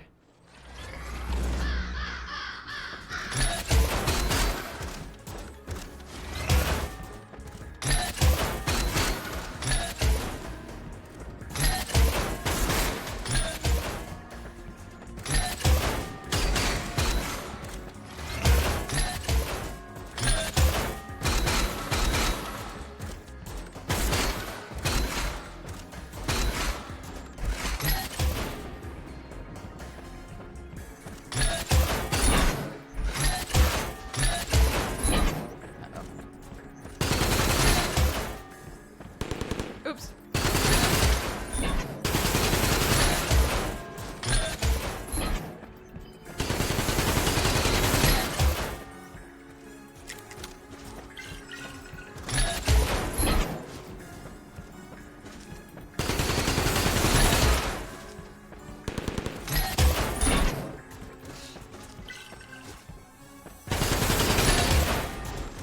Well, okay, in my defense, I thought for sure Mother's Den was just gonna be like, you can't do anything here yet. Yeah, you know what a den is, but you can't actually do anything here. That's what I thought was gonna happen, and that is not what happened.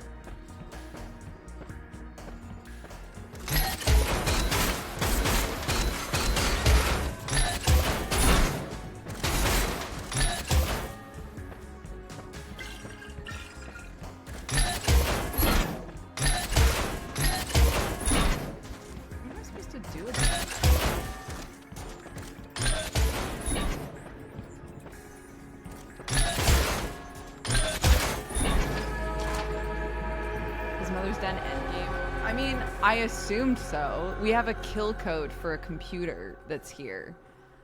And you get to a place where it's like,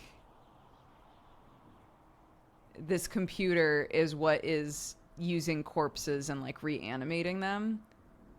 And here's the kill code, and I just need somebody to get to this computer. It can't be me, I'm about to die.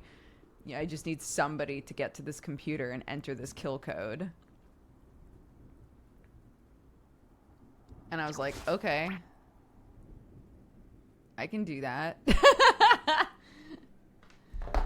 I don't think this isn't Mother, obviously, but yeah, so I don't know. Yeah, I think it's an end game area.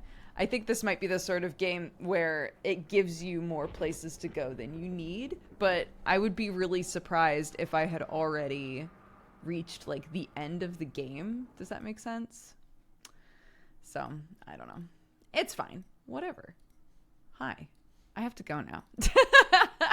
I have to go now, but I wound up enjoying that game more than I expected to. I'm glad that we played it. It is not the sort of game that I would recommend to everybody for what that's worth. Let me really quickly. I'm opening up Raid Leader because I've been really bad about that. Raid Leader is open to whoever would like to grab it. Fedori, thank you so much for the 42 months. Amarian for the 75. Weird Uncle Jay for the 82. It Dad for the 13. Stromy for the 61. Wolfhead Brony for the 20. Vineth for the 9. Happy Twitch, baby. Ventar, thank you again for subscribing. Welcome to the Cat Gang. Emerald Soul for the 56. Asabov for the 15. Amici for the 51. Red Entropy for the 13. Ebony Blackwell for the 26. Summer, thank you for the raid, bud. Avi for the gifted sub. Nelly G for the 79. Fluid Art for the 76. And Bloodfire for the 85. Mickey Coles. One sec.